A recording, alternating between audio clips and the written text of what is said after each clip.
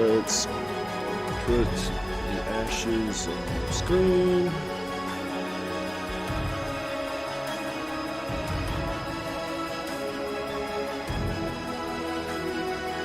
How's it going, guys? Is the music too loud? It's a little loud on my end. Turn the music down a little.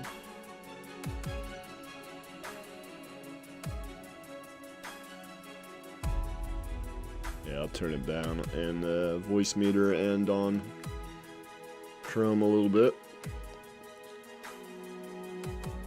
So I guess have they pushed the stream back? I guess they have, huh?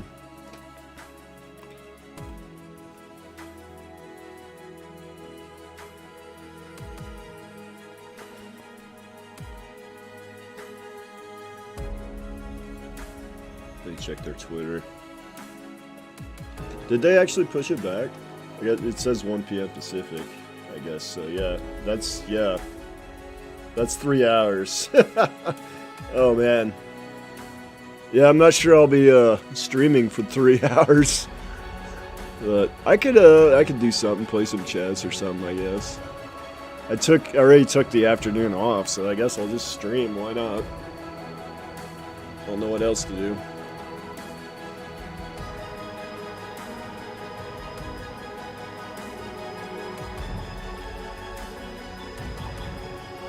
Nice turtle. Excellent turtle. The house on it.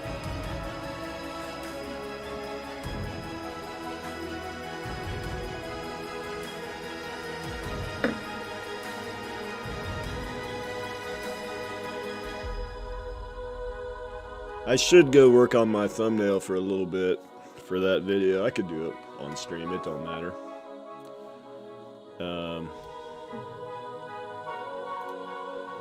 You guys might see some stuff that you never know what's in there. I should probably do that off the stream. Shouldn't be anything too bad in there, but I mean, you never know, you know.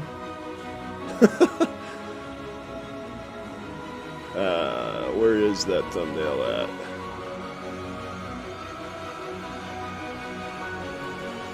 I'll redo this thumbnail real quick. Oh, okay. Alright, move this over. Full screen.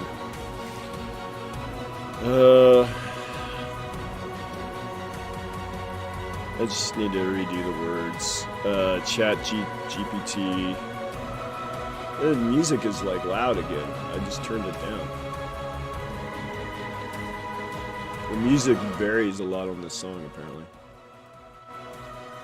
There. Okay, it's a little better. Let's ask Chat GPT.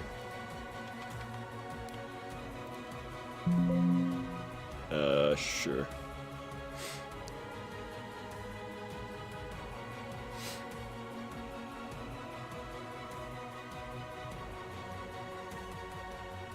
Where'd he go?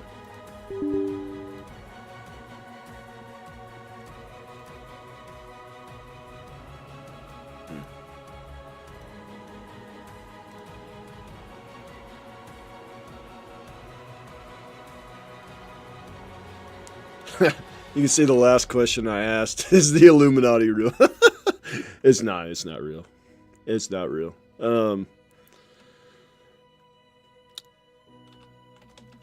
What would be a good thumbnail for a YouTube video about Chat GPT revolutionizing MMORPGs?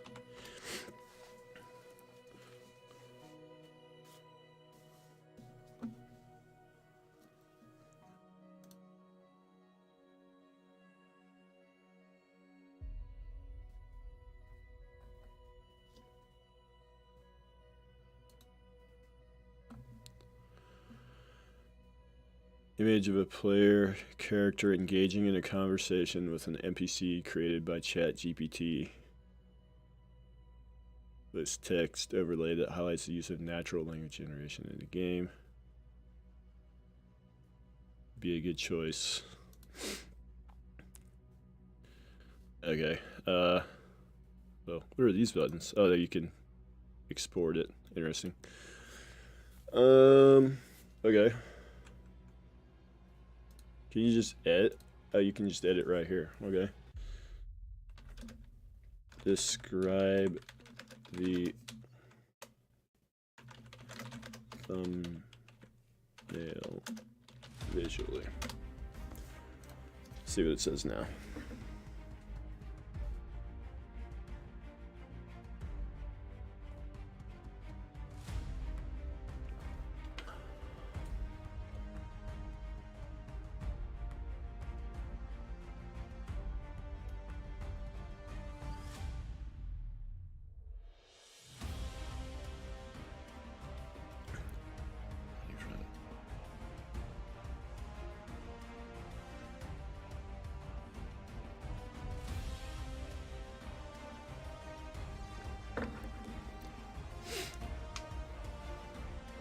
Character from an MMO, warrior or mage, standing in front of a computer screen with chat GPT displayed on it.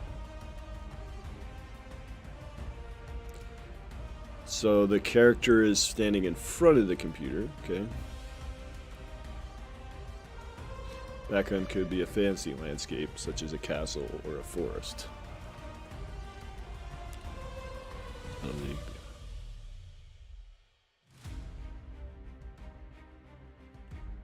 Okay. Yeah. A warrior or a mage standing in front of a computer screen with chat GPT displayed on it. That sounds very complex, but I suppose it could be done.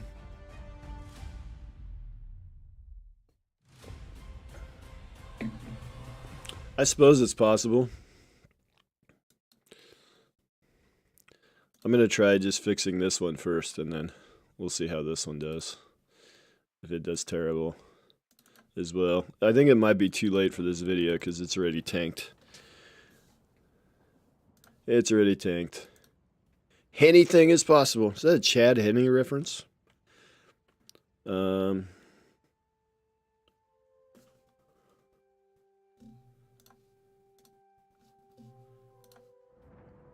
I don't even know. Like, I don't even know how to fix this. I thought it was a good thumbnail.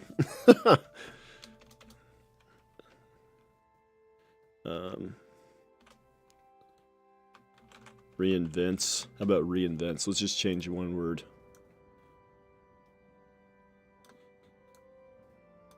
I don't know. Still probably shitty. Still probably pretty shitty.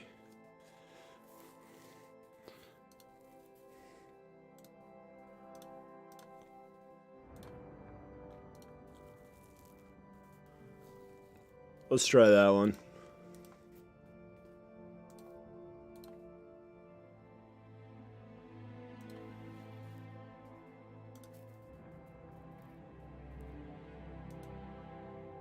Actually, how about... Yeah, we'll put this one on for a bit and see, but...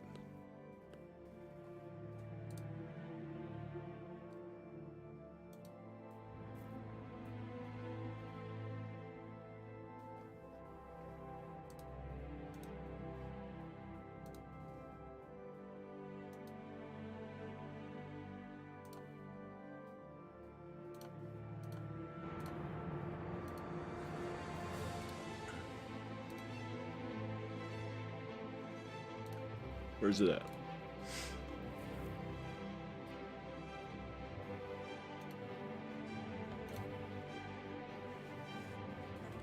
Okay, there it is. I don't think that's very good either, though. How about can ChatGPT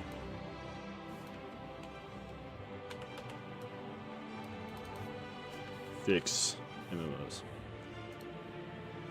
And then just take the arrow off entirely. Wish that OpenAI wasn't there. I need this here, and then we're gonna just get that off there. We're gonna go white fill, no stroke. That'll get that out. It didn't work very well, did it? But maybe... No rectangles.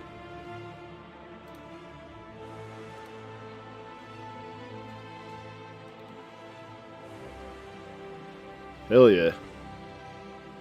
Oh, hey, buddy. Hey, Q. Didn't see you there.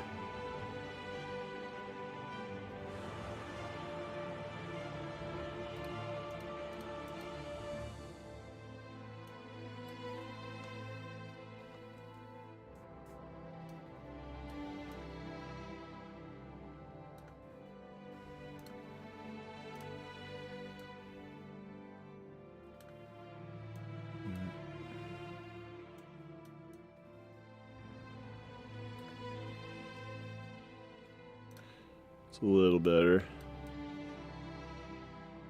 I still don't think it's very good. But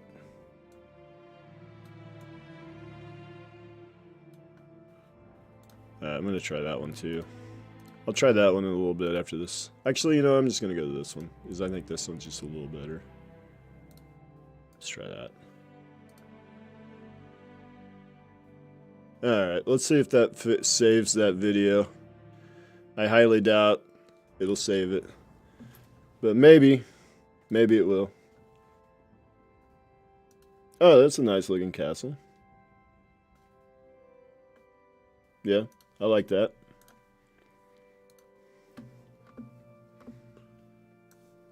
There's a nice castle there. Stark sent me.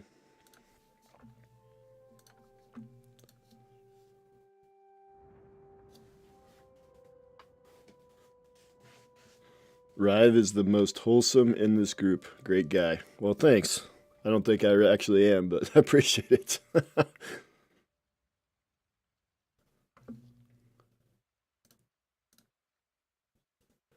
All right.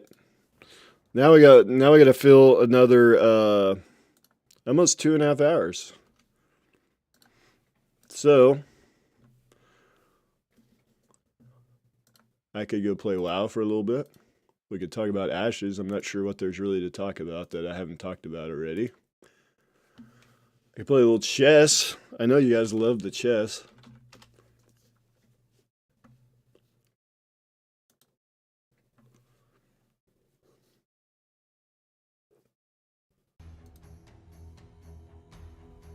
I probably should just end the stream and go work on a video I need to work on.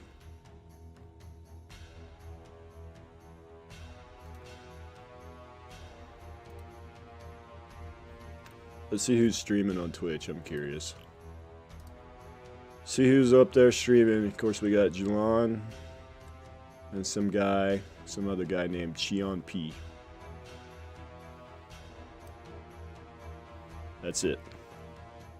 I'm one of the only weirdos that's streaming this 3 hours ahead of time.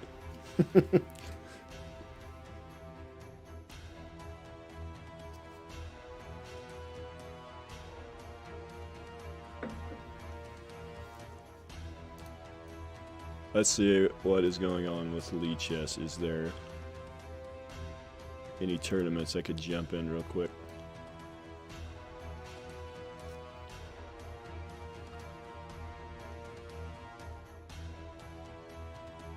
Yeah, there's a tournament in 7 minutes. I could join that.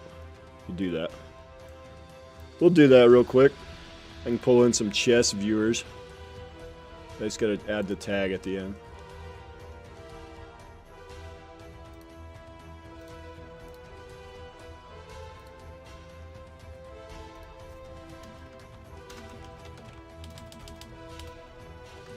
Could go do some solo shuffle and get beat up for a while.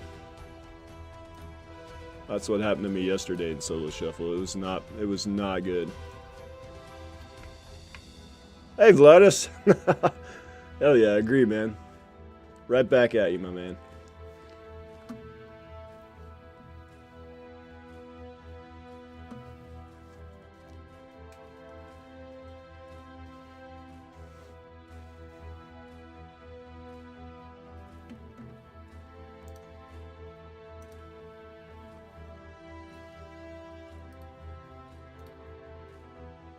Alright.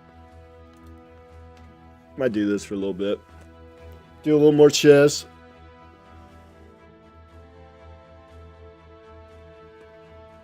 We got 6 minutes on that. I'm gonna be right back in a bit. I don't know what's up with my now playing thing. It's not working, so I'm just gonna take it off.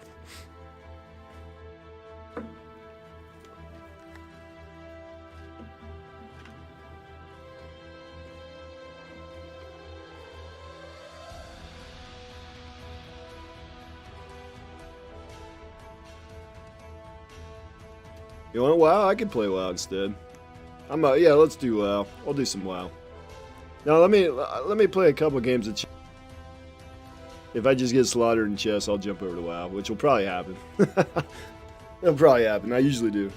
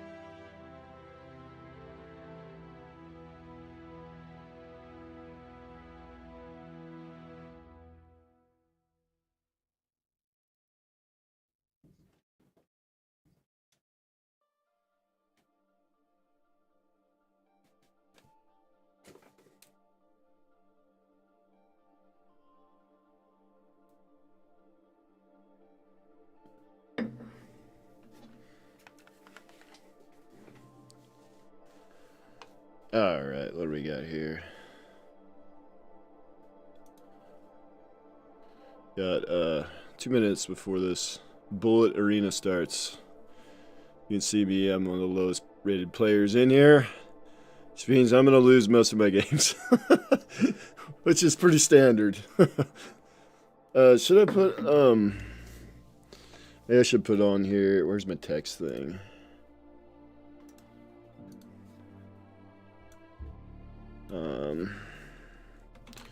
Stream ashes 1 p.m. PST. Try that. Turn that on. Might be over the board a little bit, but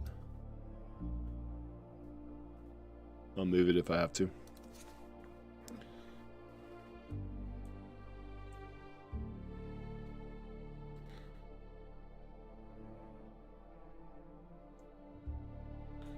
Been drinking these weird herbal teas I've been getting from Walmart. They're supposed to help with anxiety and stress, so I don't know if they help, but they taste very, very good.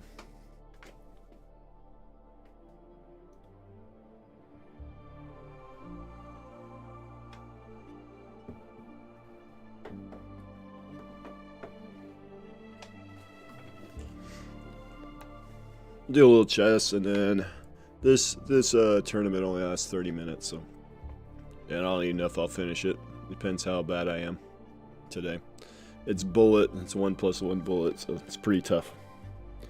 10, 9, 8, 7, 6, 5, 4, 3, 2, 1, 0.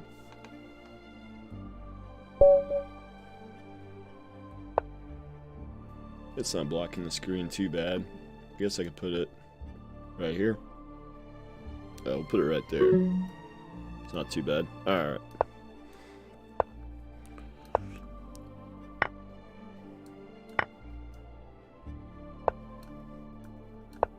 Gotta remember to move fast. I don't normally play bullet.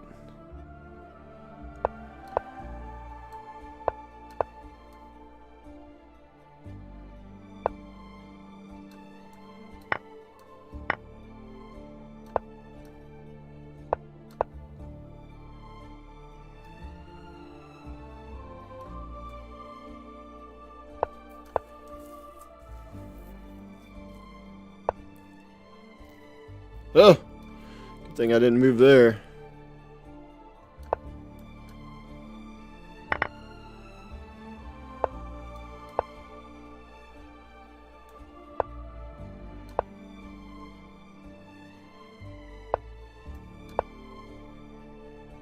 What's this guy rated? Oh, he's rated the same as me. I might win.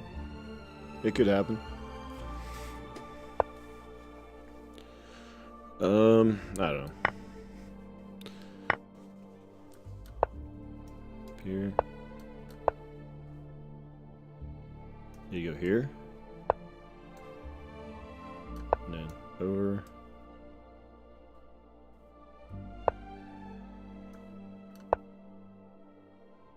And I could go here maybe.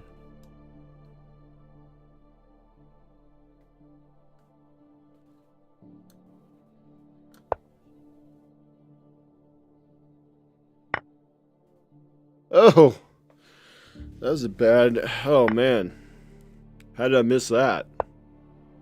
Yeah,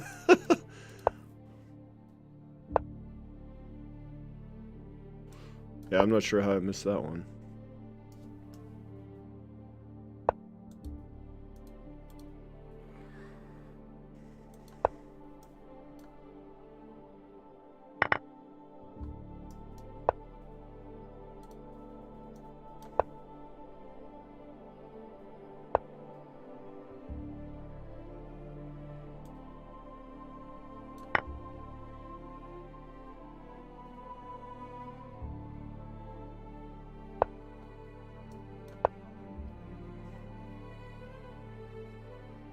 I went on time.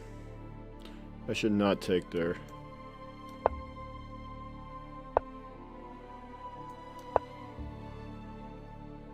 I can take there now.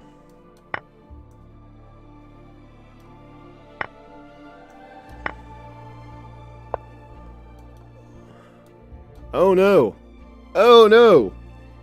There's a sneaky checkmate by my boy. That's a sneaky little checkmate there.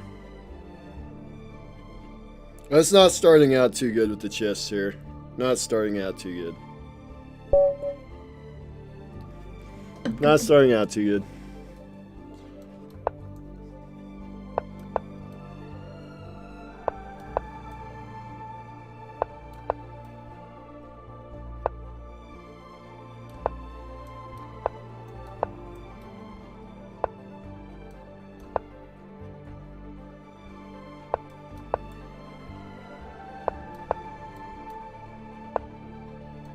I like this little playlist that I found. It's just, I'll show you guys the playlist when I get out of this game. I like it.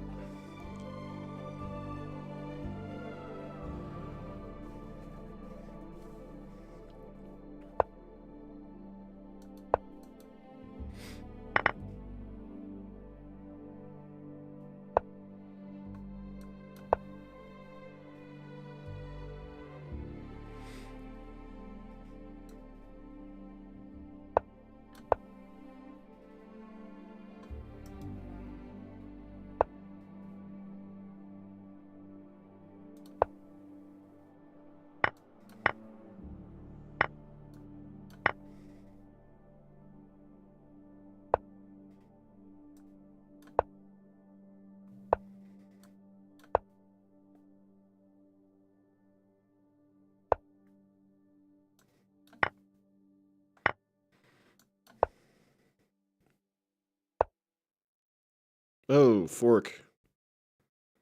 Big fork. Oh, the chess is not going well. The chess is not going well at all.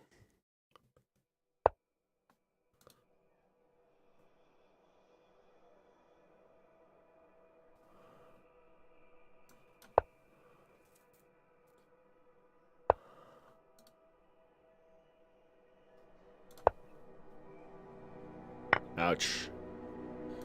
That wasn't good. Oh, I could just take.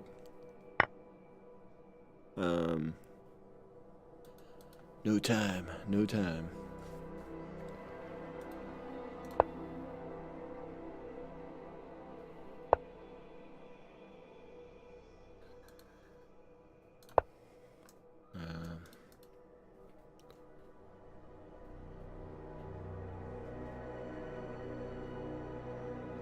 Takes, I can check. I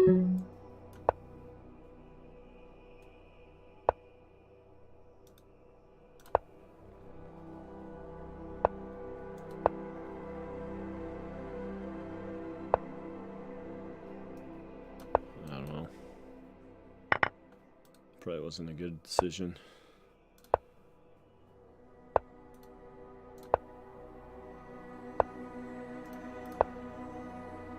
Yeah, this is lost, but I could try to win on time. It's my only hope. Time or some sort of crazy... Oh, look at that checkmate. Oh, no. Oh, no. Okay, well, so much for the chess. We're gonna go and play some Dragonflight. We'll go play some Dragonflight. I'll take the lead chess out of here. The title. We'll do... say Dragonflight. Solo, shuffle, Intel.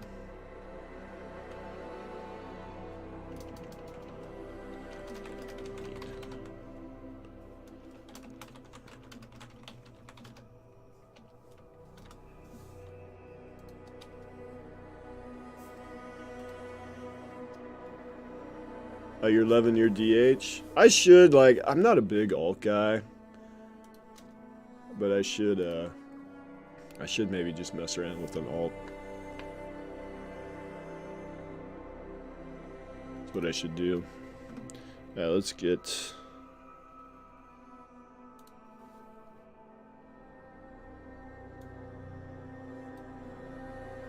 Solitaire known.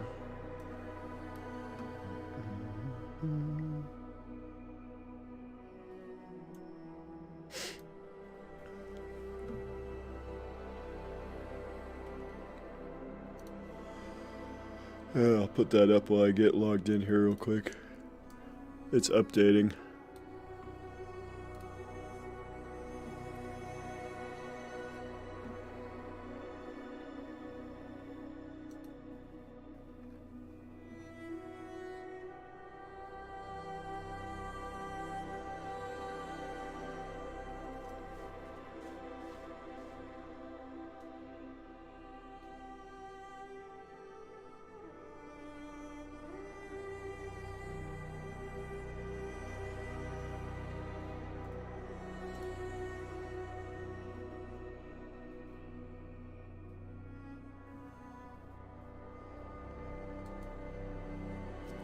Yeah. I should jump on and play an alt. I just don't want to mess around with setting up everything with my bars and stuff right now. That's always the worst part for me, is just setting everything. That's the thing that I really dislike about WoW, is how you have to set all these add-ons up and everything, and I don't know. And I know it's fairly easy to copy settings over from other characters and everything, but I have a very particular way I like to set things up, and it takes a while to set it up.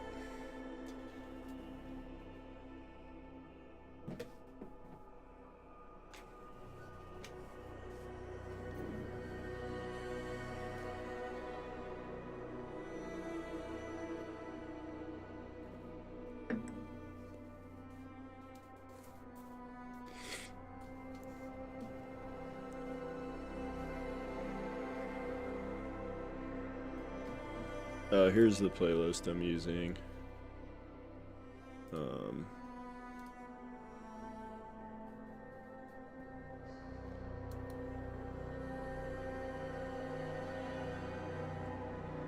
Okay, so everybody wants it. Paste it in here.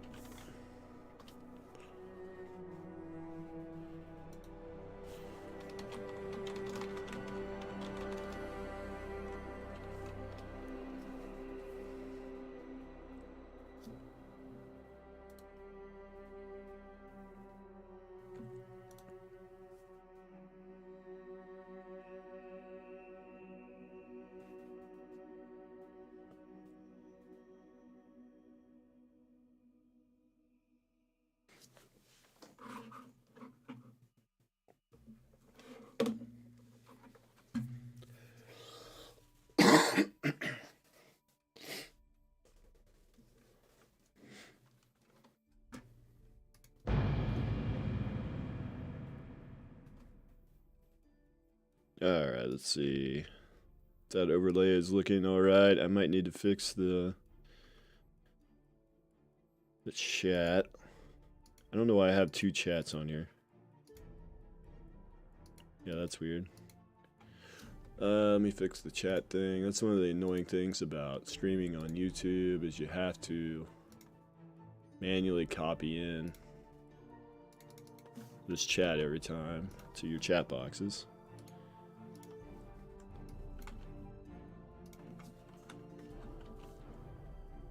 That there should work. You have an add-on that yeah, just bugs out every time I log in since the update. That's the other annoying thing about YouTube, or not YouTube. Chat looks a little weird. That. I don't know what's up with the chat, why it looks so weird. Not showing all of it. I don't, it doesn't show Nightbot, maybe. Maybe that's, no, it does show Nightbot. I don't know. I don't know. Still kind of a noob to this YouTube streaming thing. Alright. Get in here and get beat up. You can see my rating's still quite low. I'm not very good. Kind of like chess, I'm not very good.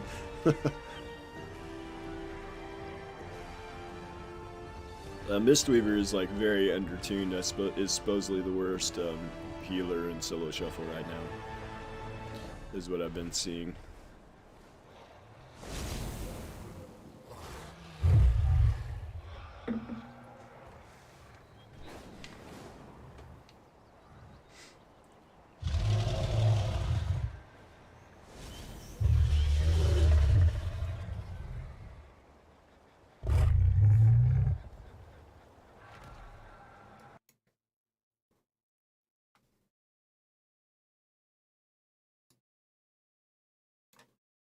Can I refresh it? Will that work? Oh, there we go. Now I think it's working. Kind of. It's just, it's delayed. Nope, not that one. One of these.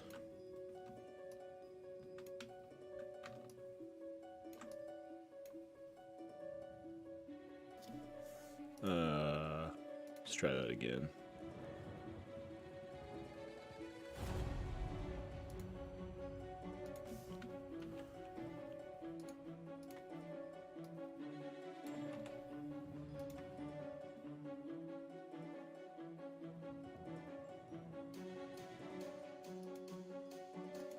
I don't know why the chat's like not all the way scrolled down. It's kind of weird.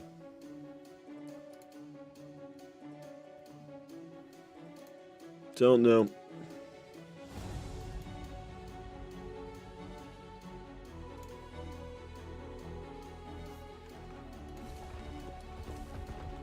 Ew, long queue.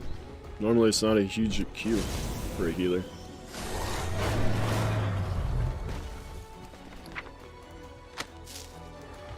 Got a bunch of boxes I can open.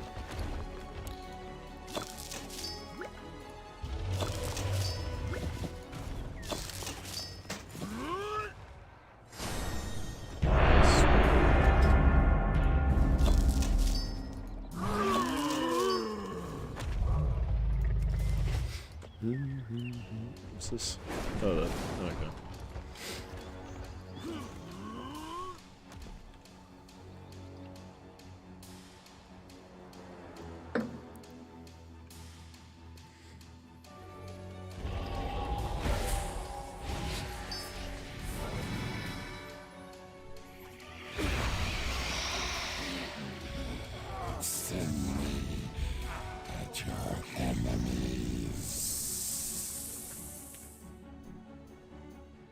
Yeah, my stream's bugging out a little bit. It says encoding overloaded. I don't know what that's all about. It says stream healthy on YouTube. I don't know. I've never seen that one. That's a new one.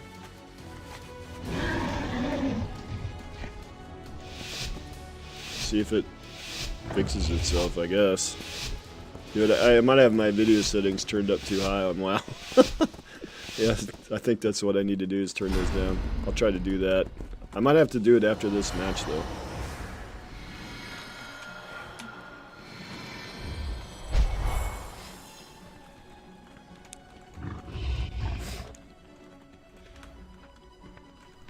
Yeah, I think I have my video settings maybe turned up too high. I mean, I have a 3090, so I figured it wouldn't matter, but...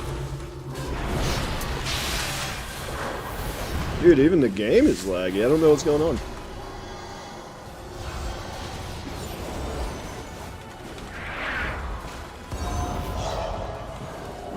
Probably need to trinket that.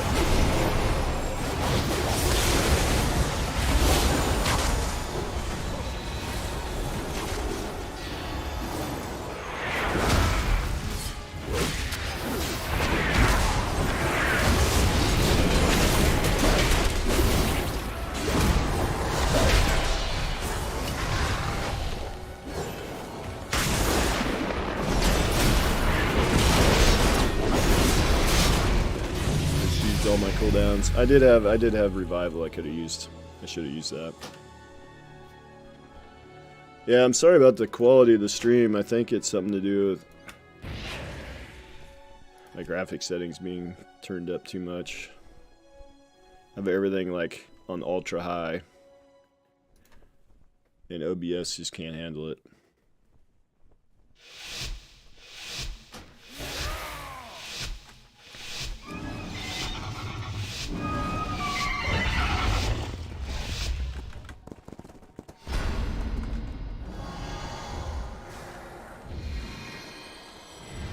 It's a learning experience, you know, it's where you figure out these things.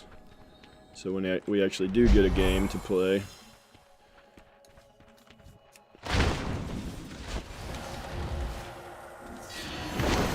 Dude line of sights me, I have to trinket because he's so far away and out of range.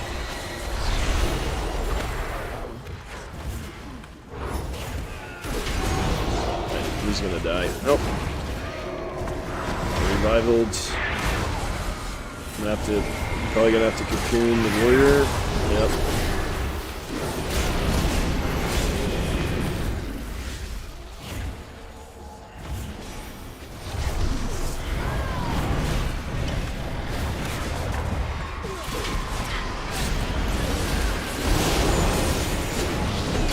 Try to get a CC on the heal.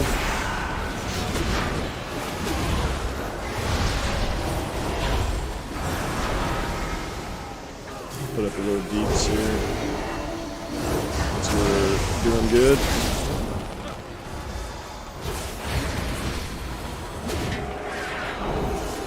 Try to get a CC on the healer. Got it.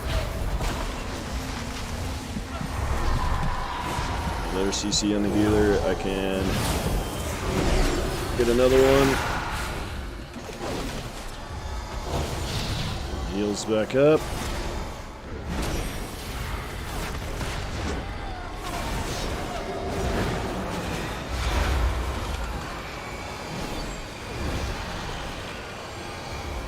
Clear the dots a little bit. Silence. This isn't good. Oh no, it's not looking good. This is going about as good as the chest was going.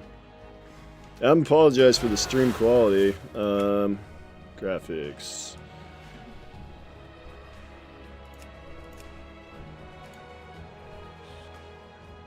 Turn it down to like 5, see what that does. Does that help?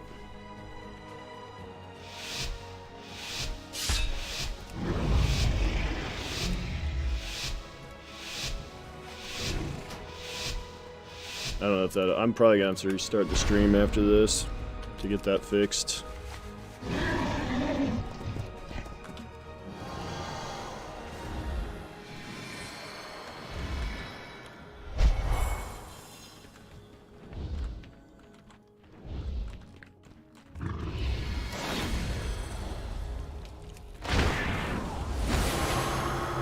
I need to get a lot more CCs up, man. Gotta help my team out, you know?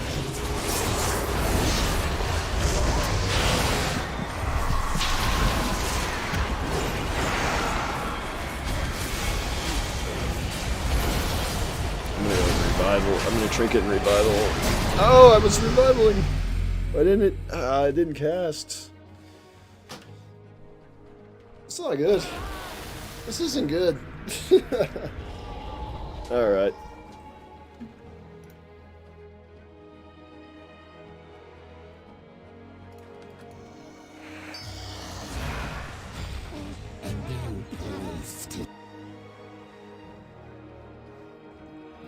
Faster coding preset.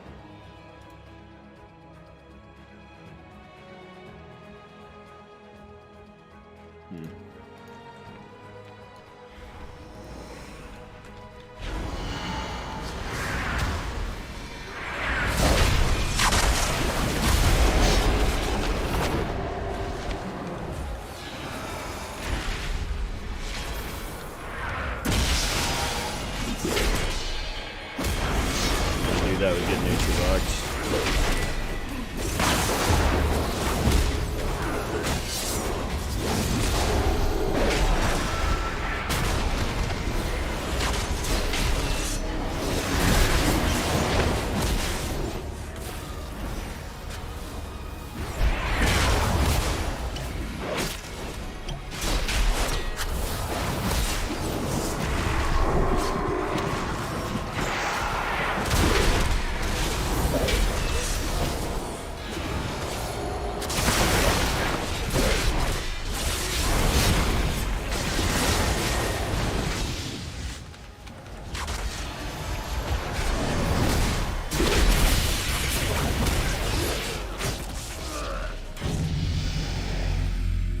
Oh, we got to win.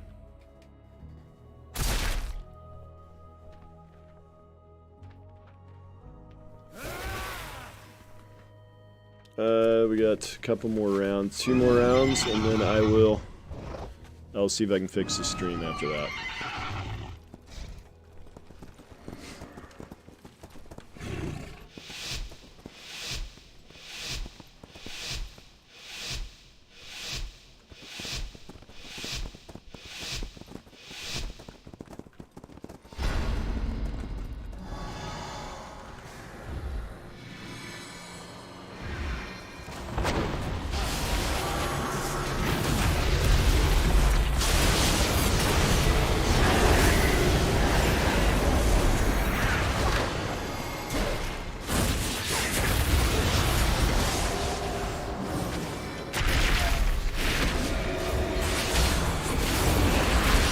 Full locked.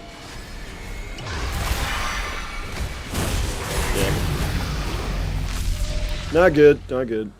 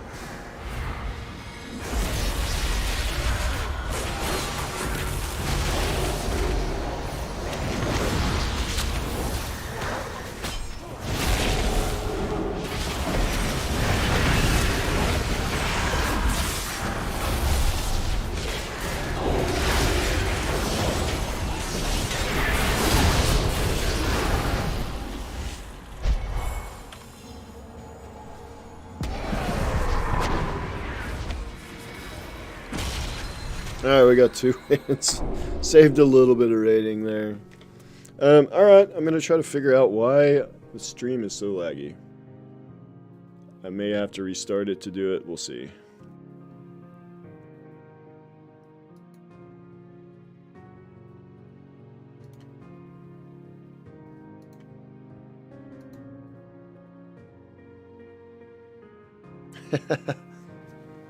Hey, Anson.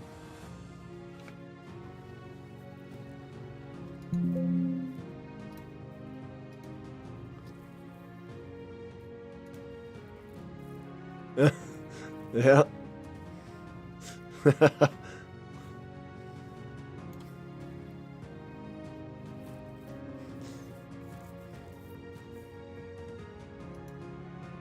Well, now the stream is working just fine.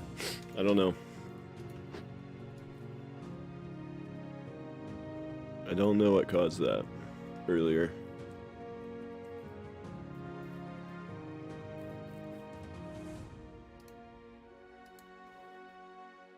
Yeah, I'll put the be right back up real quick. I'm gonna mess with some settings. Maybe restart.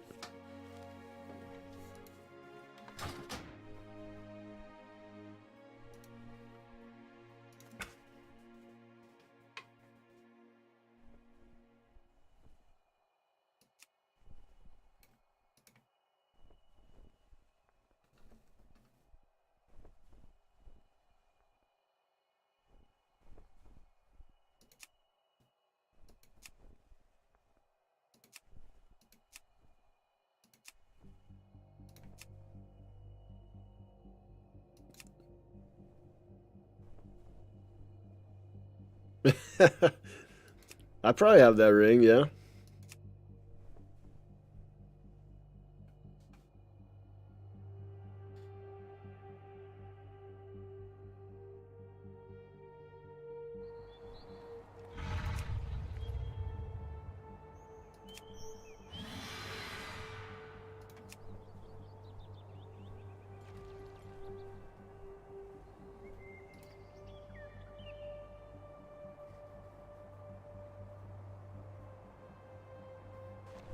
Alright, let's see. See if it works now. I just turned some stuff down.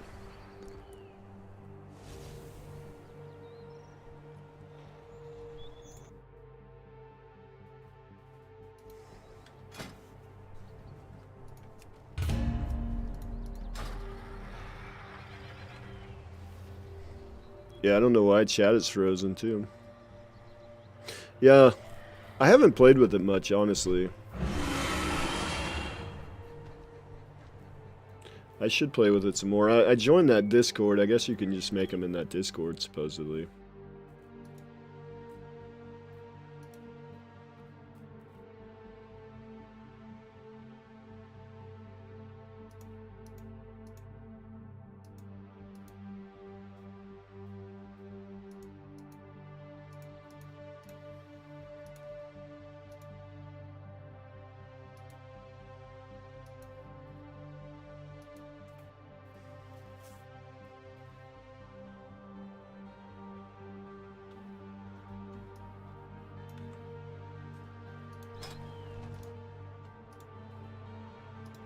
Yeah, I'll have to figure out this YouTube chat thing out too. Oh, there it seems to be working now.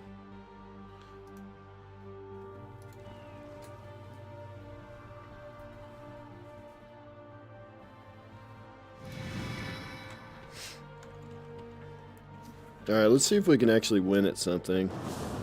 We've been doing a whole lot of losing. Yeah, I watched a video on how to use it. It's kind of like ChatGPT. You gotta get... You can do a lot with, like, switch statements and stuff, and you can add a lot of filters and things, and really fine-tune things, it looked like. I joined it the other day, but I haven't messed with it yet.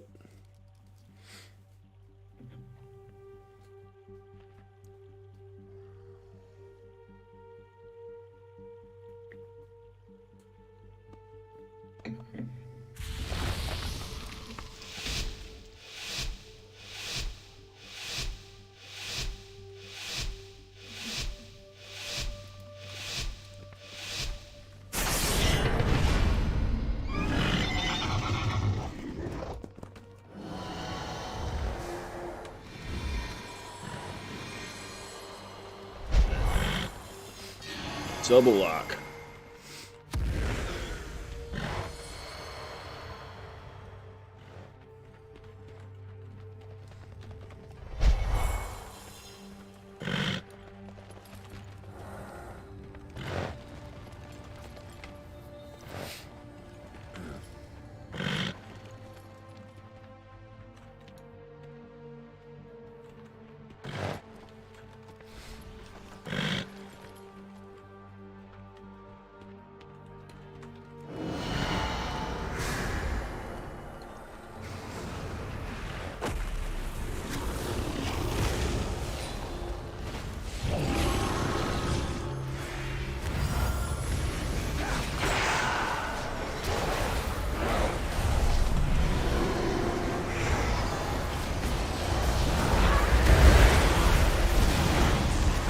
These locks pump out so much damage.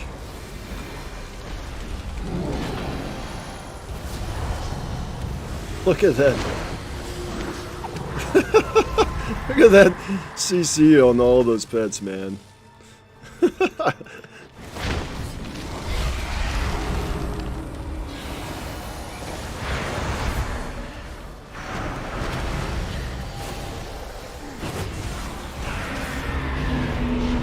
Get a CC up on this priest, man, so we can get the kill.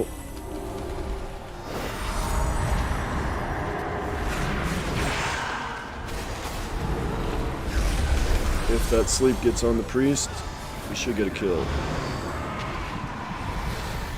think he had DR up.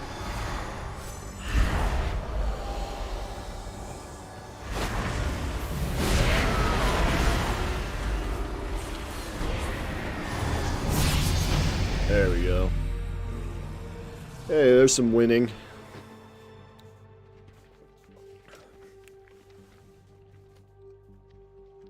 Winning, duh! Oh, let me, yeah. That's a good time to put the winning thing on. Where's it at?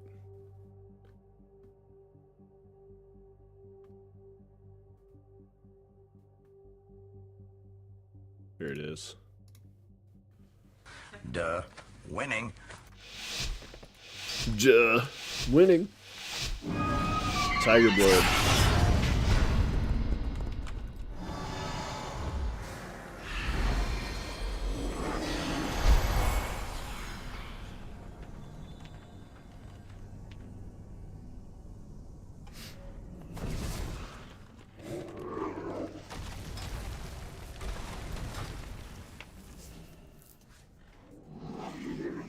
The weight. Let's get my focus set.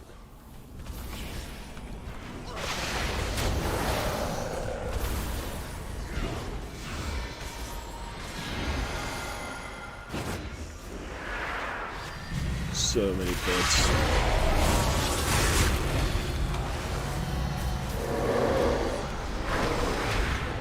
Get some more CC going. Trinket it. need to, but I'm going to.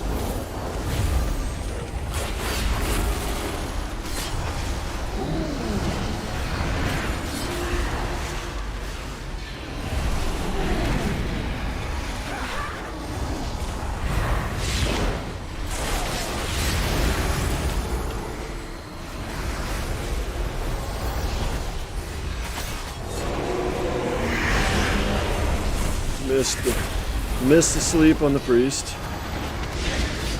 But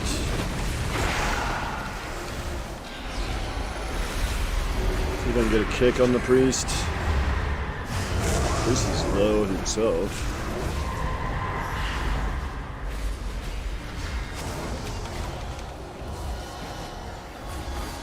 Leg sweep.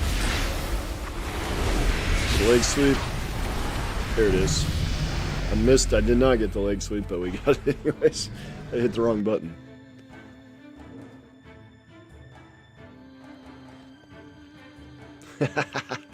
Yep. Yeah. I'll see you then. Thanks for stopping by, Anton. Appreciate you.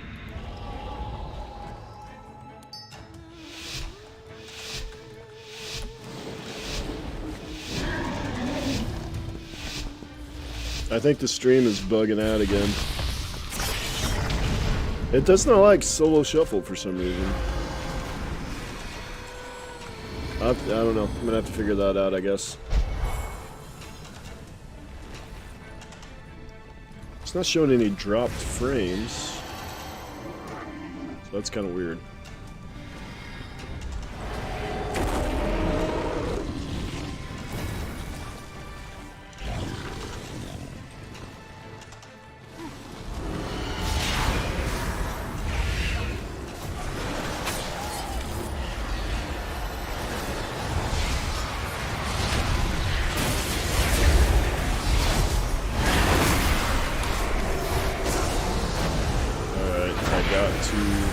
Cocoon, my boy.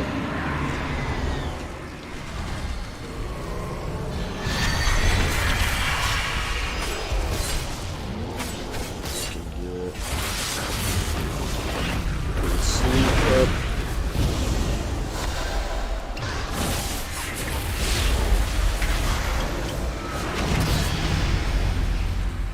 That was probably on me.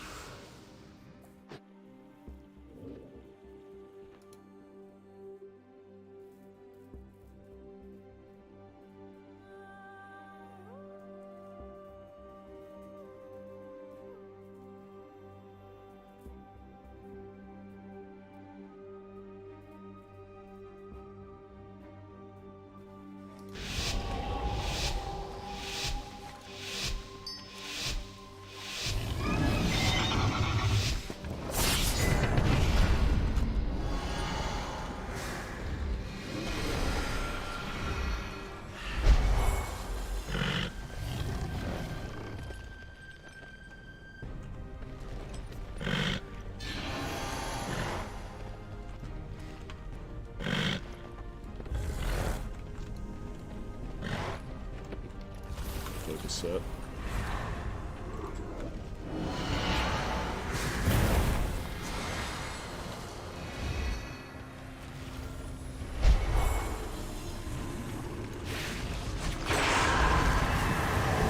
Probably an early trinket there, but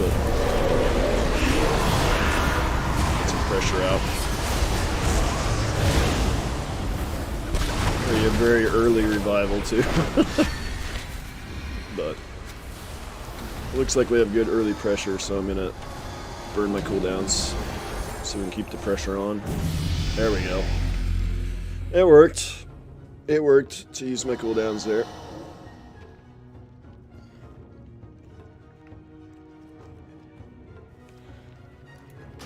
Tried turning my graphics down. I didn't think turning up, you know, your graphics a ton would be a big problem on World of Warcraft, you know? Like that would cause streaming encoding problems, but especially with the 3090 brand new system that I just built. But I guess you never know. There's a lot to probably transcode it back down to Small enough format for a stream, I guess.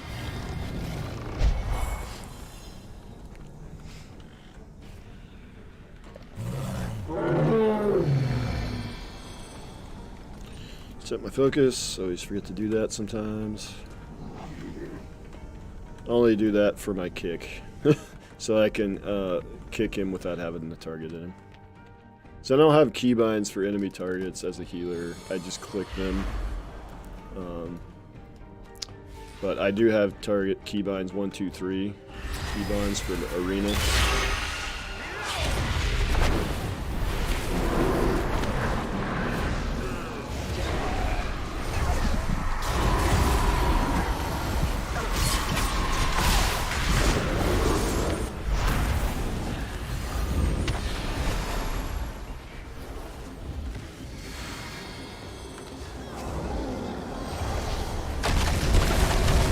Ouch.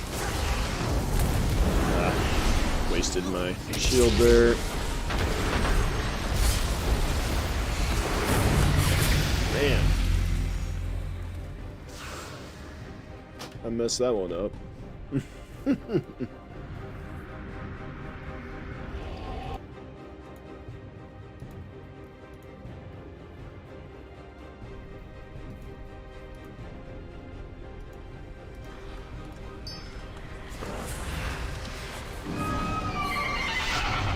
Hey, where's my one for the loss that I made? Here it is. You guys will like this one. That's exciting.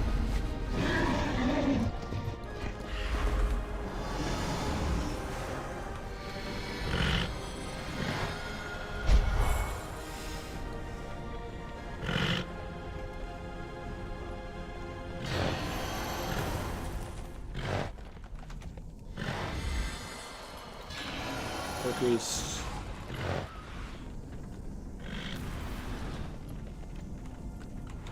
Get the win, I'll actually get some rating here. I should actually get rating, which is 3 wins actually, since I'm lower rated than these guys.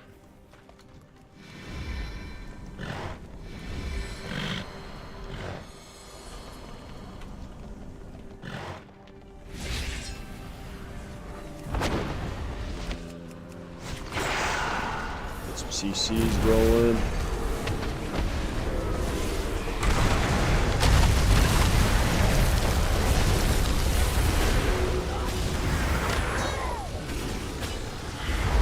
Not beyond VR. Almost didn't get that off. The burst is what gets me, man. As a healer, there's just so much. Even after the nerfs, there's just so much burst that constantly having to react very quickly. Hey, 40 rating. That's exciting. Alright, where's my other one for the winning? There it is. This is a real wild one. You guys ready to get super wild? I don't know how many people are in here. Not very many, but we'll play it anyways. Duh. Winning. That one's pretty wild. I made that one like over a year ago. Alright, let me put the be right back up. And I'll be right back.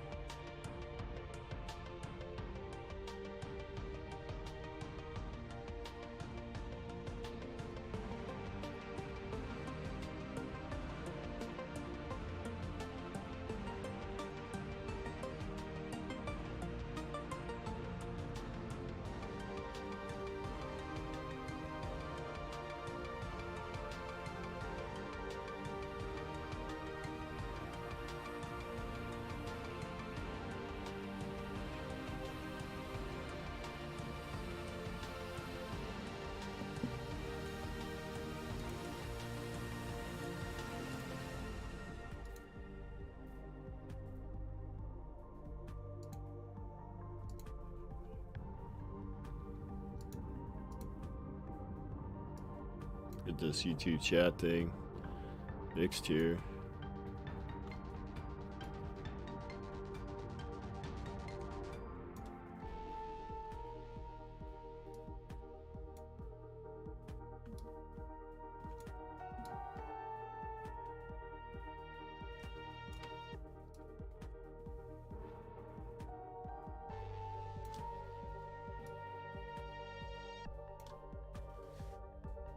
Stretched it a little bit, but I guess it's alright. Let's get this one going too.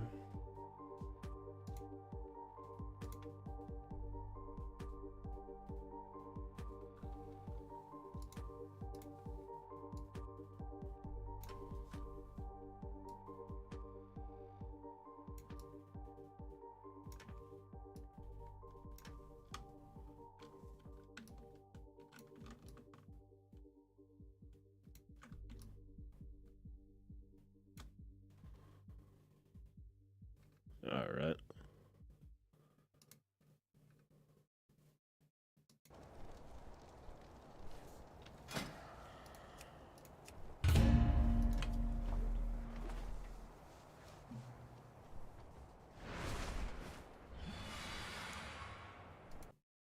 Yeah, that's right. Looks good.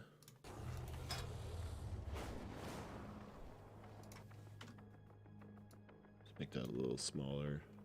It's pretty big there. All right.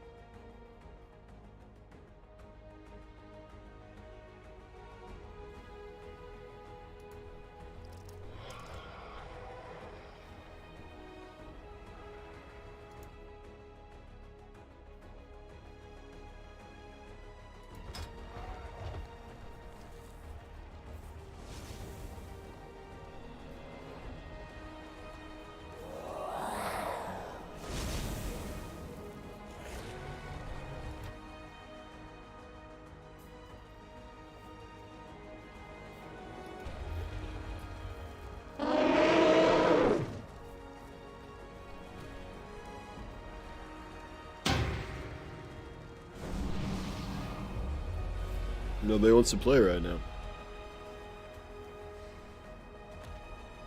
I guess that's what's going on.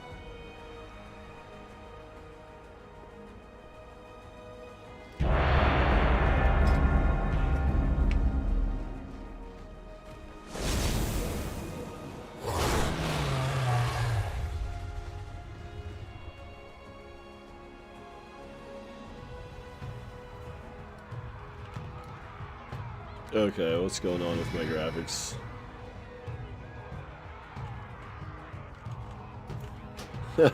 What is happening?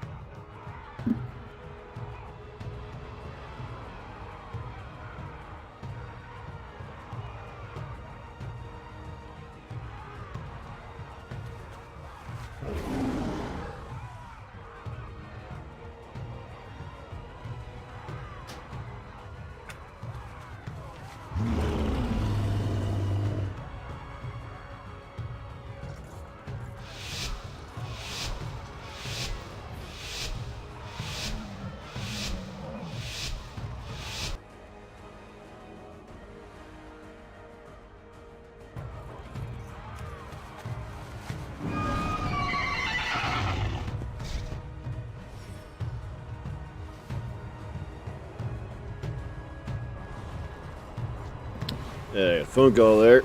Yeah, my graphics are glitching out bad on my... Alright. Ah, that was my... That's my fault. they're not gonna be too happy about that, I'm sure. Dude, what happened to my graphics? Turn it up a little?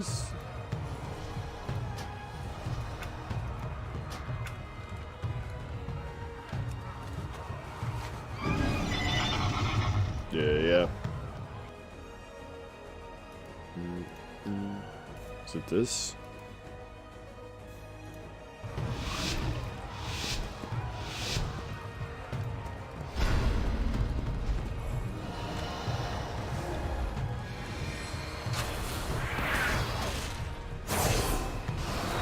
Okay, I think that's fixed. Just by closing that window.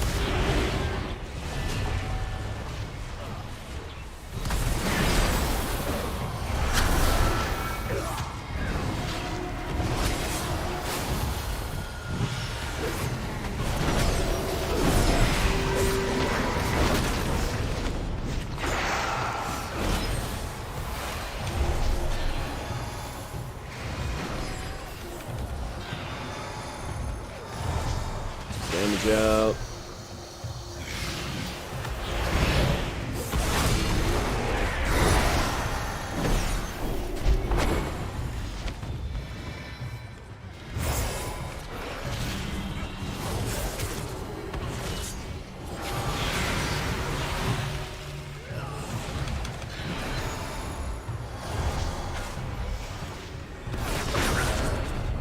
Got the kick.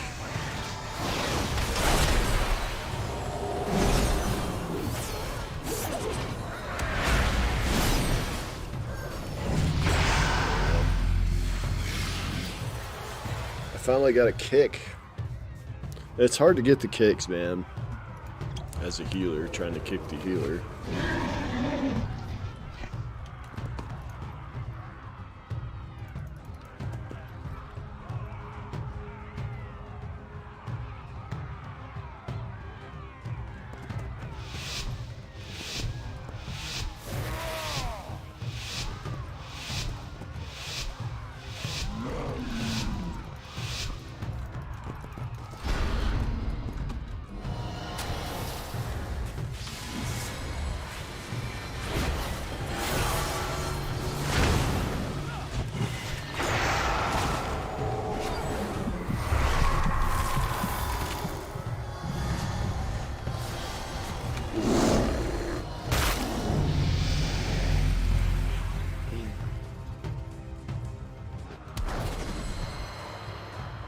That one was probably on me too. The first one and the third one were on me, I would say.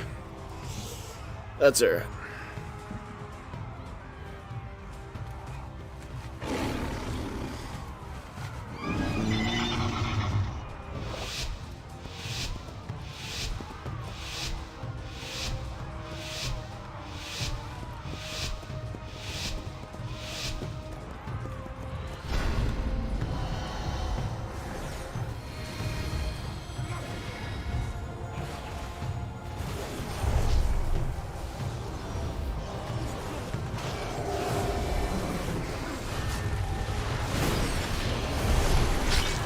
I cloned the wrong. Oh my god. Oh, I'm sucking. I'm sucking pretty bad, man. Yeah, I'm not in a good rhythm at all.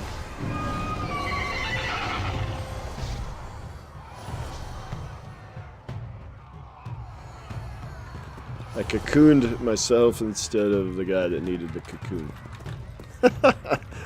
Not good, not good. Not a good way to play. Not a pro play on my part.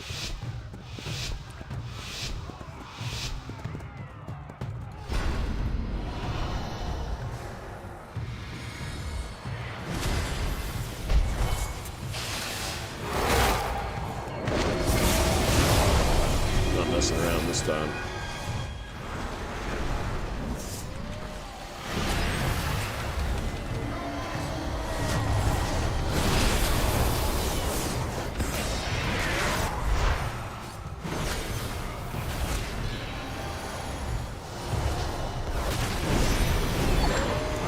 CC's up.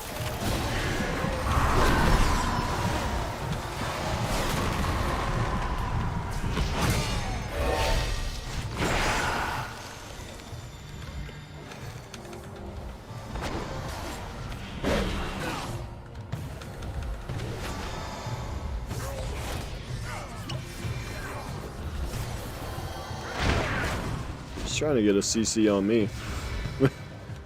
I'm not letting him.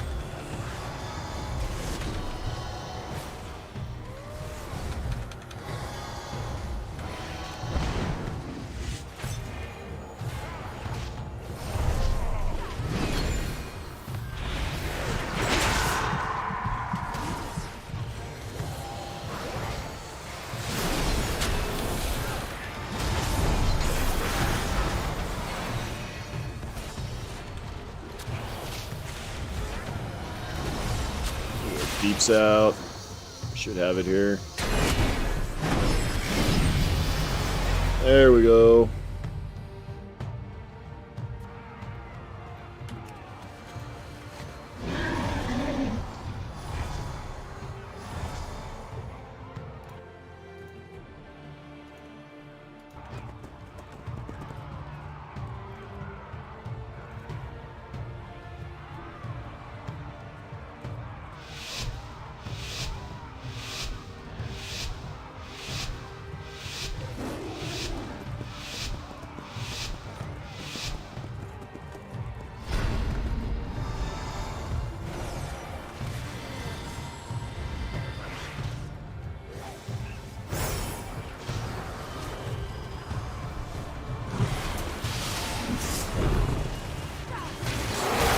Okay.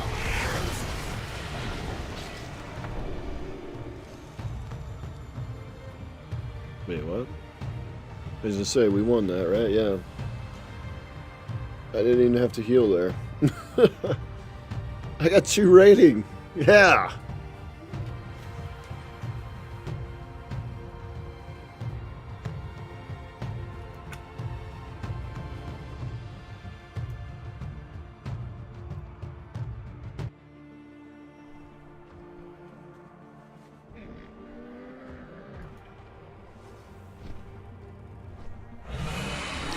Okay,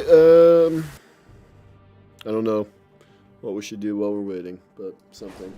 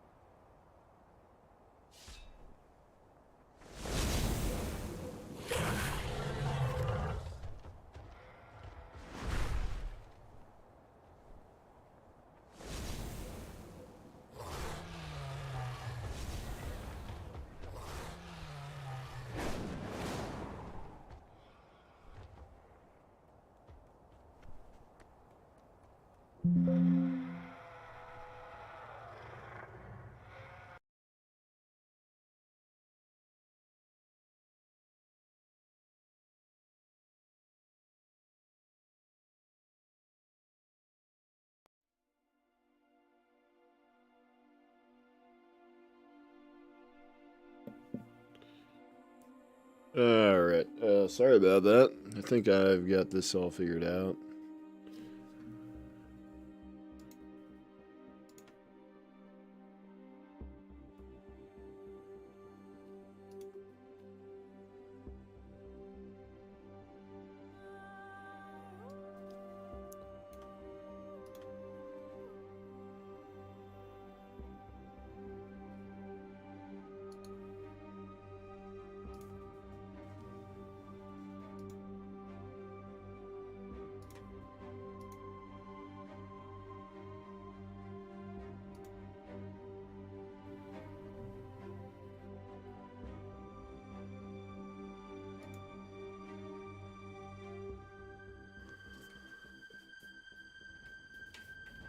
Okay, be right back. I'm gonna keep this up for a little bit.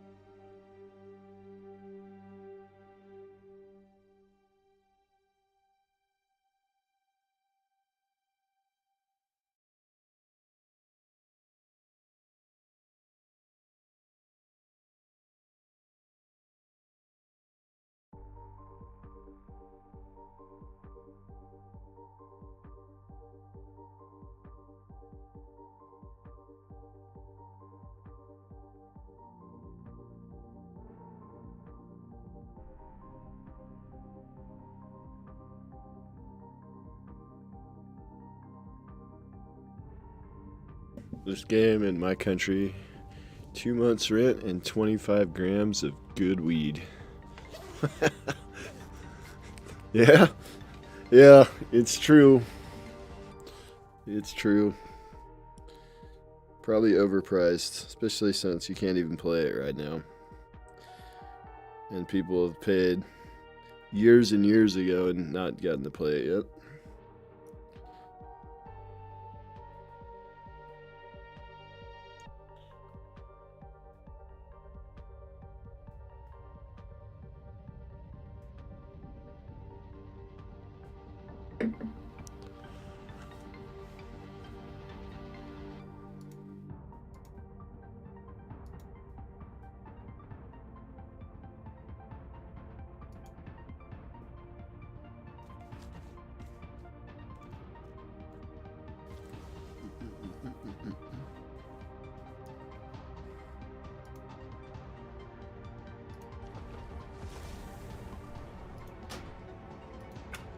I exit WoW for a bit. I probably should have not even continued the live stream when I turned it on and found out it was delayed 2 hours, but it is what it is, I guess. At this point, we're a little over an hour out, so I'll just stick with it.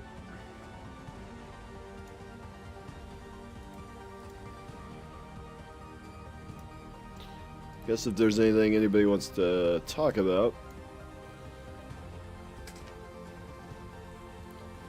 we could.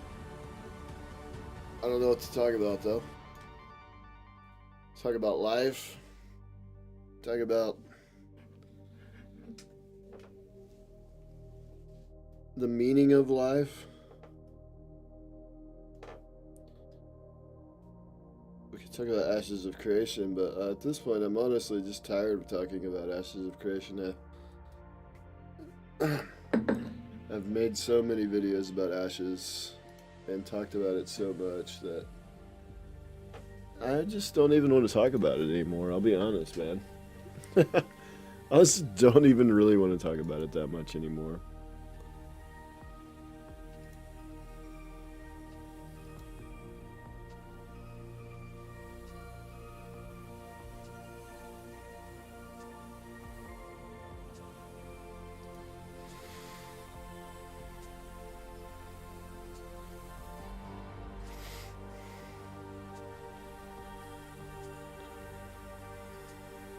I could play you guys some things from my trigger fire alerts.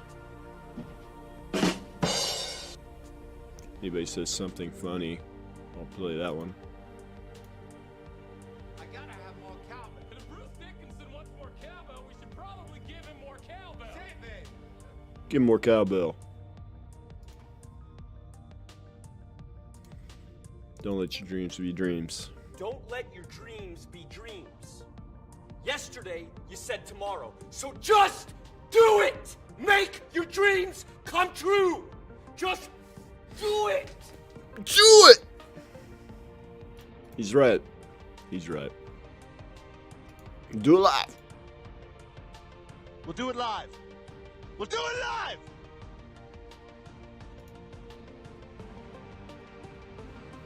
I can play you guys my intro, I guess, from the stream.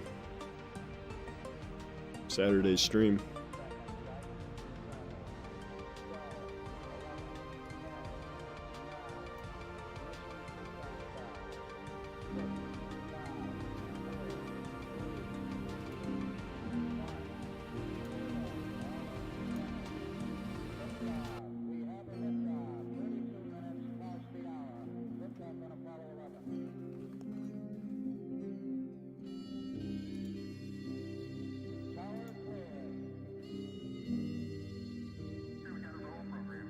Welcome to the first ever Ride Genesis ASMR and MMOs live stream, baby.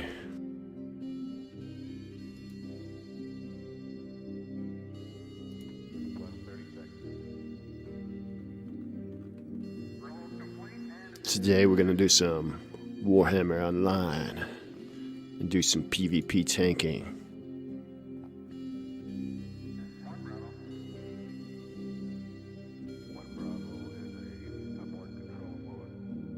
If you pay attention, you might feel the positive vibes in various parts of your body.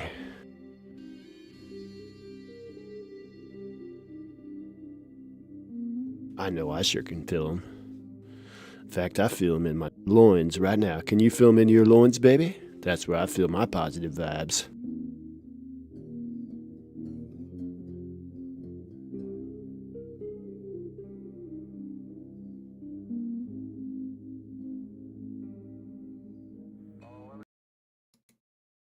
There you go.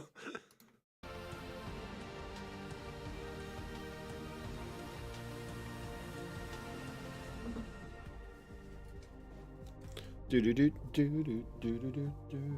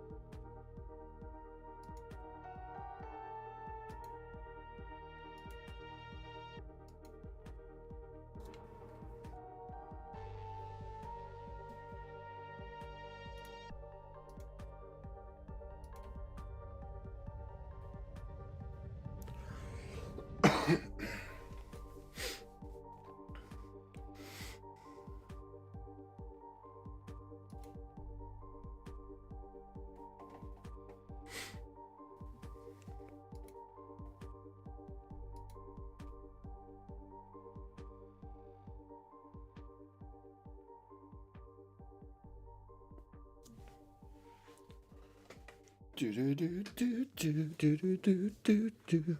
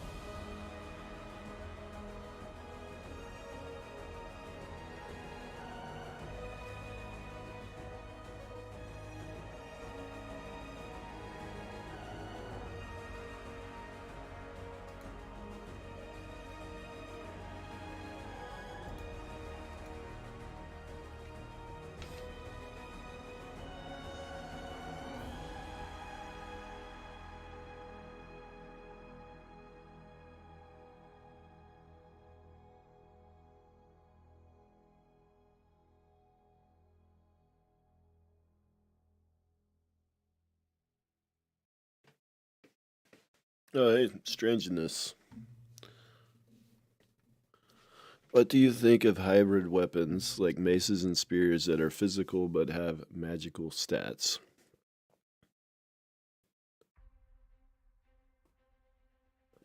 That's a good question.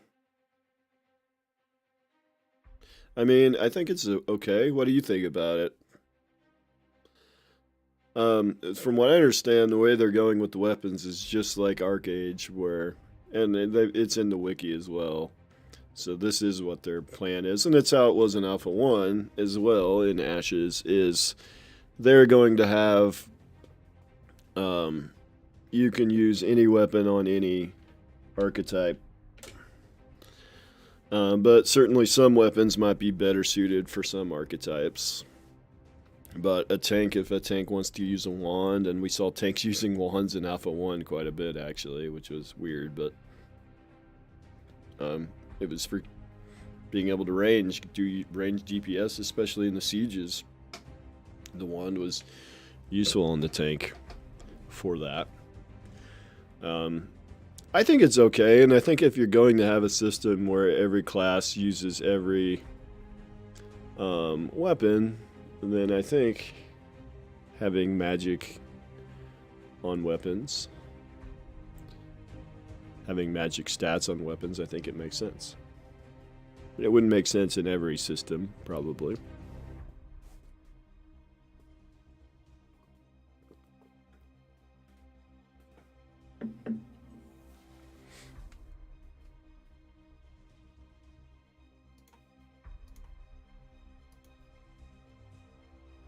I don't know if you're still there, but what are your thoughts about it?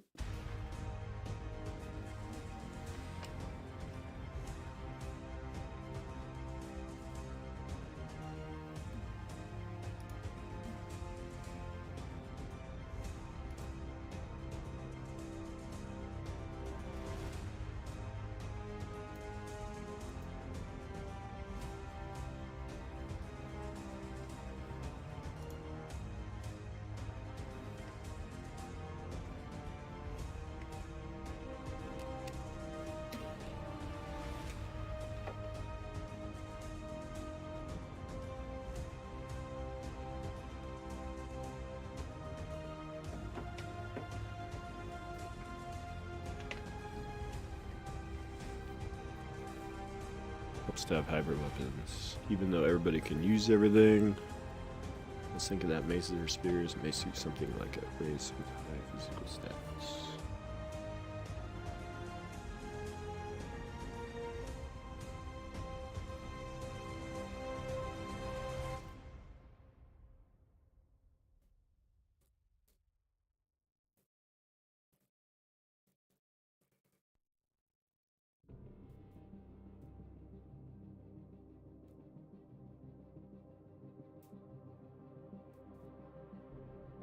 Too near battle mage with a mace, for example, then you're benefiting from everything.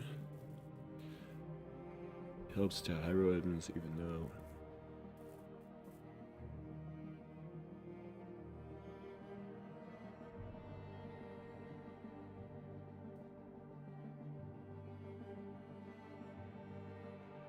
Yeah, I think I get what you're saying. It is going to be interesting to see how they do that with stat allocations and how random it's going to be. Because a lot of times it's just like,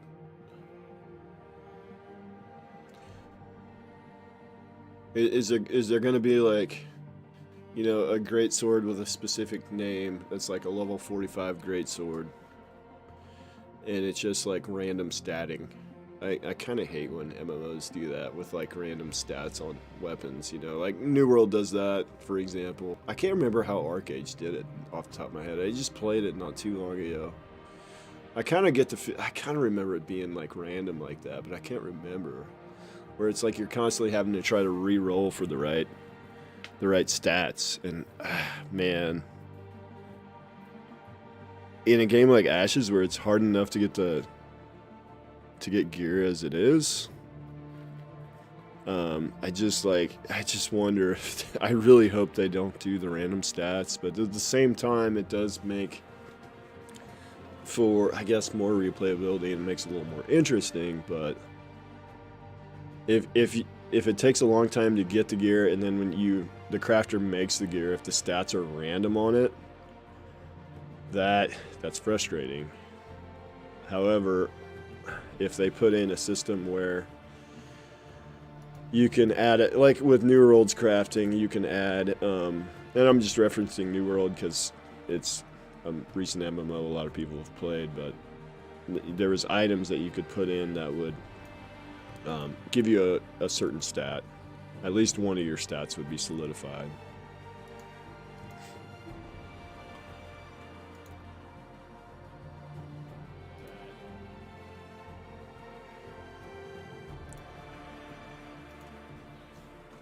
Good.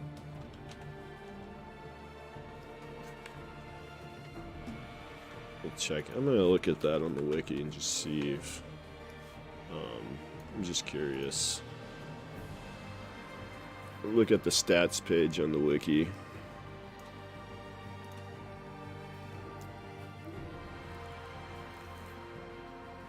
You can use a weapon. The sword is probably gonna have strength X. Yeah. Yep. That's true.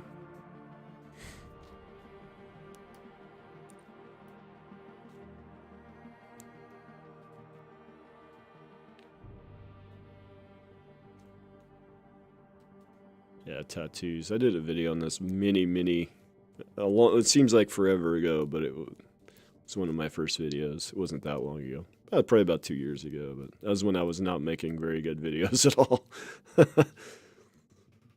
Crafters will be able to assign different skills, abilities, and stats on gear. Master crafters will be able to influence several, but not all, stats on their crafted items. So, as you get better and better, take my headset on because I'm in a Discord chat right now, but you guys can't hear it because it's muted. At least I hope you can't hear it if I have my voice meter set up correctly, but I could just mute my headphone in Discord. But Master Crafters will be able to influence several. So, sounds like they can kind of choose the stats, but maybe only once they're higher level.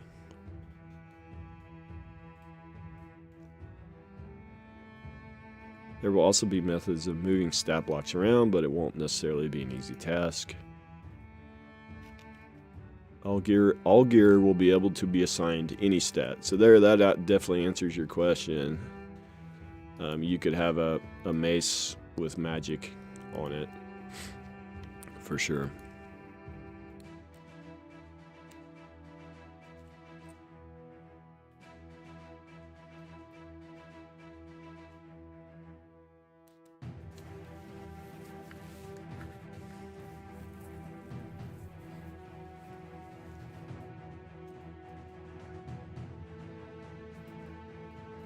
Yeah, that's all what the crafter wants to choose for the stats, basically. But I wonder on the dropped gear, which, the way I understand it, the dropped gear, you don't have a great chance of getting drops, and that's kind of how it was in Alpha 1. If you wanted gear, your better opportunity to get gear was absolutely to craft it, or have a crafter craft it for you. And that's kind of the design direction I believe they're going for. If you read through the wiki and played Alpha 1, I believe they're going for the crafters is definitely their best chance to get gear, but there is a small chance of it dropping from world bosses and from other things.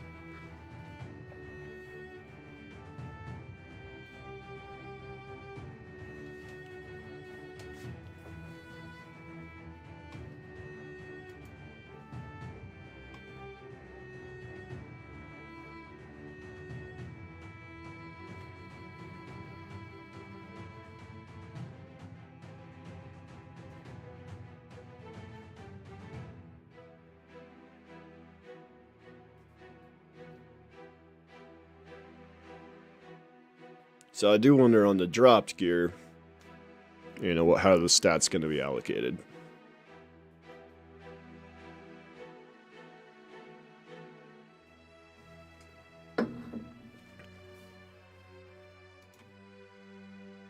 Wonder if this will look better. Wait.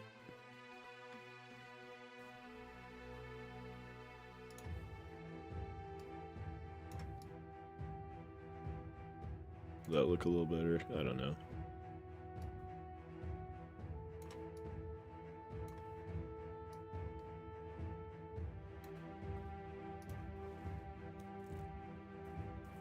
Could go here.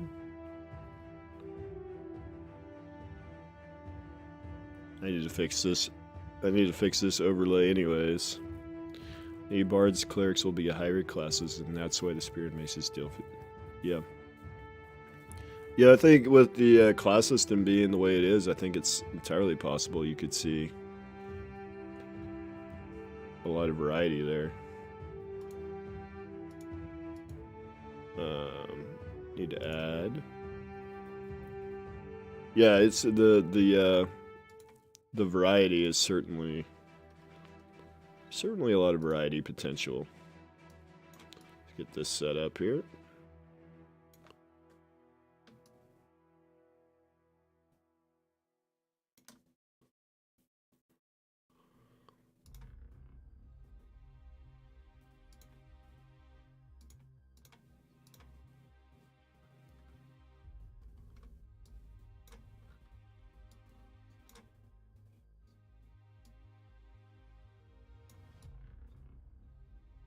I guess I could just put it behind me here.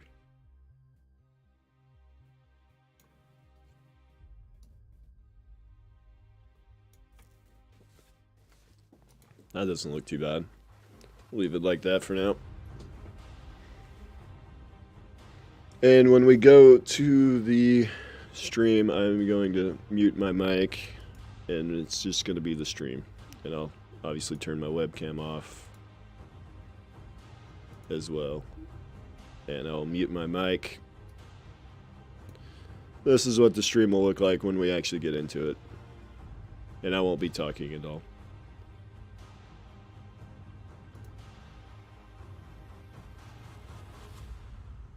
But for now, we'll stick with this overlay.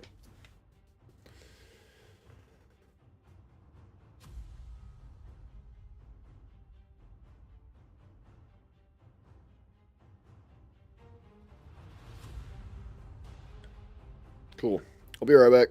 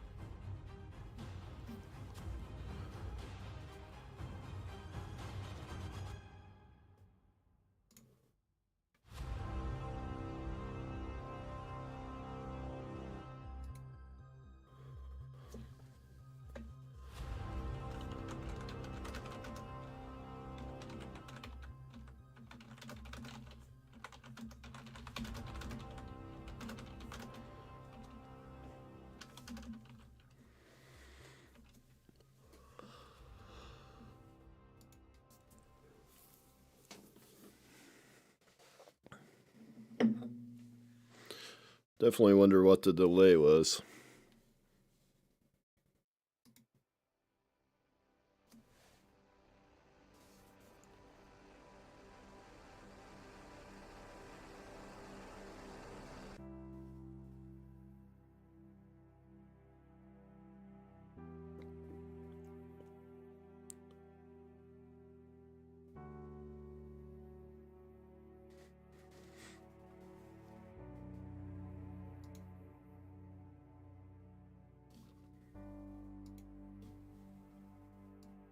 Yep. Go put that there.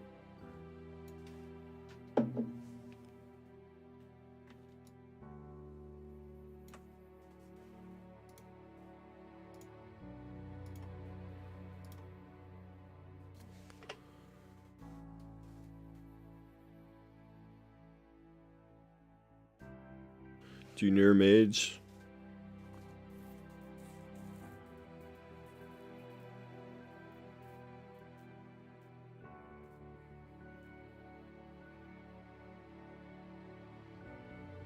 Yeah, it's like a battle mage.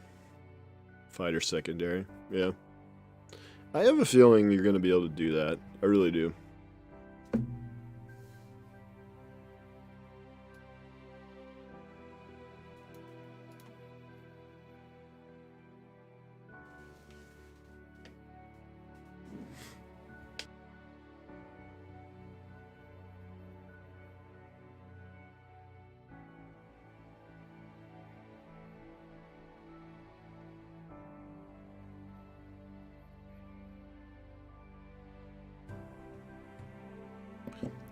Re-edit my title again.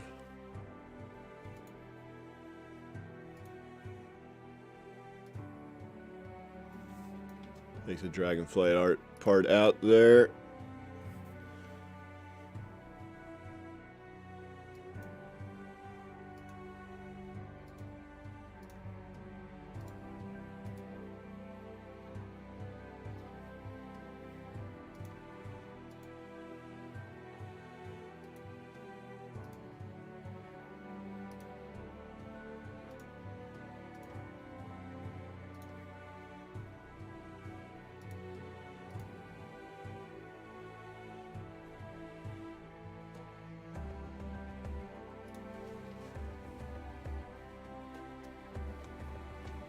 Yeah, I'm very interested in Tulnar. I definitely am, but there's going to be a lot of them. I have a feeling there's going to be a lot of them.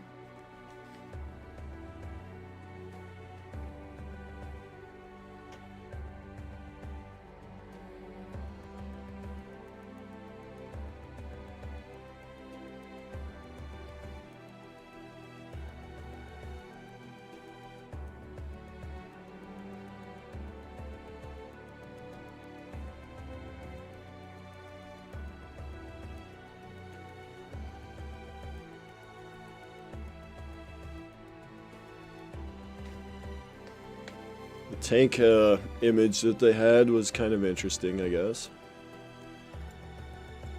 See if I can pull that up.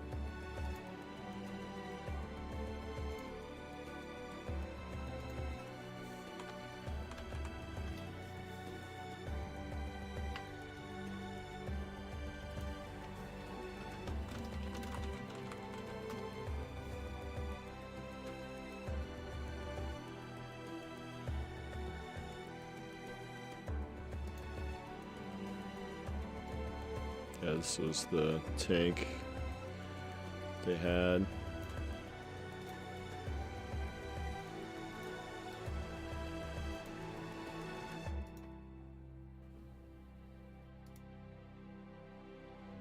It's pretty good.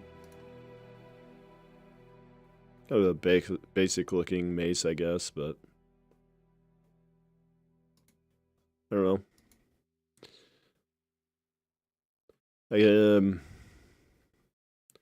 Is that the Tower of Carfit, or the place in the Riverlands where the ranger, during the ranger thing, that guy jumped down, or Steven jumped down and was running around? I don't know. It doesn't look like the exact same area because it does not look like there's any grass or anything. So I wonder if this is the area that they're going to be doing the live stream in, potentially. And it looks kind of barren. Maybe it's a desert biome? Maybe I'm reaching a little bit, but maybe they're in the desert biome for this? Who knows? Who knows?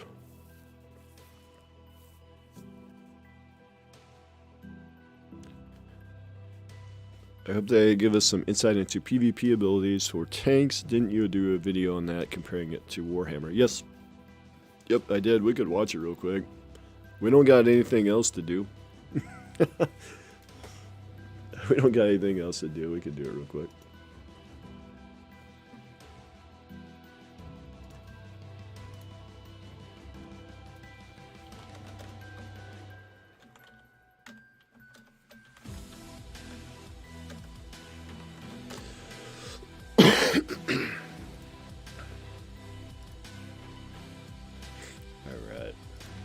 Alright, here it is.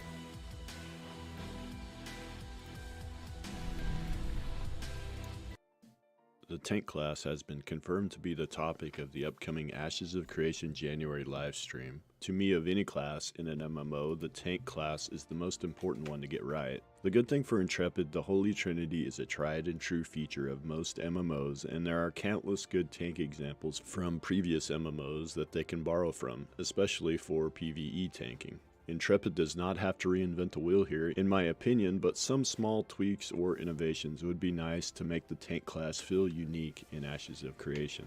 What we have seen of the tank in Ashes of Creation Alpha 1 was a pretty standard tanking toolkit. The only real interesting thing we saw was a ranged taunt. I thought about including SWOTOR in this video in PvP. It was already a pretty long video, but SWOTOR did of the a good class job compared with to the their cleric and tanking ranger for sure. showcases last I agree. year. While I did like both of these showcases, I would like to see a few more skills to get a better feel for the class, and better explanations of the skills before showing them. Maybe show the tooltip Yeah, in my and then opinion a quick is explanation of how it works. With it's that not that out of hard the to way, get let's PvP talk about a tanking few right, 'cause specific I think things I there's would some like to see MMOs that PvP did it very well. tanking in Ashes of Creation. And that's what I would love to did- see some said in this details video, about the basically. threat system. We know Ashes SWOTOR is is a using very a good fairly example. standard threat system, but what I would love to know is how easy or hard it will be for a tank to maintain aggro. In most modern MMOs, it has become extremely easy for a tank to hold threat. And, in my opinion, it is too easy. also- Now, I don't want it to be incredibly hard for the tank to hold threat either, but having to at least pay attention to threat to some extent does add a natural dynamic to increase the challenge in PvE.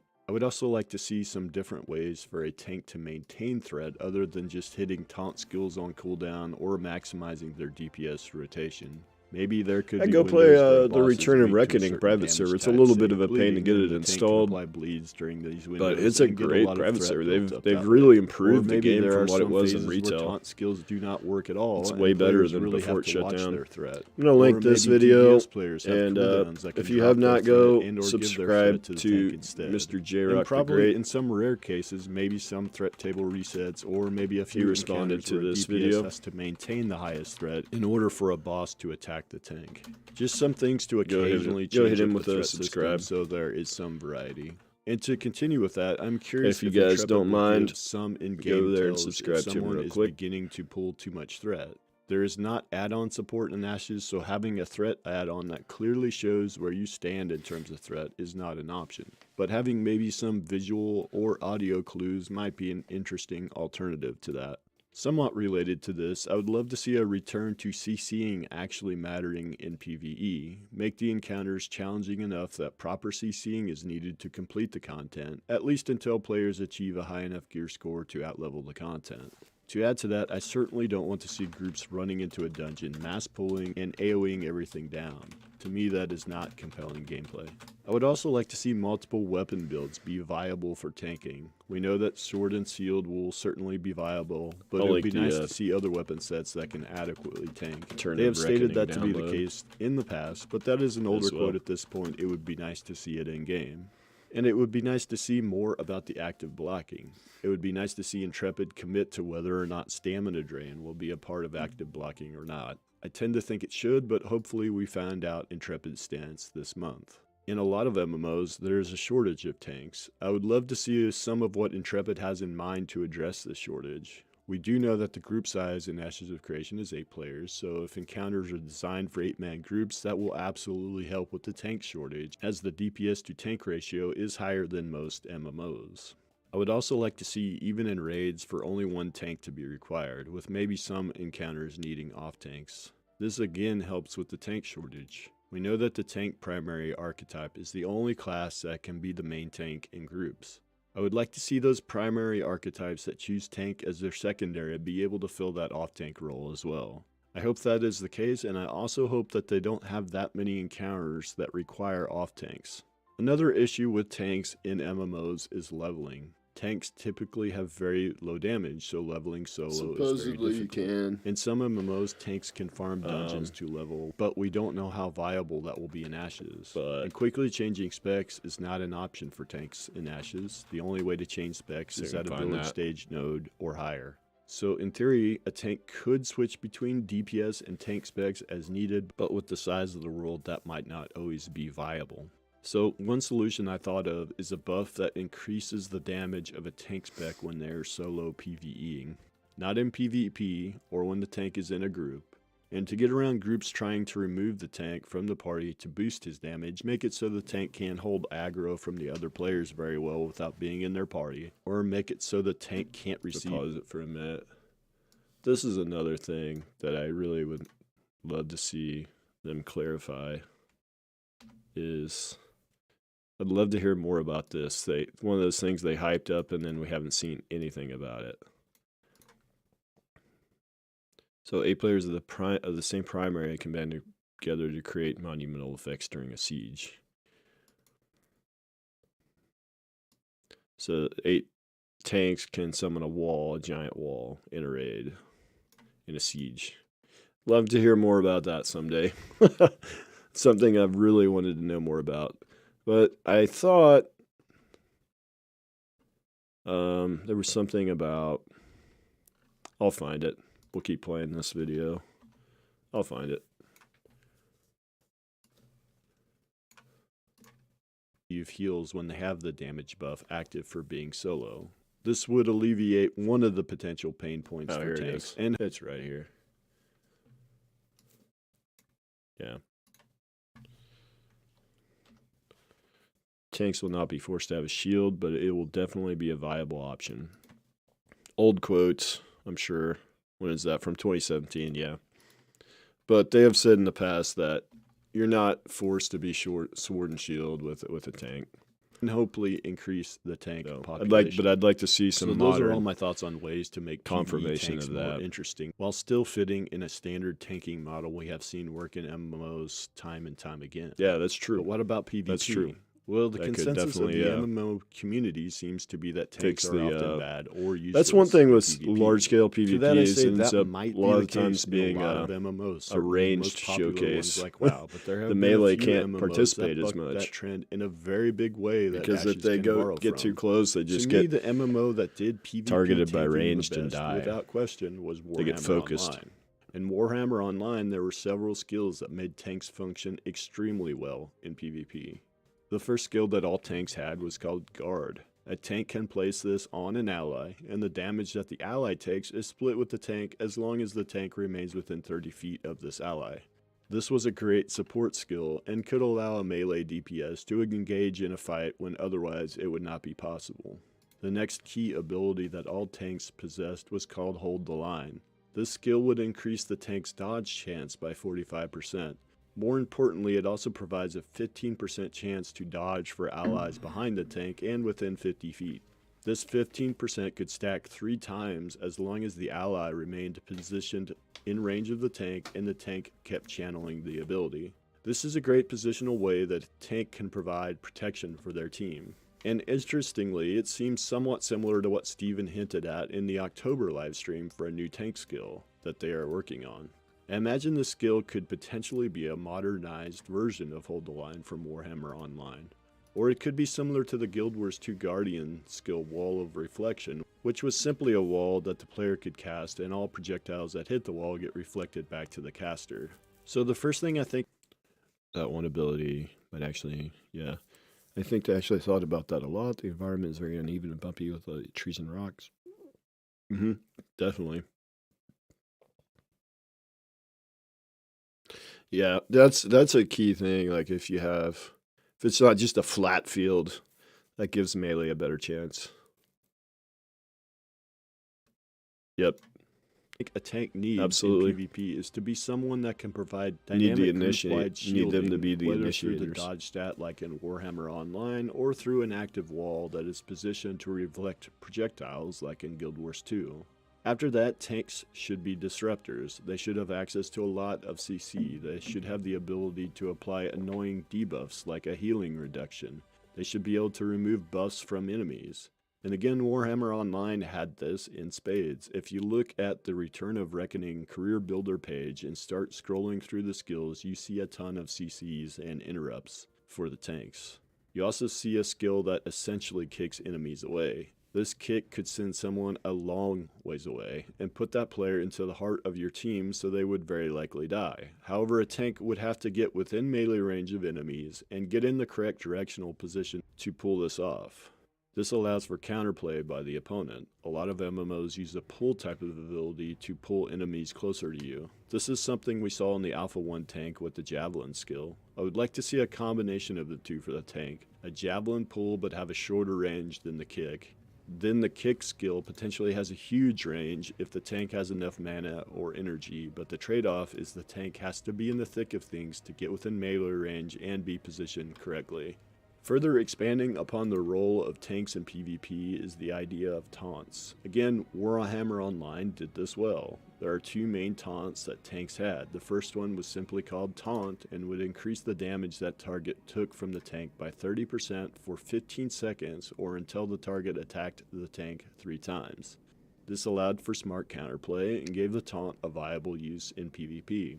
The next taunt was called Challenge. This was an AoE taunt that would cause opponents to do 70% of their normal damage to everyone except the tank, and again it lasted for 15 seconds or until the enemies hit you 3 times. This again forces the enemy to attack the Richie tank made one. or We can deal watch reduced Richie's next. damage for a We still got 30 significant minutes. We'll amount watch of time. Richie's next. I think I've Richie also made seen 2 other games videos use on a it. taunt as a simple CC where it forces the enemy to do basic attacks to the tank for a few seconds.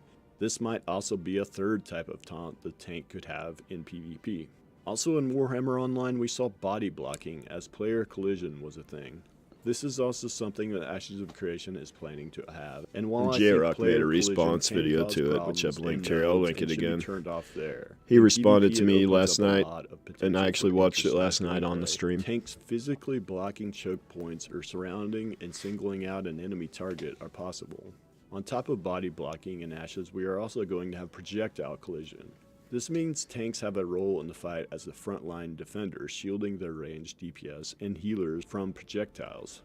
So those are the lessons we can take from Warhammer Online on PvP tanking. What are some other ideas? Well, one thought I have is an aura type of ability that buffs allies. Perhaps the best example of this I have seen is from a game that no longer exists called Forge. In that game, the tank class had an it's ability true. called League of Vengeance Legends, that would Smite, give vengeance stacks based on the Dota. amount of enemies that are within melee range. All some So examples the of more enemies tanking around done you, well. the faster you would gain stacks. So this encouraged the tank to be in the fight to get these stacks. With these vengeance stacks, the tank could activate one of 2 auras. Only one could be active at a time. One aura would increase allied movement speed and damage. The other would increase allied health and armor. These auras would be stronger the more stacks of vengeance the tank had. The auras did require upkeep as they would drain energy over time, so the tank would have to actively use builder skills to maintain enough energy to keep the aura active. And of course, allies would have to be in range of the aura to get the benefit of it. This is similar to the type of the aura Richie video system you I think saw, would be right? great for Ashes of Creation. Yeah. One change I would make is limiting how many vengeance stacks the tank could get. In Forge it was very high and could make the tank and allies unkillable if they got enough stacks. I would also allow some counterplay by the enemy team. The goal of a PvP tank is to be the target, but they are also very hard to kill. So what I would do is reduce vengeance stacks if the tank was taken below a health threshold. So you could remove half the stacks below 50% and 75% of the stacks below 25% health. This would allow some counterplay by the enemy team that does not require the tank to be completely killed. Further ideas I have for the PvP tank in Ashes of Creation is perhaps a damage buff that slowly builds the longer there's the tank definitely is engaged in some PvP ideas combat there and they could remains use. above a health threshold. There's a lot of good Stack ideas to out 5 there. They don't stacks, necessarily but have to reset to invent 0 anything. stacks if the tank is taken brand below new. 50% health. This could be a further reason for the enemy team to want to attack the tank in PvP. Finally, for the tank, it would be nice to see the PvE and PvP builds work together. So if a tank has built specifically for PvE encounters, that build is also at least somewhat viable in PvP. With not being able to quickly change specs on the fly, I think having builds that work in a PvX manner is important.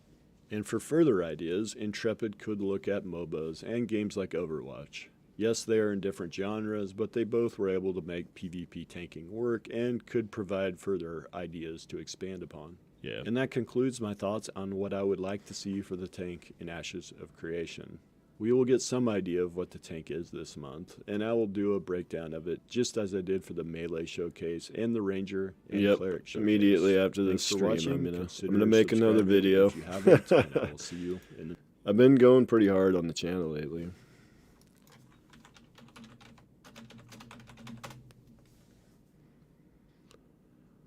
Alright, so he has 2 videos, everything we know about the tank and everything we'd like to see from the tank. The tank in Ashes of Creation is one of the 8 primary archetypes of the game, which combined with the additional archetypes allows for 8 potential tank classes to play within the world of Vera. The first reveal of the tank in its Alpha 2 state is expected to be shown off at the end of the month in the developer's livestream, but there is already a ton of information out there on this archetype, as it was once one of the 3 I haven't playable played League in classes forever, in but Alpha there was 1 some. There back was a before tank the that was like a combat turtle system that got would a roll in major really overhaul. fast In and Ashes do of all sorts of Creation, like CC and most stuff. That's MMOs, the one I tank's used to job play. is to control the fight, help take damage for the party, and control who's getting hit. But how this is done will depend on the tank you are playing. When going through this though, keep in mind that a lot of this information may change if it has not already, as Intrepid heads into Alpha 2 and gets even more feedback from players on this class. As I've said earlier, there are 8 potential tanks in Ashes of Creation to play as, all being slightly different as they are augmented by your secondary class archetype choice. You have the Argent, which is the tank bard Richie's combo, the man. Guardian, which Nobody is the can tank beat Richie on the amount of combo, videos the Keeper, which that is he the puts tank out. summoner class, the Knight, I'm gonna let which is this your play. tank How fighter long is class, this? the Knight Shield, whom is the we'll let tank this rogue play. I'll be right combo, the back. Paladin, which is your tank cleric class, the Spell Shield, which is the tank mage, and the Warden, which is the tank Imagine ranger. tank rangers Each of if these you want class Scorpion combinations pull will like this, change yeah. up a bit how the There tank was a plays javelin in skill Ashes of Creation, giving you in, a wide yeah, in variety of Alpha 1 choices. that was For like that. example, with But the with the tank ranger, summoner maybe they combo, you increase should the expect range your or summons to be a bit add a more poison tank-like effect or and something. assist That you could on be mitigating interesting. damage Be right away back. from your party, compared to where a melee summoner will probably have more DPS-oriented summons. I'd even expect something like the Tank Ranger combo to give you more ranged abilities to play around with than, say, the Tank Cleric combo. We can expect that the biggest change from the Alpha 1 tank, though, to Alpha 2 will be active blocking. Ashes of Creation's combat system will give us a combination somewhere in the middle between tab targeting and action combat, allowing us to tab cycle through targets while performing attacks with our weapons, aiming shots, and raising our shields to block incoming damage with enemies. I imagine this will be a pretty crucial ability for the tank when it comes to active blocking particular abilities from the bosses that you are fighting. This is expected to be used with a stamina system along with features such as sprint, but it is something that Intrepid was still actively working on, deciding if and how they would implement it. The basic abilities that we know about so far for the tank are Javelin, which pulls an enemy to the target location, Lacerate, which pierces your enemy, dealing instant damage and causing them to bleed for an additional amount of damage over time, Myrmidon's Fury, which strikes your target, and when doing so you gain a temporary buff that gives you a chance to counterattack each time you're struck, Onslaught, which charges your enemy, dealing damage, Resounding Smash, which strikes in front of you along with dealing additional damage after a short delay to any targets that were initially struck. Yeah, I Shockwave, think I played which that strikes the ground with your weapon, turtle dealing guy damage in to the enemies jungle. in front of you, I used to along like with leaving playing a jungle fiery when I patch used to on play the ground that MOBAs. continually does damage through its duration. Ultimate Defense, which has you become immune to damage for 3 seconds, and Weapon Toss, which throws your weapon at a target. All of these abilities, like all classes, are able to be updated through skill trees that reduce their cooldown. Yeah, I think I'm the increase only one that damage, really add did a knockdown video on effects, PvP and tanking. much more. Most of the abilities, I imagine, will also generate but threat, as aggro will it's be a very thing, niche thing, and you know. actually, I It's not believe something the that's going to get a lot of Javelin in views, so Alpha 1 which had an obviously upgrade that would allow it to generate not something I threat care that when much spec'd about, I into. guess. But Along with this, there were a number of passive abilities in Alpha 1 as well that could be spec'd into that did things such as regenerate health, increase movement speed, reduce cooldowns, increase damage mitigation, and so on. Really nothing that stands out, just your basic passive abilities that you tend to expect in MMOs. and yeah, that you can J-Rock see did on a the video. screen. I'll link Weapons it in again Ashes of Creation if anyone are not hasn't locked seen to it yet. specific classes, Go, so when you choose to take on the tank role, you will not watch- be forced to use watch a the whole shield, video, but it will be like, a very subscribe, good all that choice stuff. to take Help- on, help and I the man imagine out. whether you want to use it or not, it may become one of those things that your guild expects out I of did a its good tanks, response to especially it. with active we blocking. watched I imagine yesterday that on will stream. make all the difference in this in the end, although all melee weapons will have the ability to active block in a sense as well, Yeah, I which used to will play probably work support a more lot, as too, parry with things in such as MOBAs. swords and staffs. What are your thoughts I like on to fill tank the role class that in nobody Ashes wants to of play. Creation, and what are you hoping to see out of it? Let me know in the comments down below. Makes you And feel if you're wanted new to that way. Ashes and if you have to create an account, feel free to use the referral link in the description below, where you can jump in on the forums, buy some cosmetics, or just Hopefully. hang out until you can finally step foot into the world of Vera. Also, remember, end of January, we will be seeing the Alpha 2 tank reveal, so stay tuned for that as well, because that is going to be very exciting. We will finally get the holy trinity of classes for Alpha 2, being damage, heals, and tank. Otherwise, be sure to click that subscribe button, hit that thumbs up, turn on the bell for Subscribe to notifications, Richie and if you stay tuned haven't. for a lot more to come.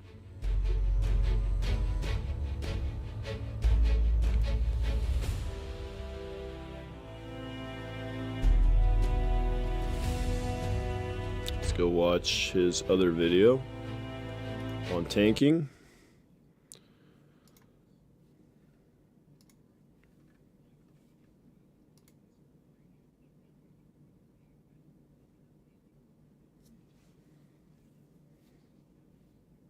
Maybe.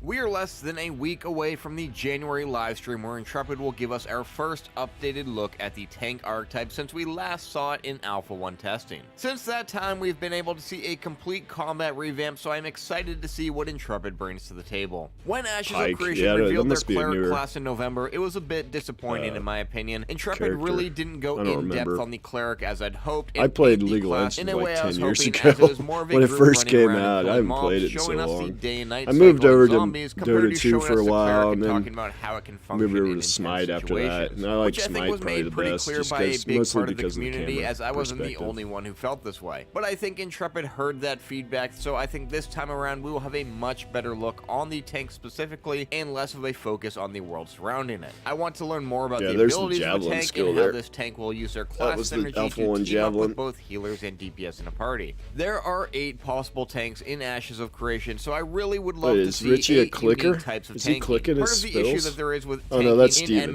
MMORPGs is that That's it's either Steven. too Yeah, he's a hard or clicker. too boring for players to jump in. And we end up running into the issues of not being able to find a tank when you need one because nobody wants to play it. And with class archetypes, they could make this class fun and unique enough where Ashes of Creation isn't having much of the same issue. Especially when you have a class such as the Spell Shield, which is the tank mage combo, and the Warden, which is the tank ranger combo, hopefully showing that tanks don't have to be a melee class with a sword and shield in Ashes of Creation, but rocking a bow or wand instead. Unfortunately, we don't really know how these class archetypes are going to play out yet with the class system, but it's something I'm really hoping to learn more about. This would also be a great time to learn more about the active blocking and the plans for it in Ashes of Creation. Yes. We saw a glimpse of this in November, but all it Really really would showed like to was see Steven that. moving the shield up and down, but they didn't really dive into their plans for how it will work or when this ability will be useful. It also had no energy system that tied zombie behind it, going so there? you could active block constantly, which I really hope isn't something that I guess sticks it has around. its shards I would that's like just to see this directional ability be on- used on more those in a zombies. skill-based aspect, having players need to time the boss's abilities and land the block right at the right second to reduce the most amount of damage, and any seconds after that would reduce the damage absorbed significantly. Maybe even have it being something that could be upgraded in the weapon skill tree for the shield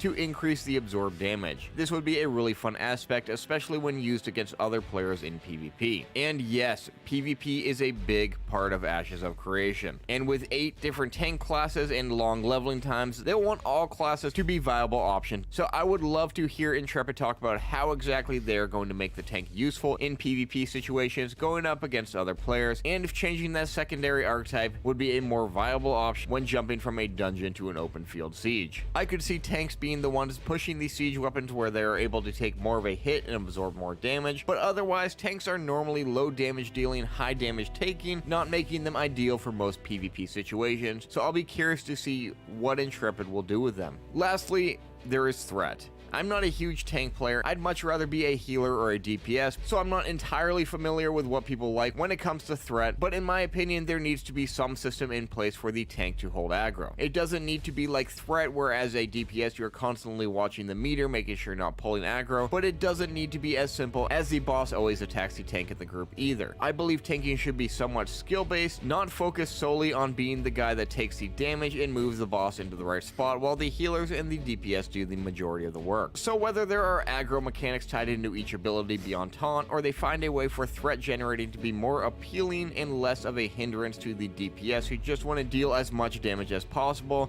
tanks really need to have a good skill-based alternative to keeping the party alive. With the tank being done, I hope this means that the ball is finally going to get rolling on the Alpha 2 train. Having all 3 class types being tank, heals, and support in a playable state means that we could be jumping in and seeing a lot more dungeon gameplay in the near future. We already know we're going to see some world boss gameplay in either February or March, and I hope this is just the beginning to have a really awesome year for Ashes of Creation. What are you hoping to see from the tank reveal in Friday's livestream? Drop a comment down below, and if you're new to Ashes and have yet to create an account, feel free to use my referral link in the description below where you can jump in on the forums, buy some cosmetics, or just hang out until you can finally step foot into the world of Vera. Otherwise, be sure to hit that subscribe button, click that thumbs up, turn on the bell for notification, and stay tuned for a lot more to come.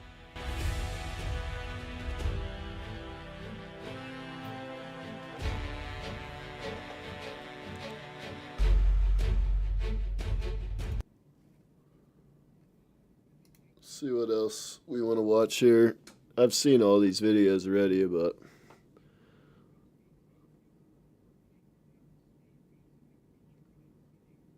we still got about 15 minutes, so maybe we'll watch 1 or 2 more Richie videos.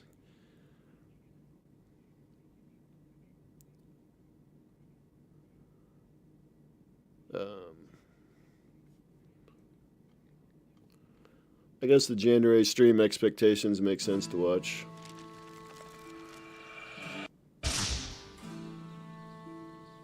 Shadow clones.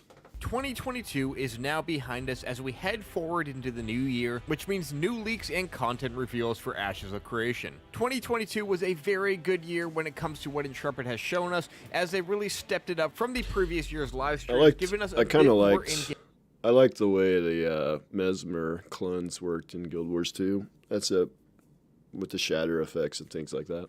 In content compared to just the art and environment teams we normally saw, along with giving us more of that as well. And now we're going to hopefully see them keep with this trend heading forward through the next 12 months of 2023, and January is going to be no exception. In December, we were all a bit disappointed when there was no big end of the year announcement for the game. And no, I don't think January is going to be a big announcement month either, as this is going to be the month where they move to Unreal Engine 5.1, but we do know that Intrepid will be giving us an updated tank in its Alpha 2 glory in the January livestream. But keep your expectations at a reasonable level, because as of the November livestream, the tank was not ready to be showcased, so this means we're probably getting a very fresh, very early look at this updated archetype. And I imagine this stream will be a bit more on par with the cleric reveal we got in November. It would be very hard to show off the tank without some group gameplay though, so I imagine we'll see some more of that, because the main job of the tank is to generate threat and hold enemies off the other players while taking a bulk majority of the damage. Something that isn't really needed heading through solo content. But I don't think we're quite ready to see a full boss takedown either. Intrepid stated that it'll probably be February or March when we see our first world boss fight in Alpha 2, which is the massive Cyclops guy that roams the Overland. So I imagine we'll see something similar to the November livestream when it comes to taking on mobs as a group. Hopefully though, these mobs are a bit scaled up on the difficulty compared compared to November's undead creatures, as it wouldn't be as enjoyable seeing the tank for the first time since the combat revamp if the mobs were easy to kill, because you really don't need a tank to take on easy guys. I would though absolutely love to see Steven take a party into a section of a dungeon we haven't seen before, even if the bosses aren't polished yet. It has been a very long time since we got a glimpse at a new dungeon, and even in Alpha 1, although playable dungeons were not where we are said to expect them at launch or even for Alpha 2. A dungeon is going to be where we get a real feel for how exactly the tank feels in the game, along with healing. I imagine in this reveal we will get a much better idea of active blocking impacts through our group content, and perhaps Intrepid has even added stamina to tie-in blocking as well, as this was something that was open for discussion in November. I would like to see the tank reveal stand out more from the cleric reveal when it comes to how they are showing this class off. In November's stream, it didn't feel much of a cleric showcase at all, as there was not nearly as much breakdown on the class or its abilities as we got for the ranger reveal, and it's really hard to show off how a healer is going to play out when there are only 2 different healing spells. Yeah. Although the tank showcase would be a good time to explain the cleric a bit more, along with maybe even talking about the class synergy between the cleric and the tank, as the two go hand in hand in most PvE content. But regardless of how many abilities the tank has, Steven needs to take more time to explain each ability they are showcasing, on top of how exactly the tank in Ashes of Creation will stand out compared to other MMOs, along with what makes it more of a skilled role to master. I'm a firm believer that tanking and healing shouldn't be an easy feat they can just jump right in and master, but something that takes a bit more dedication than your average DPS player to get right, making it much more rewarding when you take down those bosses. But it also can't be too challenging to the point where there is a tank shortage in the game, causing players to wait long periods of time to find one fitting the role they need. The last we saw the tank was in Alpha 1, where it was one of the 3 playable archetypes for the game. Although I did not play much of it during this time, as I'm not much of a tank player, it did have a good mix between AoE, ranged, and defensive abilities. What are you hoping to get out of the tank reveal in the January livestream? Drop a comment down below, and if you're new to Ashes and have yet to create an account, feel free to use my referral link in the description below, where you can jump into the forums, buy some cosmetics, or just hang out until you can finally step foot into the world of Era. Otherwise, be sure to click that subscribe button, hit that thumbs up, turn on the bell for notifications, and stay tuned for a lot more to come.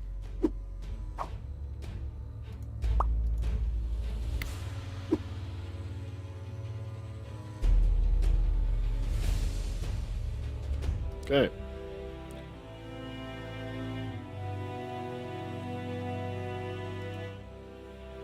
Let's go to this one. Actually, you get this set up here. There we go. There we go. Stay on this screen for a little bit.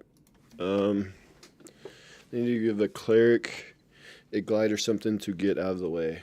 Yeah. Yeah, like a quick movement teleport type ability. Yeah, I could see that. Especially with certain augments, with mage augments and things like that. Maybe like a blink type thing. Or even a glide, yeah.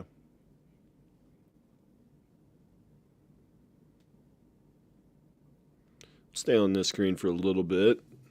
And then when it gets closer, I guess we'll go with their music here. I have to unmute Twitch.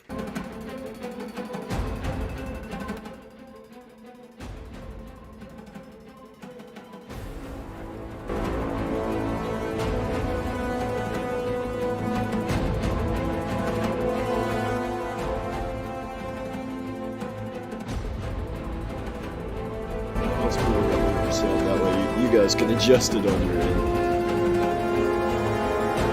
I can adjust it. Control here. When we get closer, we'll go to this one. No webcam, mic muted. And that's how we're going to watch it. Exactly how it would be on Twitch.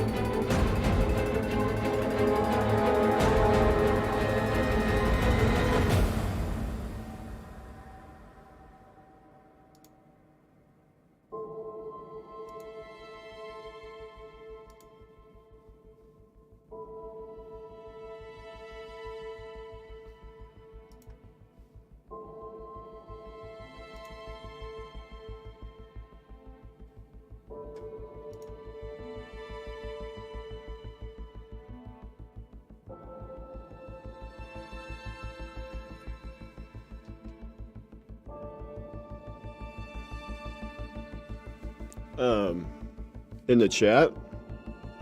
Yeah. Yeah. That one you linked in the chat, Anton? Yeah, I believe so. I think I even showed it on stream for a little bit. Might still be up here somewhere if I'm scrolling up. This one? Oh, okay. No, I didn't see that one. I missed that one. This one? Yeah. Let me show that. That's pretty cool. I could use that on my thumbnail for ChatGPT. That's pretty cool.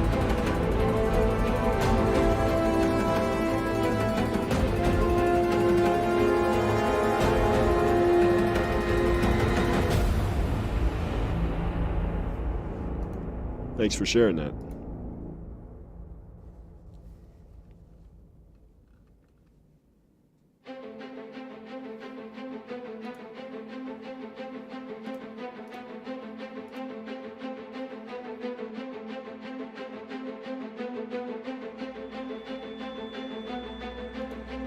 A few more minutes, and we'll go over to this one, and I'll turn my mic off and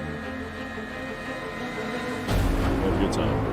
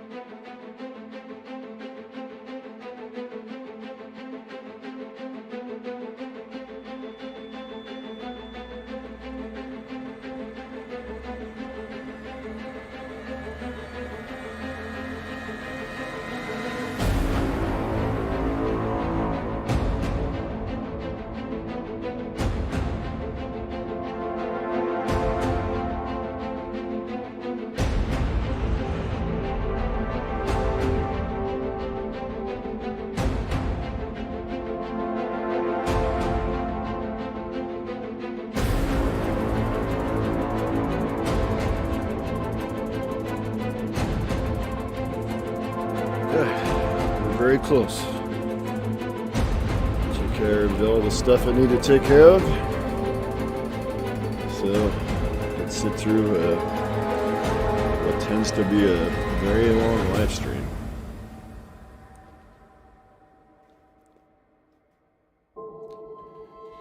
I'm going to, obviously, we're just going to watch the stream like this with my mic off, obviously.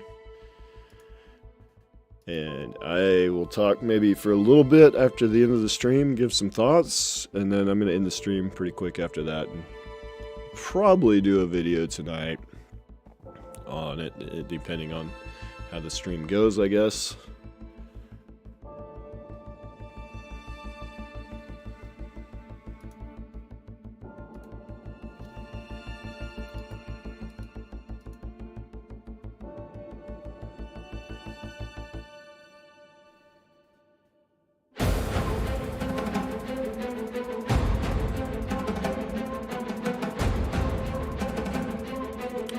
Alright guys, I'm gonna switch it over.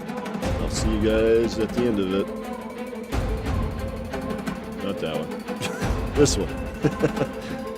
Alright, muting the mic. I'll see you guys later. At the end I'll pop in for a little bit, like I said. Let's hope for a good stream. Let's hope for better than Leclerc, for sure.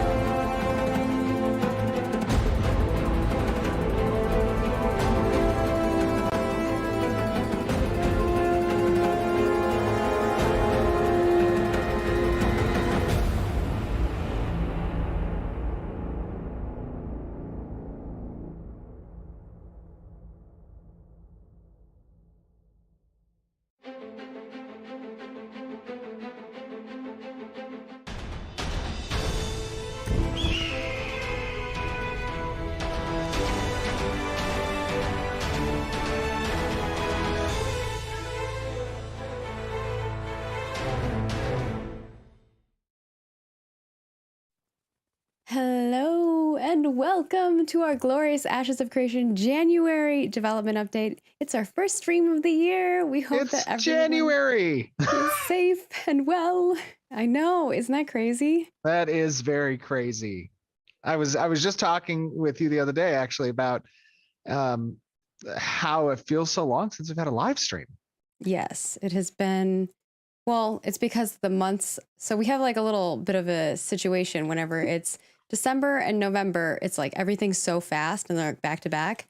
And then when it gets around the time for January, everything feels super long because I know we don't have our stream. I know. For a while. I was missing our live stream. It was making me sad. I went like the week beyond the normal cadence for me, and I was just like, something feels off. Well, now you're back, and everyone Yay. gets to see our faces. But that's not why you're here. You want to see the tank. You want to see some tanking and some spanking, so we'll definitely be showing you some of that.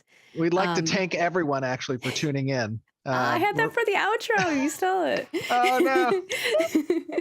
I actually said it in the chat. I was like, "Thanks for joining us." But of course, you know, as a reminder, like we're here again. I'm Margaret Crone. I'm your director of communications. I got a title upgrade, achievement unlocked. And then, of course, with me, as always, is Stephen Sharif, our creative director.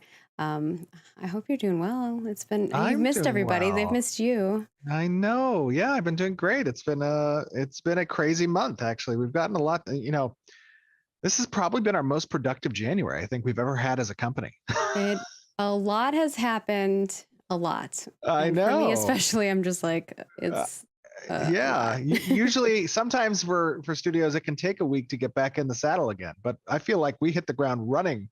January Day one 3rd. was like, let's go. Yes. But I think everyone was refreshed. We got a lot of cool stuff to show off, and of course we're working on a lot of stuff that you're not going to see today too, but you'll be seeing in the future, and we'll give a little teasers of some stuff that's coming up. But of course, to remind you of what you're going to see today, we are going to go through some quick reminders. They're super quick. And then we have our tank update. We'll get right into it. We know that's why you're here. And then we have our character art and studio update and questions and answers. And look at this overlay. Mike Vecchio bringing it in. Oh, some new overlays for the new year. It's getting, you know, a little Ashes of Creation fantasy vibes. We hope that you like it. Let us know what you think. We always try to take the new year, at least my team, we do like a refresher. So you'll see a lot of cool new assets coming down the line for all of our social stuff. And I know they're working on some fun things. So stay tuned on that front. But with that, we're going to go over our comment spotlight, which I think I need to grab from the thingamabob quick. Let us see. Go over here. We have our cosmetic swap over that's happening. So I'll just remind you guys that the Featherstone Royal Expedition goodies are available. They will be swapping over soon. So if you would like them, make sure that you get them before 11 a.m. Pacific on February 8th. And those ones I got to design, which was really cool. Reminder that these are kind of NPCs that you'll see in the world, creatures that you'll see in the world. They are, you know, tied with the lore that we have going on, which is pretty exciting. And of course, we had our comment spotlight, which I'm going to swap over to. If you would like to be our comment spotlight, you can head on over to our YouTube channel, subscribe, and leave a comment on this development update. So it's going to be January development update, the one that's titled that, which will go live on Saturday. But our question here, well, it's not, it's a comment plus question. I have been wondering how you will capture the storytelling from a casual point of view. A lot of the times where people reflect on what has happened in the MMO is by watching trailers. Arguably, in this person's opinion, one of, if not the best trailers out there is the Star Wars The Old Republic one, where they spend tons of money on capturing an audience through some phenomenal trailers. Are you looking to do the same, or what kind of trailers can we expect from the Ashes of Creation? And this is from actually ePod, which, yeah, I have thoughts on this, but I'll leave it to you first, Stephen. Well, SOTOR, I thought, did a great trailer and story and voiceovers. I thought all that was great with SOTOR. You know, we're an independent studio, and we'll start there. We'll start there. With that being said, there are certain budgetary requirements in order to afford very, you know, high-end cinematics and voice actors. Probably not getting a blur trailer if that's what you're asking. Right, exactly. And what that means is how we want to implement on that front is really going to be in engine, in game, how we capture those scenes, how we capture those elements of story.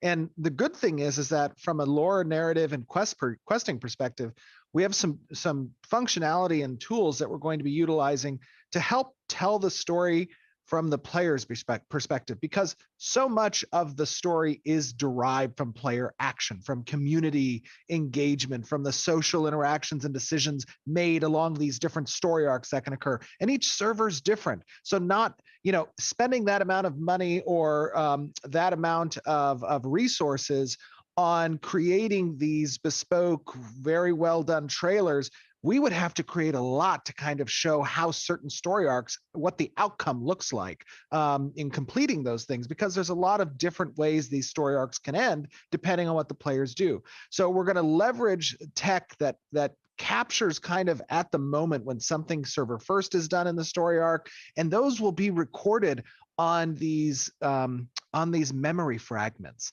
that players can collect within the game through their experiences and relive potentially through the cinematic that would be in game recorded, how an event went down, how a boss was killed, how a story arc ended, and they can collect those things throughout that server's life and history, which I think is a really cool way to tell the story of the server, the history of the server. I think that's super cool, and that's kind of how we're going to acquire it. It's really going to be meant to portray in game, and also based on what the players did. Margaret, and so that's more like in-game cinematics. Right. In regards to trailers and things of that sort, we will definitely be making, you know, trailers. If you saw it for Alpha 1, we made a trailer. We'll definitely be making some fun videos for Alpha 2 and Beta 1 and Beta 2. And of course, our launch is going to be a big deal for us. We will be doing lots of video snippets and goodies that we will be sharing and showcasing. So we'll definitely have trailers. They might not be, you know, blur level trailers, but we will do our best to make some really sick stuff that gets people hyped.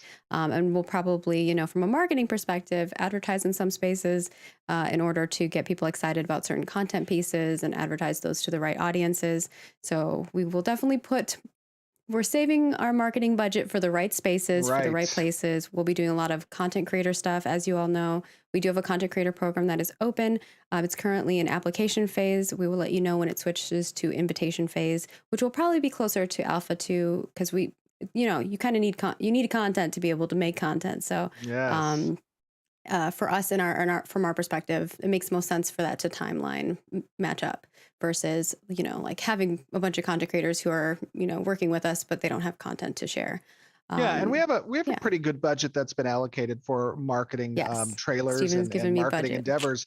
We haven't even utilized any budget towards No. marketing thus far. And we've, from a project's perspective, obviously we've garnered a lot of attention because we have this transparent process of development where we keep you guys updated on a monthly basis. But as we grow closer to testing, events, and launch, where those marketing dollars get a good return on ad spend, that's when we deploy those things. And I think you're going to be seeing, just through the production quality that you see that Margaret and her team provide on the monthly cadence with our development updates, that is going to be met same course on the marketing side. Oh, for sure. Like we'll be doing very cool things and obviously for us, launch is going to be really exciting, especially for my team, because that's when community and customer service and, GMs and things of that sort get to have a little bit more fun because we get to interact with you guys. And we also get to utilize things that you're doing in game, like Steven was talking about, those big moments on servers where we get to interact with them. Or maybe we'll have like a news live stream where we work with different people from all the different servers to bring us information. Like we're going to do a lot of cool, fun things. Guild programs is something that we've talked about in the past too, which is, we want to bring guilds together and we want information from them. And if you've seen stuff that I've done at previous companies in regards to that, you'll know that I'm a big fan of that stuff. So we will have a lot of fun. Don't you worry. And when it comes to trailers and videos, we will have plenty of them. Right now, it doesn't make sense for us to make a ton of videos because, we're in development. We want to make sure that we're not making too much content where we have to keep up with stuff that doesn't make sense while we're, heads down. Especially when those things can change. Yeah, yes, absolutely. Exactly. Yeah. And I know a lot of people have asked like, oh, can you make a video that's like, what is Ashes of Creation? Well, we need to make that game first so that we can make that video. And but we need to go through the iterative testing loops, which is where the game can really change, right? That's the very most important part is, we have well-defined systems and features that we've built thus far, but really how those features survive and in the way they survive comes after the testing environment. And that testing environment is most applicable with a live audience. So, our efforts, our endeavors are always to work towards that next live audience testing, which of course is Alpha 2, that we've made some significant progress towards. We'll have towards. some pre-Alpha 2 testing too that we're going to do to make sure that we're ready to open the floodgates, because Alpha 2 is a lot of players, whereas Alpha 1 was, it's a good amount of players, Alpha 1 was, but we want to kind of make sure that I think we're our ready. Alpha 2 has over 100,000 people that have purchased into it, so it's a pretty significant testing event. Yeah, And we were originally going 30,000. I know. Now it's obviously that explodes when we get closer to Alpha 2 testing. But yes, so a lot to be said there. But I know people are waiting, want to see this tank thing. Yes, so let's go ahead and switch over. That's where we're at next. We're just trying to answer that question for you guys, so thank you so much. And with that, we'll swap over to the tank goodness. So Steven, let's do a little prefacing before people watch this hour-long video. I apologize. I know, I'm sorry. So everyone is always aware of this if you tune in, but you have to be partly the messenger for us with the broader audience that isn't as engaged. That is a responsibility of not just us, but also you guys as our loyal, loving, amazing, beautiful, glorious followers who are waiting for this product to sit in your hands. It's helpful if you guys comment that this is a work in progress, art is a work in progress, design is a work in progress. All of this stuff is meant to kind of show that progress towards the end goal, which is delivering this. So keep that in mind. That's a rapport that we've established with the community I feel really comfortable with. And because of that, you are going to see in this recording, I had to use a few GM cheats. I apologize. Tell us what you did, Stephen. What did you do? I had to use some GM cheats specifically because there was a particular item that I needed to get. We died a few times when we shouldn't have.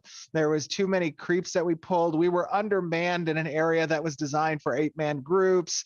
So, there's just stuff that happens. And I just want to give you that up front, that there's a little bit of GM cheating. If you see that, please take it with a grain of salt. We feel comfortable sharing that stuff with you. This isn't marketing oriented. This is development oriented. So you guys are getting to see development in its raw format. It is what it is. So with that being said, you're going to see the tank archetype. It's important to remember the tank archetype. This is, I think it's level 12 or level 13. There's, a few abilities that we're going to be going over. The biggest thing to take away here is November, we showed you a cleric live stream. There were 3 big points of feedback from the community with regards to the cleric live stream that related to combat. That was hit animation reactions from the NPCs when they're being attacked. It was hit visual effects on impact from a weapon when that weapon contacts, and making it feel substantive, making it visually apparent that you've made contact with the enemy. And the last was going to be the animations and the root motions around the mace combat. Now, Brian Ferguson did a lot of work on fine-tuning up that mace combat. I think it looks great. We took a lot of that feedback. We did a lot of people said there. it feels good when they're playing. Oh, it feels very connective. And then Jim, Matt, and John did a lot of work on the hit impact VFX, with Adam and Keenan supporting on the directionality of those hit impacts. And then in addition, with the animation team, Brad Constantine providing some significant adaptation to the hit reactions on the animation side with these particular creatures that you're going to see improvements. Most applicable is on those 3 things. But in addition, talking about the role, the functionality of the abilities, you're going to see, what about the tank have you enjoyed in previous games, that particular role, and what do you like what you see here? There's some cool tech you're going to see involved in this. You're going to see some wind force actors that get applied to abilities when dealing with the surrounding foliage. I think that's super cool. It really is immersive. And of course, lawnmower build. Yeah, lawnmower build. How do you mow that grass down with some explosions and stuff? It's super cool. Speaking of lawnmowers, I haven't heard your lawnmower in the background yet. It happened in the morning. Because look at that. They always do it every other Friday. We've made it. We've made it. You're going to see some active blocking as well. Now, I know in the past we've talked a little bit about how active blocking as a mechanic might leverage a separate energy mechanic called stamina. We haven't yet really nailed that down yet, if we're going to go that route, or if we're going to have active blocking consume mana based on additional mitigated damage. And if it does consume mana, and that's across all classes, some classes will have the ability to spec into passive skill trees that might reduce the cost of that mana down to very, very small when active blocking. So it's geared towards certain types of archetypes. So with that being said, you are going to, one other thing, audio levels might be a little high with combat and voices. That's an issue we're going to have fixed the next time we do some development live streams by separating out the audio. We got some new equipment for Steven, so yeah, it'll make it so my team can edit a little bit easier. Absolutely. Because right now it's like the audio and the gameplay are mixed together, so we can't really edit that as easy. Yeah, so just be aware of that. But without further ado, we would like to show you the first look at the Alpha 2 Tank Work in Progress archetype. Enjoy.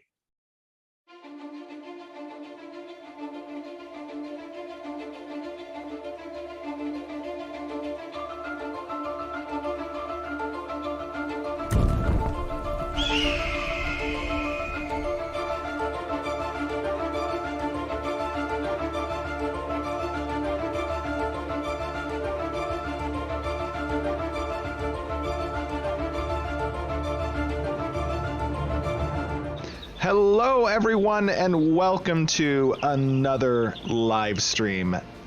The first, actually, of 2023. Holy smokes, how crazy is that? You know, I was thinking the other day how much time passes between live streams. The longest amount of time that passes between our live streams is actually the December to January months, and it's always sad. I was sad to think about we haven't had a live stream in a while. But today is going to be a fun live stream because we are showing off an early preview of the Alpha 2 Tank archetype and some of its abilities. I think we're going to have fun doing that. And I am joined today by some amazing, awesome, spectacular developers on the team, some of whom, actually all of whom, I think you have been with before. We are joined by one of our glorious engineers, Keenan. How you doing, buddy? I'm doing great. Thanks for having me. Yeah. And then we also have two of our senior gameplay designers, Brian and Trad. How you guys doing? Doing great. Happy to be here. Yep, glad to be back. Ready to do some healing this time around. Brian will be taking over the fighter role for me this time.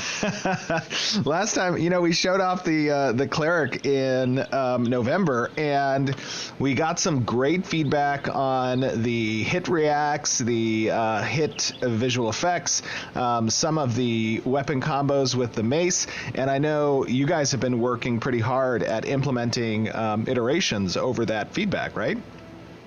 Yeah, the mace has had a lot of iteration over the past month. What you guys saw in the cleric live stream was an ultra early first stab. We took another full approach at it. Went back to the drawing board, and we came back at it with a new approach that focused on holding poses and quick transitions and an overall satisfying cadence to the mace. That'll be cool to show off later in the stream. Yeah, I think people are going to like those changes.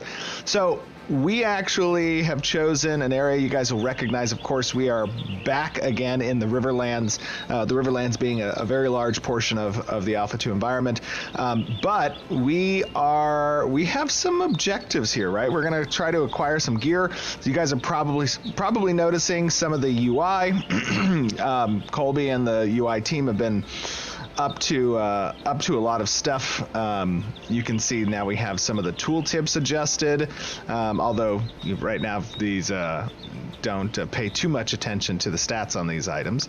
But you can see also, let me see, do we have our map of this area? Where are we headed to? I think we're headed to, what is this place? Is it Oakenbane? The Oakenbane Keep. Yeah, this is the Oakenbane Keep. So this is one of the POIs in Alpha 2. Just to give you guys some background, this was a training facility in the older Varen days for the Aelan Empire, where they trained up recruits. And I think some of those recruits might still be here, just not in the corporeal form.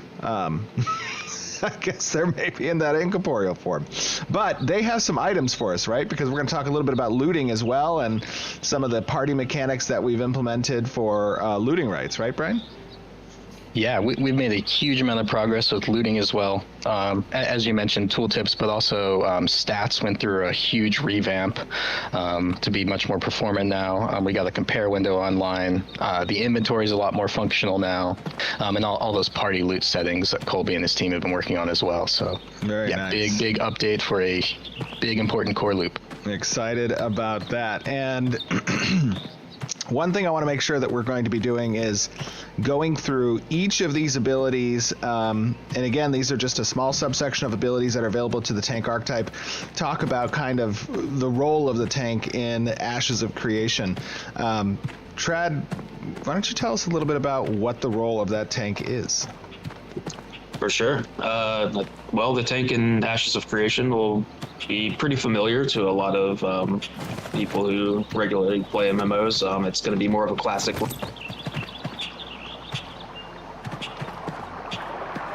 Whoops, I think I lost you there. You good now?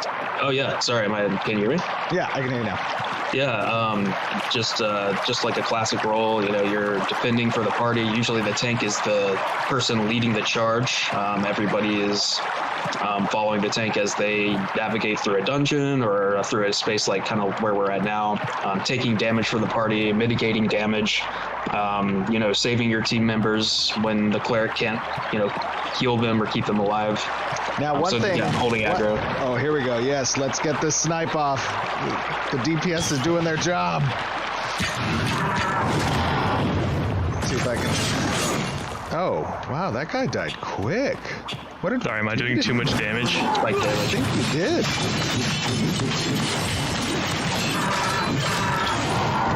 Nice. Okay, so you guys probably are familiar with these NPCs. We've seen them in the past. These are some of the Minotaurs leading up to, I think these guys are populated around this Oakenbane Keep area. But, okay, so one of the abilities the tank has is a ability called Grapple. Now, visual effects, and just to, whoops, darn it. Okay, I'll use that next. Let's kill this guy real quick. Oh my god, we grabbed a couple of them.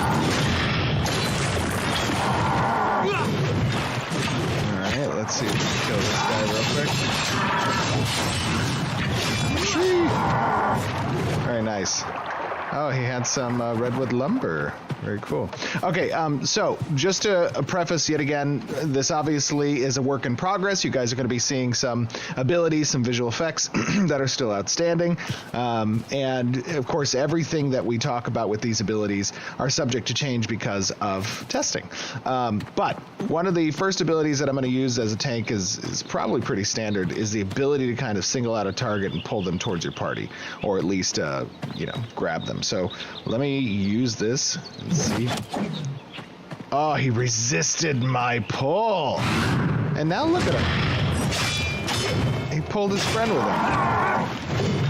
These guys aren't too bad. The actual shades that are in the Oakenbane Keep, those are intended for groups, right, guys? Yeah, they're a lot tougher, and if we get more than one at a time, it'll be a lot more difficult. Got it. And I see that I have, as a tank, I have this inciting strike as well, which talk to me a little bit about, it says slashes twice in a forward cone while adding additional threat. Talk to me a little bit about threat as a mechanic that we utilize in Ashes. Yeah, I mean, threat is, again, something a lot of people are familiar with. The person with the highest threat holds aggro on the target, and that's, again, a major role of the tank is holding aggro on target so that your party members don't get attacked. It's pretty simple and straightforward. There may be some other interesting things that we want to do with threat down the line, but right now, we'll have basic things that increase your threat, and then we'll have snap threat mechanics, all sorts of interesting ways of going about it. Oh, we pulled some of the shades. Yeah, we need to be careful with these guys.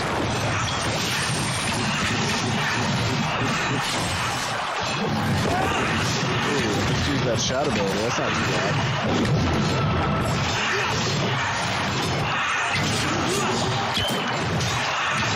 Well, these guys are much tankier. Oh yeah.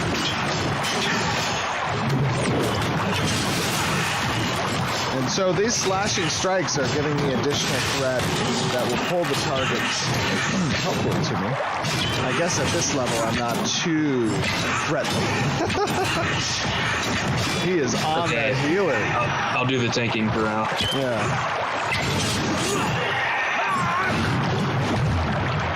Okay, that wasn't too bad. Up here, it looks like there's... Ooh, it was named. A little bit more. Oh, I see a big guy. The Bow Warden. Oh, I like that, the stop ability. What is that ability doing?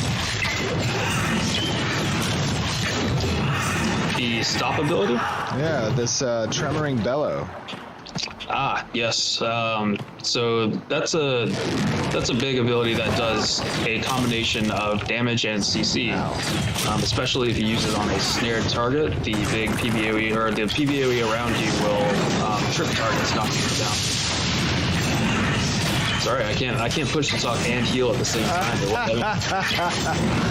Okay, this guy looks a little scary. Let me put up a shield. There we go. Get in my shield. I will protect you. Aegis. I like this. Instantly dispels all negative effects on the castle. Yeah, and I mean, the more interesting thing it does is anybody in the area behind the tank will redirect a portion of their damage back to the tank.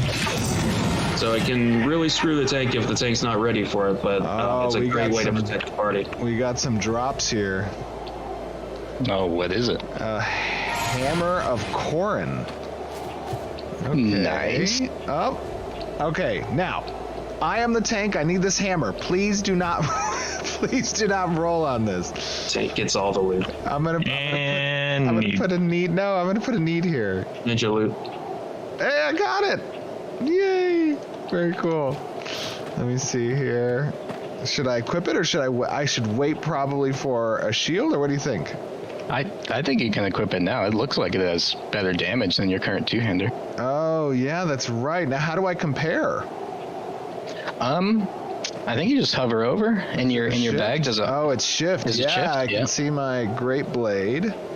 So it is a bit better. It looks like it's got some strength and physical penetration. Okay, let's try it. Let me see what this kind of looks like. Oh yeah, not bad. Let me see. Oh, I like it. It's snappy. Talk to me a little bit about that iteration. Yeah. So Meadow and Myers Meadow and Myers are two of our glorious animators. We went back to the drawing board on the mace. We grabbed some new poses, and we were really focused around holding the pose in between the swings, so you get that satisfying break between hits. But there's a lot of nuance to it that we've been figuring out. Like, how do you get all that weight in a hit without making it too heavy and sticky? How do we make sure that the player is breaking out of the animation at the right time to get that feeling of control? And there's just a lot of fine-tuning that goes into it, but I think we've got a really good method to give consistent results with our weapon combos now. Yeah, it's looking good. I like it. And you can see, obviously, the directional hit impact effects. That's pretty cool. Oh yeah, we revamped our hit effects quite a bit since the last live stream. Yeah, I think they look great. I like the weapon trailing on the item as well. Very nice. That's not bad. You know, something I notice when I play MMOs is oftentimes the experience at lower level gameplay, you know, is much slower pace, is kind of a ramp building up to, I guess, what would be the late game experience, right? Yeah. Yeah, sorry. You kind of want to have that a little bit of ramp there, right? Because there's that power fantasy of the MMOs, but we don't need to start people in the dumps necessarily. Yeah, I agree. Absolutely. Hey, Trad, you're not doing too bad of a job keeping people up. I've had some practice. Well, let me switch over to action.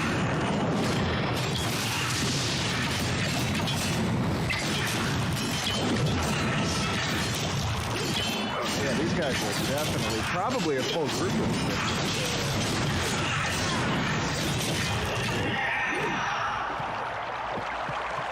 Yeah, I imagine it's only going to get harder from here.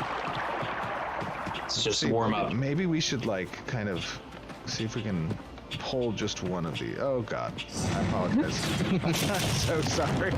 Let's kill the one that's aggroed by the melee. Let me shield us. Aegis. All right, big heals incoming.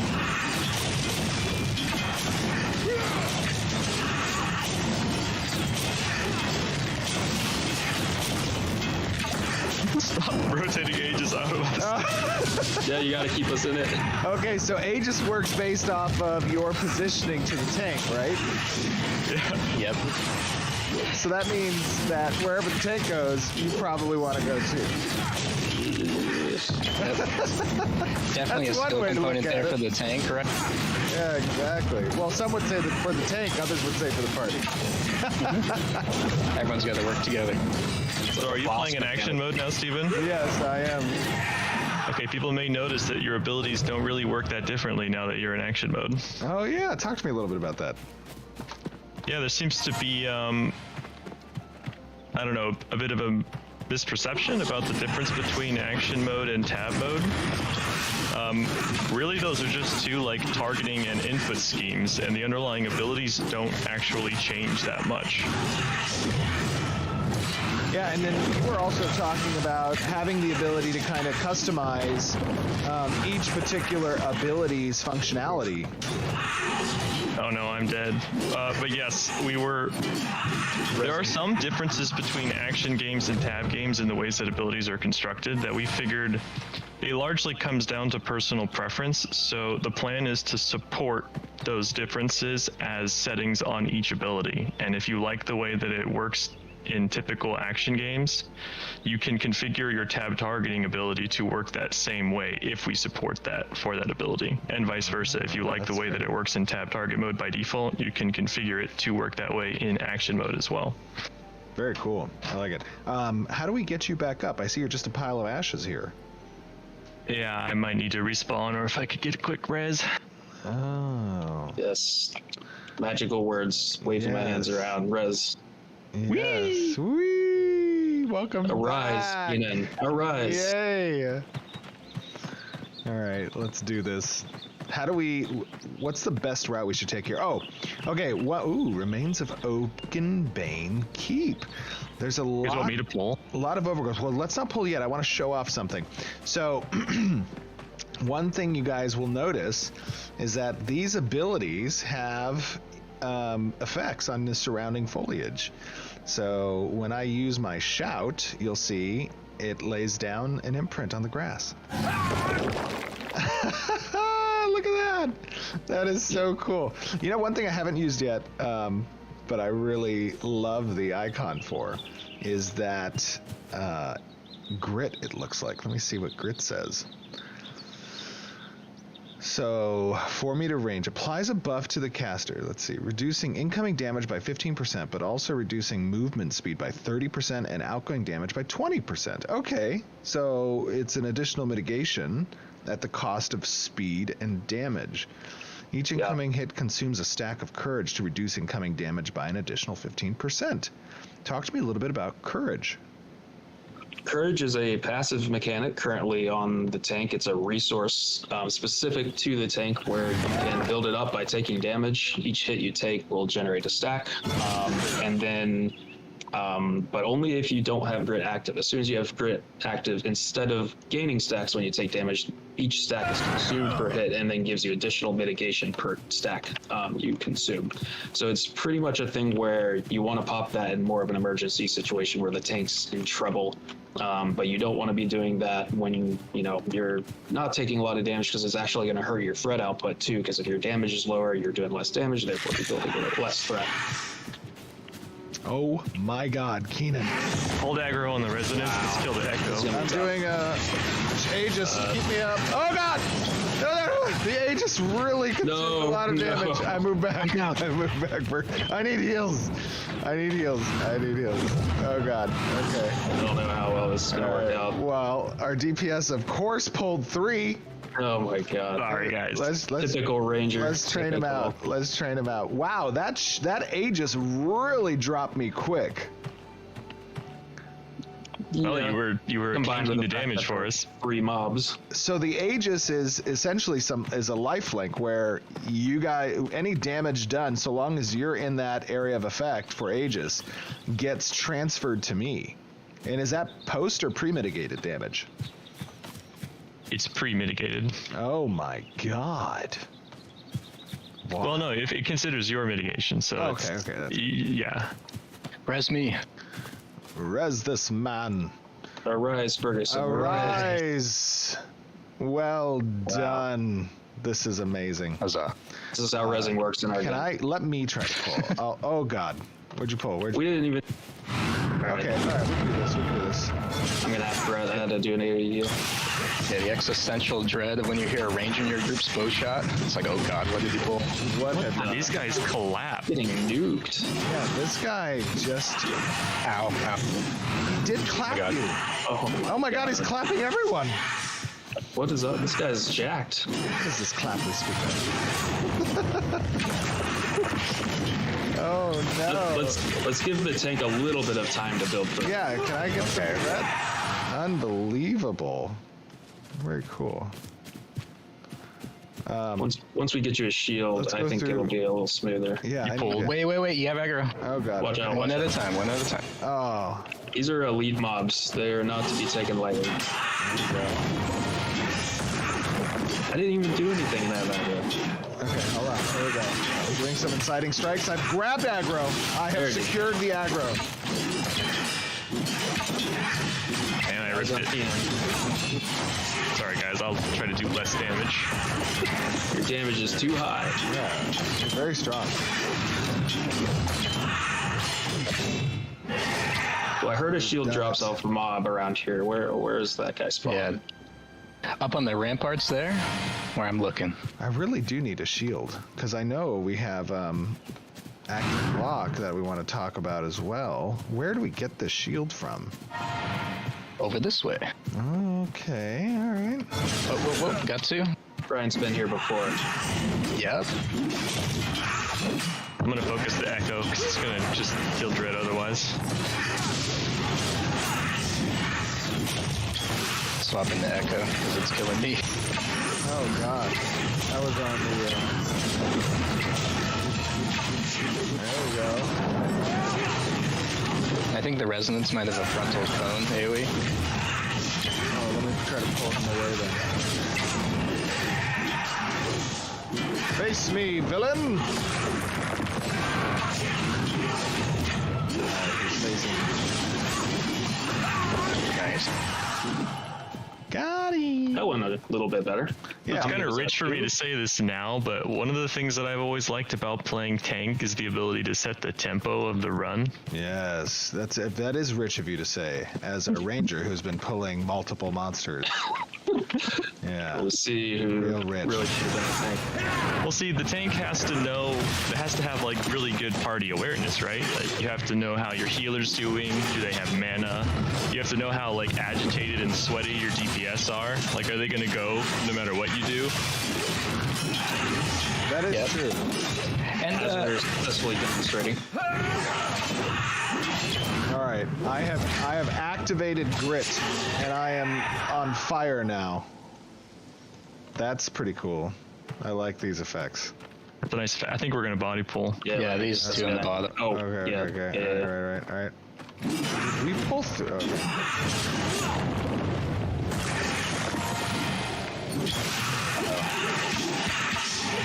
Don't get cleaved. Yeah, got you. Trying to grab some aggro. Over here. I tripped them. Oh, nice. That was good. So what is? Oh, we pulled the boss. I'm dead. Did we? Oh god. We need to reset. Oh god. I'm running. No, I'm slow because of this thing. Don't pull more. Don't grab more. Oh, too late. Shit. Oh god. I need help. I need an adult. We should probably start pulling with grapple again. Okay. Pull Yeah, like a safe let spot. me grab him with Oh grapple. crap! They've respawned. Oh, okay. I'm alive. I'm alive. I'm severely injured, but I'm back alive. Not sure if the boss gonna is down or, there leash. now. I don't think he's gonna leash. I think he has claimed your body for himself. Okay. Well, I will res and He's a we'll big. see how it goes. He's a big boy though, and he's looking at me. He's definitely looking at me. Yeah, just res and heal Steven. Oh, there we go. Okay.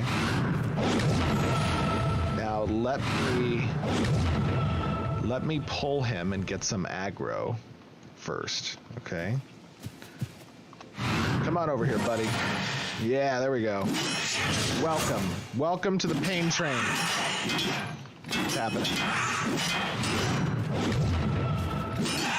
I think he's bugged. Oh no, he's not bugged. Alright, let's start bringing him down. Activate the shield.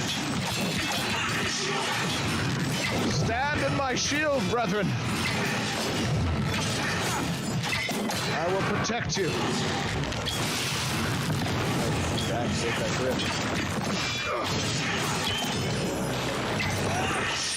Okay, he's. Oh god. Oh my god, this is hurting. I feel like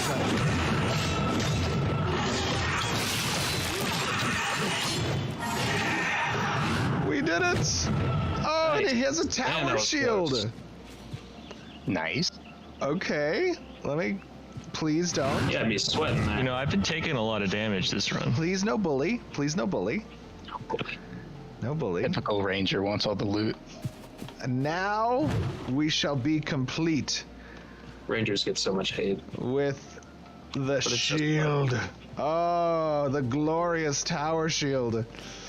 Oh my god, look Now at you can it. actually tank. Oh, look at that. My active block. I think that unlocks a new ability for you too. That'll help you hold some more threat. Oh, yes. That's going to be the shield assault. Let me try that shield assault on this Okay, wait, actually, is there any way we can go around this? There's a lot of people over there. Let's Well, go where are we back. trying to Let's go? go back. We got respawns behind us. Okay. Yeah, no matter where Let's we thread go. the needle. We're gonna thread the needle. We're threading it, and we're threading it, and we're walking, and we are now jumping to the target. Jump on this guy. Oh, I was a little short. Story of my life. Yeah, shield assault's good too because we got Pulled back. behind All goals. right, stand behind me. Ryan just went down. That's what happens when you don't wait for aggro. Oh, keep me up, keep me up. Oh, it's hurting. Let me active block. Block me. Res, Brian, res. Blocking. I'm blocking for you, Brian. Arise.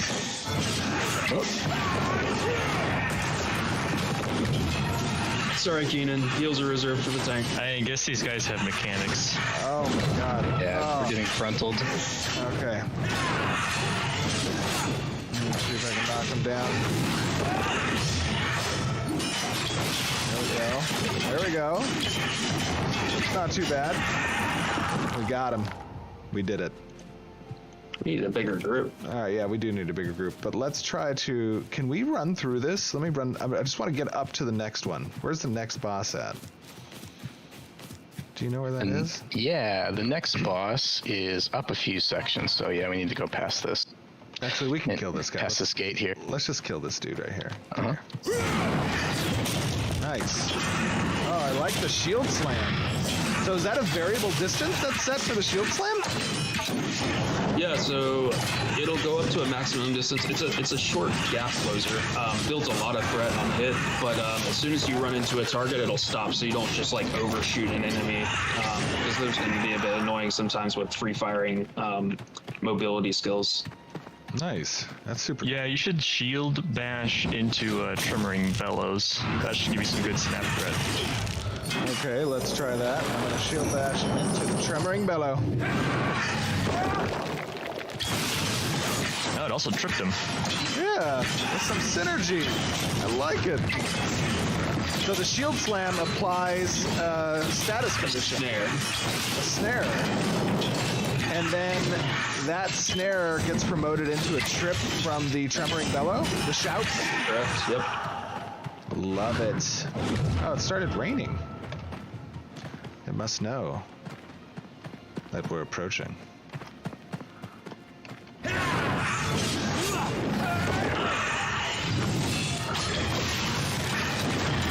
Oh my god, look at that aggro. I know, right?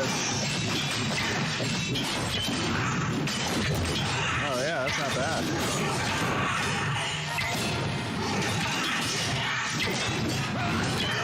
Yeah, that's much better. I like that. Where do we go now then? Around, so this big keep thing in front of us, we gotta go around it. Yeah, Okay. the idea. Let me target this dude. Easy.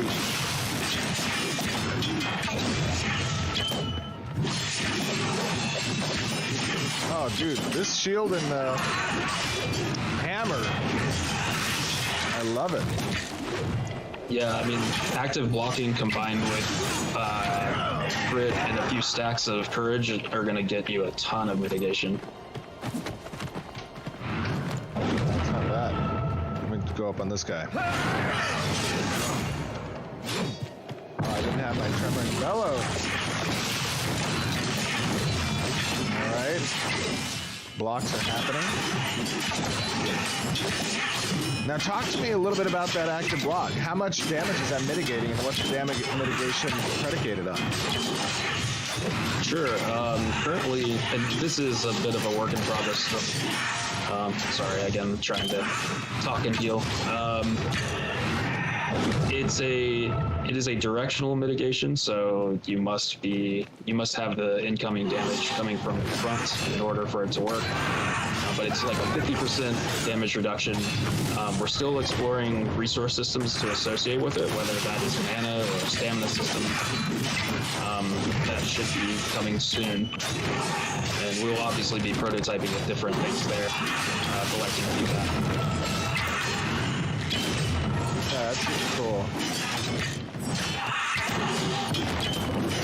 Oh no, Keenan. Oh my god. Oh no. I think I can loot your body though. Am I in heals timeout, Dread? Reserved for the tank. You know, you can't make an omelet without breaking a few eggs. I don't know Sometimes how you have that's to- relevant. You have to teach DPS the hard way to not pull active. That's half the fun of being a healer, right? That power over life. Oh, I love these guys' effects. The lightning looks great here. Jim, John, and Matt did a great job. Oh yeah, the lightning is sweet. Yeah, it looks really good. And the animations look awesome too. I think Brad was doing a lot of these, right? Mm-hmm. Yeah, we didn't really call it out, but we got hit by a super cool attack from one of the earlier named mobs. Oh, which one was it? I was the first one, I think. Oh, the warden? I was trying to get into position, and he did like dropped 4 lightning bolts down. All right, I think, are we going up this way? Oh, Yep. yeah, I can see one of the original trees up there. So these, apparently, I think the trees in this area, or at least once was the trees in this area, had some magical properties, and now there's only one that's like a remnant remaining. That is the last remaining tree. Will that be a contested resource that gives like really good lumber or something? Probably.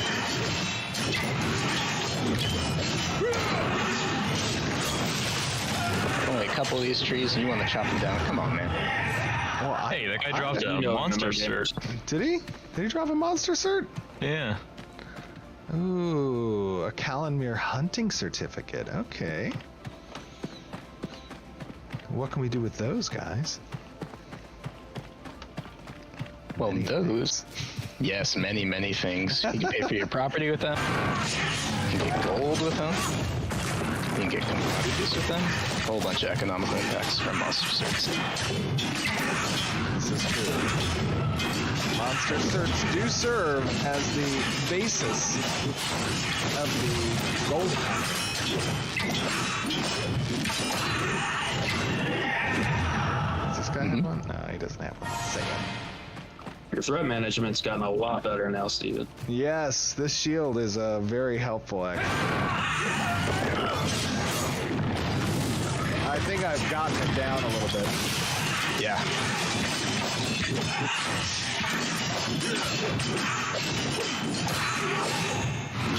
Now there is a boss up here, right? What's he? I don't know what he does, but I do know what he dropped. Oh, yeah, that's right. We're trying to complete our Titan Bark armor set. Mm-hmm.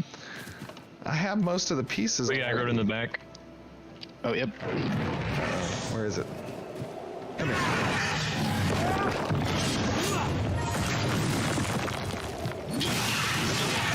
I do like the subtlety of the Aegis, or excuse me, of the grit. And I can activate, that's a toggleable ability that I can activate kind of mid-swing or mid-ability, right? Talk to me a little bit about that. Yeah, basically you can kind of think of that ability as like an off-cloak cooldown ability that you might be familiar with in other games, where you can activate it, you know, mid activation of a different ability, so you can use it just kind of right when you need I it. pulled three, I pulled three. It's okay, it's okay. Like now. Yeah. All right, get behind me. Oh, no, Heals, that's a good big idea. heals, big heals. I got my shield up. I got the shield up. I'm actively blocking. Oh, wow. All right, all right. I'm trying. Knocked him. I'm all cool Oh, down. God. Oh, God. Oh, God. I'm shielded. I'm still shielded. I'm at like 9 health. They're going to kill me. There's too many, man. They're going to kill me. Oh. You got this, kid. You got this. Oh, no. And Oh, Kiting Keenan. At least get that one down. It's almost dead. You know what? Here, let me cheat a little bit.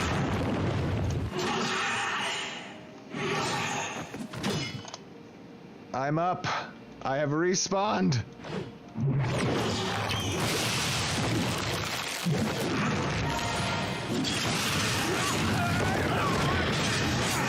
These NPCs are like, what cheaters reported? Okay. So we need to go this way. Let's do it. We still got one to deal with here. Oh, do we? Yeah, we gotta take out the mini boss down below before we go up top. He's hiding back there on that platform. Where is he? Yep. Back on that ruins back there. Archers. Oh, I see him. What does he have? You want a spoiler? No. Okay. No spoiler. Let me see if I can pull him down without grabbing anything else. Hold on. Nope, aggro. Oh, shoot. Oh, God.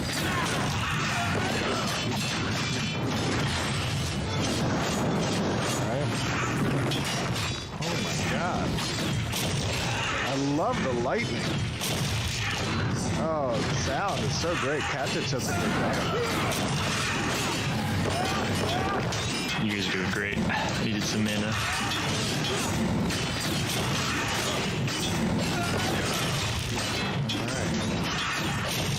I'm gonna pull down the boss now. Stand by. We are grabbing in 3, 2, and 1. I cannot see it. Yeah, line of sight. Okay, hold on. Let's go around. We want. Okay, you got it.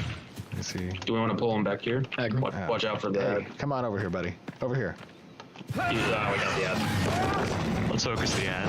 DPS. All right, stand behind me. Steven, stay on the boss. Oh, there's I'm two on the ads. boss. I'm on the boss. I'm active blocking. Oh, I don't know if the active blocking works against the lightning, but I do have the aggro. It should work. More DPS. I've set my cooldowns to 0 apparently. We have 2 ads now. We activate grit. Oh, oh my God.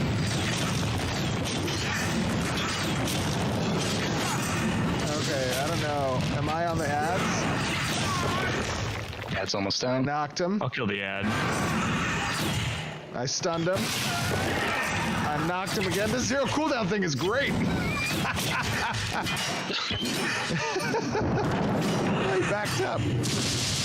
Oh my God. You guys gonna be able to do this? Gonna cheat. Oh no, I don't think so. Oh God. He's hurting. Dread, help.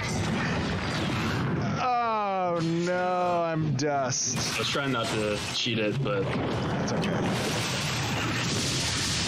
Guys, as you know, we sometimes get into areas that are a little bit above our pay grade. yeah, this is an 8-man area, guys. We're not bad. I promise. We're not bad. We're not bad. Not that bad. Let's some loot on him, doesn't it? Oh, did he have loot? Let me. I'm sorry. Let me come grab it. Can somebody pick it up? I'll roll on it. Let me see here. I got it. Ooh, Titan bark leggings. Okay, and another hunting certificate. Grab these things because we don't have to roll on that one. Oh, and I didn't have to roll on this either. I didn't have to roll on those leggings. Oh, was the loot setting set to Loot Master? Not round robin. I swear I didn't ninja change that. I apologize. I think Dread changed it. Was it me? We should change it back maybe for this mouse up here. I feel bad. How do I even change that? There we Just go. be in your party settings. I see. You got it. Got that back aggro. Grab the back aggro. Knocked him.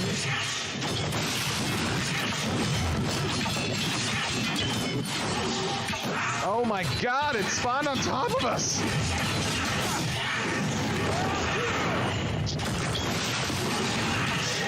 we got one.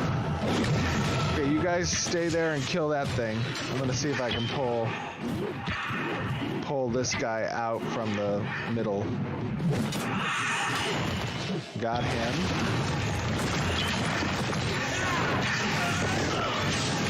All right, aggro Got another one. established. Oh no! See if I can knock him down. Grab some aggro. All right, got a few of them.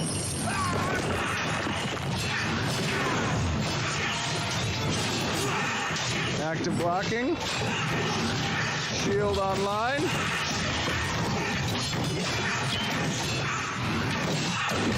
It's happening. We're doing it.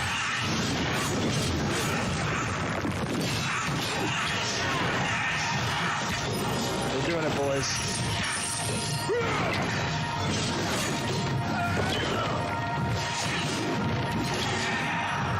All right. That was 3. That was a lot. It looks like there's one up top. We should probably go with the one up top here. Yeah. He's probably gonna get pulled. Yeah, there's not up there. Actually, we can probably avoid him. Let's just go through here. Let's go through here. Okay, I think we're good. On me, close, tight. Keenan, DPS Rangers back there, far away. All right, here we go. Let's see. Who's getting mana? I'm gonna pull this guy. Come on over here. Oh, okay, I got the boss. Oh, he's wearing my armor. I need that armor. I don't know about these guys. Oh, okay, stay on me. I'm active blocking. We're good. Let's see if I can. We have 4. Okay, all right, still active blocking. Activating grid. It's over. Oh God, no! But no, not like this. I think we need to clear a little more of the area first. Oh God, it's happening. Okay, I'm dead. Wow. All right. Rip. Guys, I'm gonna just die in a safe area over here. Yeah. Okay, you distract them. Do we just want to like die here and then start over? No, wait, hold on. Yeah, let's go up here on this ridge maybe. Can we go on the bridge? Oh no! Oh my God! Ah! How did they do this? No! Don't Maybe go I back can up drag them. Okay, I'll come back to you. Oh, the tree looks so beautiful. I'm getting a glimpse of it before my death. Okay, you've successfully pulled them. I'm gonna loot the chamber he was in. Does he have a chamber over here? Now Maybe they he see just what you're won't see doing. me. They're Oh coming my after God! you. No! Oh God! We gotta regroup. I can hold out here for about 7 seconds. That was a quick 7 seconds. I don't know if that was 7 seconds. I've died though in a mausoleum, so it's okay. My body is here. It's resting. They're still looking at me. Okay, they've left. You know, let me think here. How can we do this? How should you guys come closer, maybe? Yeah, we can clear some and get closer. Okay, I've grabbed the boss again. Let's kill this Echo. Yep. I can hold here, maybe. I activate my... Okay, that's helping a little bit. Oh yeah, he's not too bad. He's not bad. He's hit me for like 20 something. I can live here for a second. Okay, let's leave. Oh God, I'm leaving. Yeah, I'm coming to you. Yep, I'm coming to you for some heals. Oh, nice. Yes, well done. I knocked him down. Grabbing aggro. Aggro secured. I'm gonna knock him down again. Got him knocked again. Aggro is still secure. And we got more aggro. Knocked him again. This area is tough. Oh, bring it over to me. Bring it over to me. Oh, nice. Roots. Good roots. Knock some targets down. We got... Oh, okay. I'm ashes again. Guys, we swear we're good at our own game. We are good at that. This game. I'm coming back up. Okay, here we go. Let's do this. We got one down. Nice. Yeah, so a big part of the skill in this area that I do like and that we're not executing greatly on at the moment is your positioning and your navigation through the area. It's really important to choose your poles wisely and the rest of the area. Oh God. I'm dead. All right, you know what? This guy I think is just too powerful for us. Maybe he's too strong. Maybe I need to let him reset. Let's let him reset just for a second. Audience, you get to watch us. Just take the long road. We're taking the longer road, the road less traveled, some might say. Okay. It released me. I'm gonna resurrect, and I am going to employ some god powers. You will die. Do not speak to me with such insolence, Resonant. Lord Oakenbane, I call you forth to suffer the consequences of your actions. You are no longer necessary. He has been destroyed, ladies and gentlemen. And he had the Titan Bark chestplate. GG. GG. I'm gonna grab some of these things, grab that. Ooh. Now, yet again, I do believe that I need this. This is some tank stuff. And let's see this armor. Did you get the legs? Oh, did I get the legs? I've got them. I think we might have had a little bit of round robin. You grabbed the legs? Yeah, well, it was my turn on round robin, so. Can you trade them to me? I think so. I sent you a trade request. Did that work? Oh, yep, I got a trade request. Yay! I will accept your trade request. I don't... Item is not tradable. Uh-oh. Oh, no! How did that happen? That's okay. What are the names of those legs? Or where did we get them from? We got them from this arborist named down here. Let's go back to him real quick. And let me just murder him. I don't think he's there. Is he no longer there? Oh, did he not respawn? Not yet, no. Oh, that's sad. Well, let me see if I can grab them. What are the name of those? Real quick. Guys, I'm going to cheat just so you get to see the set. I think Titan Bark. Titan Bark? Yeah. Does that pull up the legging? Let me see. Give item Titan Bark 1. Bark. No, it didn't do that. Let me see. Titan Bark legs? Yeah. Done. And I now have the Titan Bark legs. Now, just so you know, in the audience, we are recording this. It is 10:13 a.m. on Friday.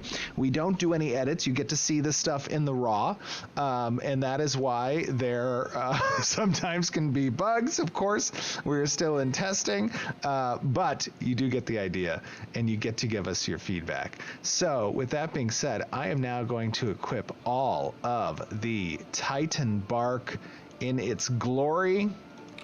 Ooh, it looks nice. I like it. I like it a lot. Wow, look at that. Let me go run up here. This is not bad. I love the tree too. It's very cool. You got significantly more tanky when you put that stuff on. Oh, did I? Let me go test that real quick. Let me just pull one here real quick here. Okay, come on over, my friend. I feel slightly tankier. Oh, yeah. Maybe now we can actually take the boss on. Well, that boss has been dispatched. It is dead. For now. For now. this guy. There he is. This guy must have as well. I like it. That's very cool. I do love the grass getting manipulated.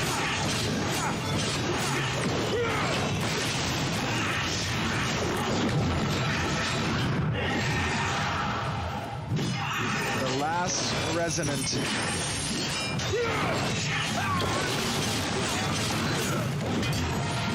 Come to me.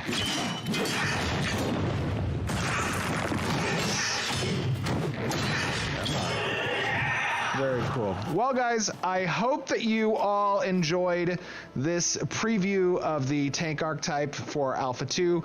Obviously, as we said, this is a work in progress. There are still a lot of things that need to be done, but this is an opportunity for you guys to give your feedback. How did you like the changes to the mace weapon attacks? How do you like the ability uses, the sound, the environment, the monsters, the hit effects, the hit reacts, everything that you can think of? It's obviously so important. Oh my God. It's obviously so, I'm going to move over here. It's obviously so important that you guys give us the feedback on all the channels, on Reddit, on our forums, on Twitter, and on YouTube.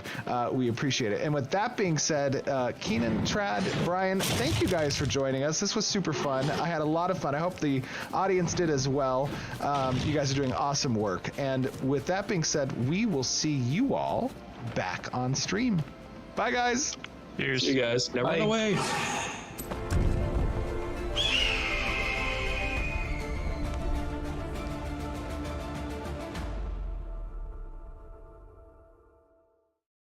Well, we hope that you guys enjoyed that. We will have some of that video playing in the background.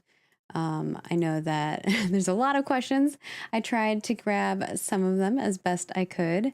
But of course, we won't get to everything today.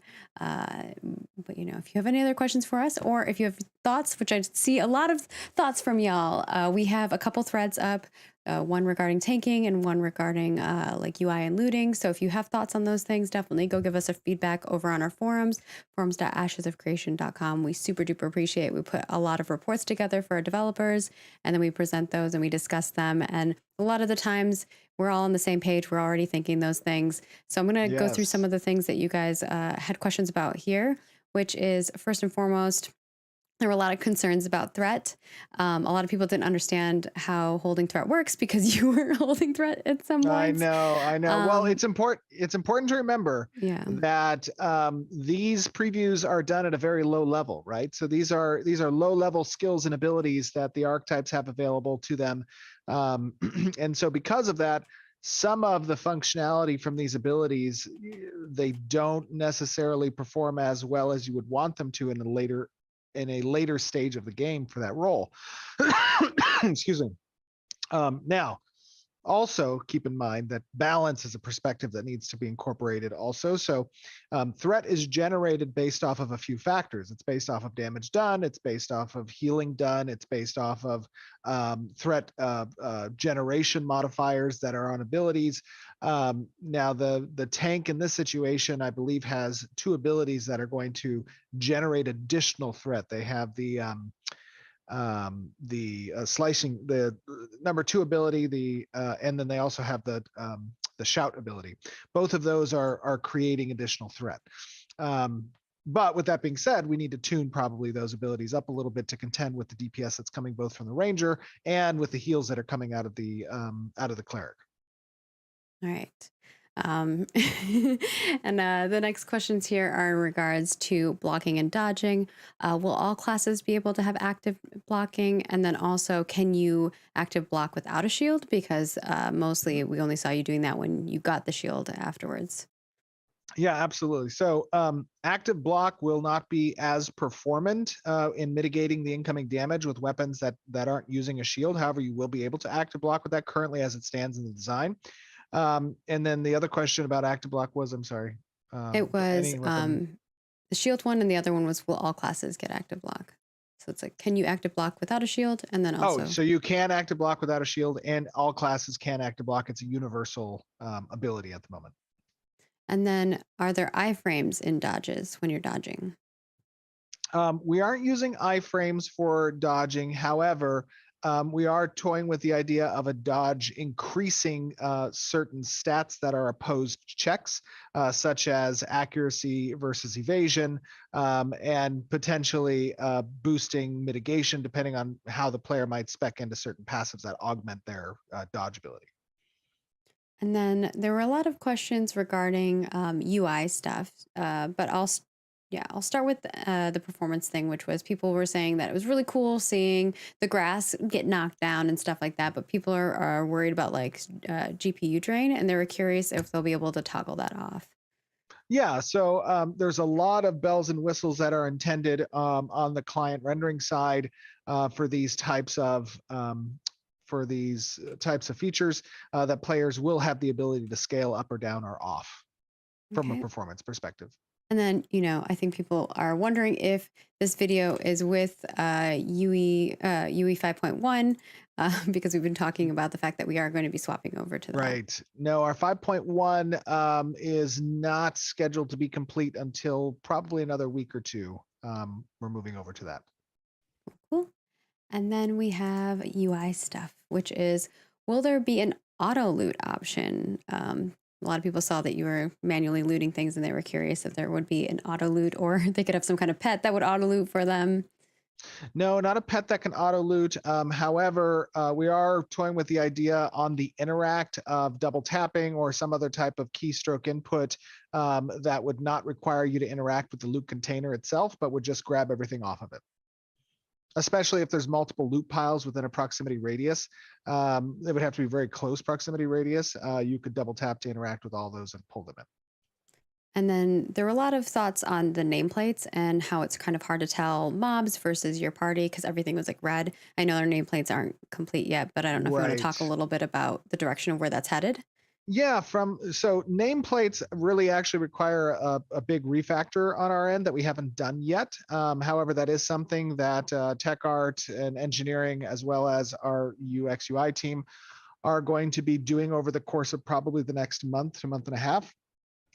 It's a big refactor, both from performance reasons, how we're going to be able to occlude those nameplates with in-world obstacles in line of sight, as well as prioritizing and clamping their sizes and distances that need a bit of a refactor, and of course their visual appearance.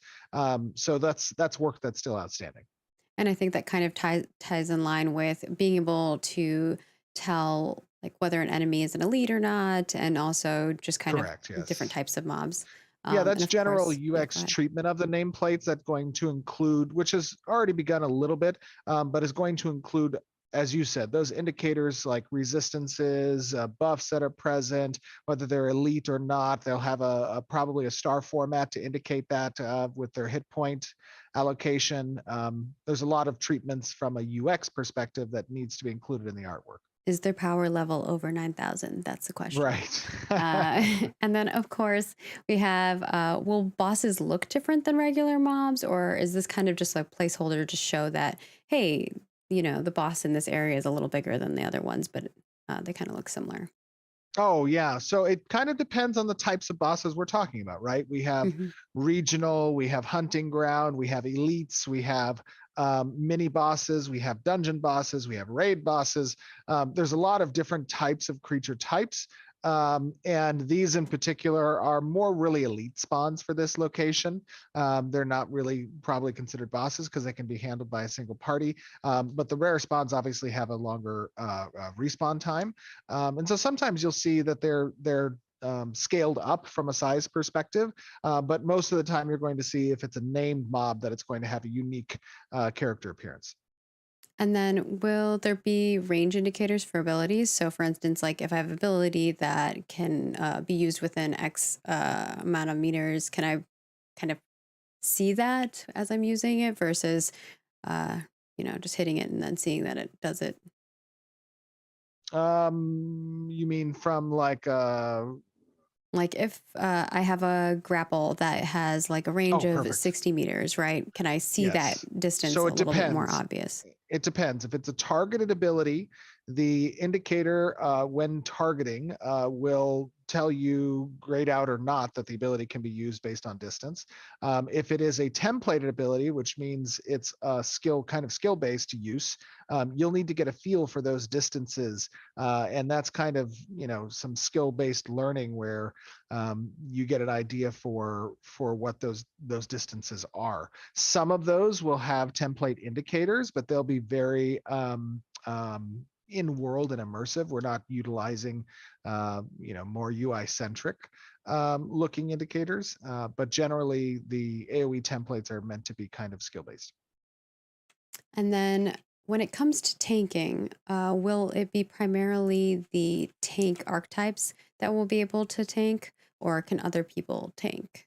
No, I mean, other people can tank. It really depends on the setting, right? If we're talking like high-end raiding or dungeoneering and playing in these areas that require a main tank, that role and responsibility lies to the tank archetype.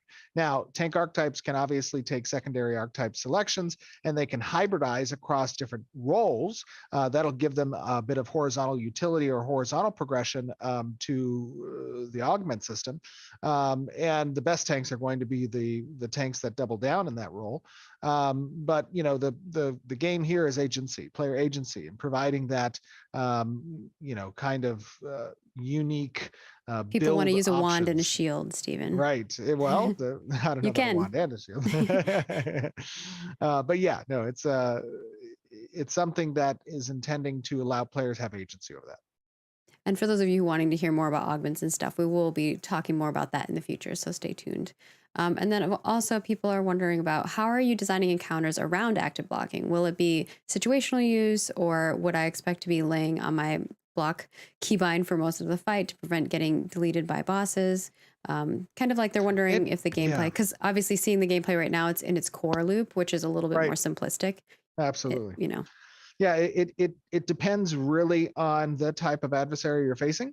Some of them are going to have indicators or tells that a big attack is coming. It's an animation wind up where you'll have an opportunity to use active block in very unique situations that are based on timing and mitigate additional mitigation for those incoming one-off attacks.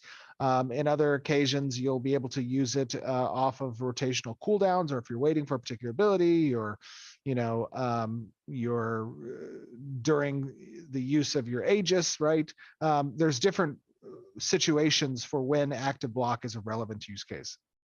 Yeah. And of course, we are still in development. There's many things that will be changing along the way. So if you follow the journey, and if you've been following us so far, you've probably seen some very strides in what we've done, especially from Alpha 1 to moving towards our Alpha 2. But I think I'm going to wrap up the questions here. I know there are some forum questions that we'll do in the Q&A section. I just wanted to grab a few that I noticed were pretty vocal in the chat. Yeah, absolutely. There were a lot of comments about Stephen's gameplay. So I do want to comment on that real quick, though. Just so you guys are aware, I do take a certain persona when kind of showcasing this, because again, it is intended for an audience that's not core per se, but as sometimes might be tuning in for the first time and seeing what the development of the game is all about. And it's much more fun to be kind of a participant in that exploration rather than a recipient of knowledge and information if you're seeing it for the first time. So there's a bit of duality in kind of that streamer-esque persona. However, with that being said, what I want to do with this particular video is I want to upload a 4K version of it after the stream, but I'm going to re-record it because of the audio issues that we had. And I'm going to be a bit more descriptive and definitive in the demonstration so that we can try that and see how that feels. Okay. But I would say that that'll take probably a couple of hours or so. Yeah. All right. And we'll use some of our other equipment that we have now, which is exciting. So with that, we're going to head on over to look at character goodies. Always love the character art updates. So first and foremost, we have some really neat Cyclops goodies, which if you've been following along with us, you've probably seen that we are going to be showcasing some Cyclops action. And we've shown a little bit of the Cyclops over the months, if you've kind of go back and look. But now we're showing you the weapons that are getting 3D modeled, which Looks very cool. There's a variety of cyclopses. Cyclopsi? Cyclopsy? What's the cyclopses? It's the plural. Cyclopi. But we have some really cool looking. Yeah, those look stuff. great. Who modeled these? These ones were modeled by a variety. So the spear is Chris, and then Manny did the staff, the mace, and the short bow. Love it. Looks great. I wrote them down this time so I don't forget. I was like, Steven's going to ask, and I need to have the answer. Next up, we have the tank and hammer that you saw. Or the tank and hammer. The sword and hammer that you saw. The tank and Steven hammer. playing with the tank. Wow. In all their glory. Quite beautiful. And then I got a little teaser for you. Ooh. Teasing something that's coming up. But this is called, well, it's like our shield, our Carfin shield. That's not the full name of it, but that might tease a little bit of what might be coming. Carfin. Carfin. Mm-hmm. And Danny worked on this one. Looks great. Looks very good. And then we've got, you guys have seen the Najash being worked on quite a bit. But this one is the Enforcer model. Looking pretty cool. And then we actually have the 3D turntable for the Shaman, which I believe we showed the Shaman model in work in progress previously. But now you're seeing Love it. the 3D one. It's sick. Some snake people. And then you also see their staff, which is awesome. I can't wait to see the animations for these. Oh yeah. I loved seeing the animated armor today with like their lightning zap thing. That ability looks so cool. And then we've got the Boulderstone Bulldog, which Jinsey worked on. I love his little face. I know. He's like a ram and a doggo had a baby. Yeah. And he's a mount. He's a bull goat. And bull goat. Bull ram. Very cool. And then we've got the Oak Stout. I can't wait to see the animations. I know, they're going to be awesome. It's utterly adorable. And then, I know, I'm the worst. And then we've got our Risen Guardian, which is just disgustingly awesome. That's nasty. Nasty. This is the mount that you want to ride into battle to scare your enemies. Oh yeah. It probably has just an aura of rotting flesh. You need to make some will saves or fortitude saves when you get near it. Imagine the stench. This is where we need like smell-o-vision. I'm just kidding. And then we have some new stuff for you for Vec hairstyles. So brace yourselves. It's pretty awesome. So we're going to start with the Vec. This is a short hairstyle, a little knobbin. Love it. So good.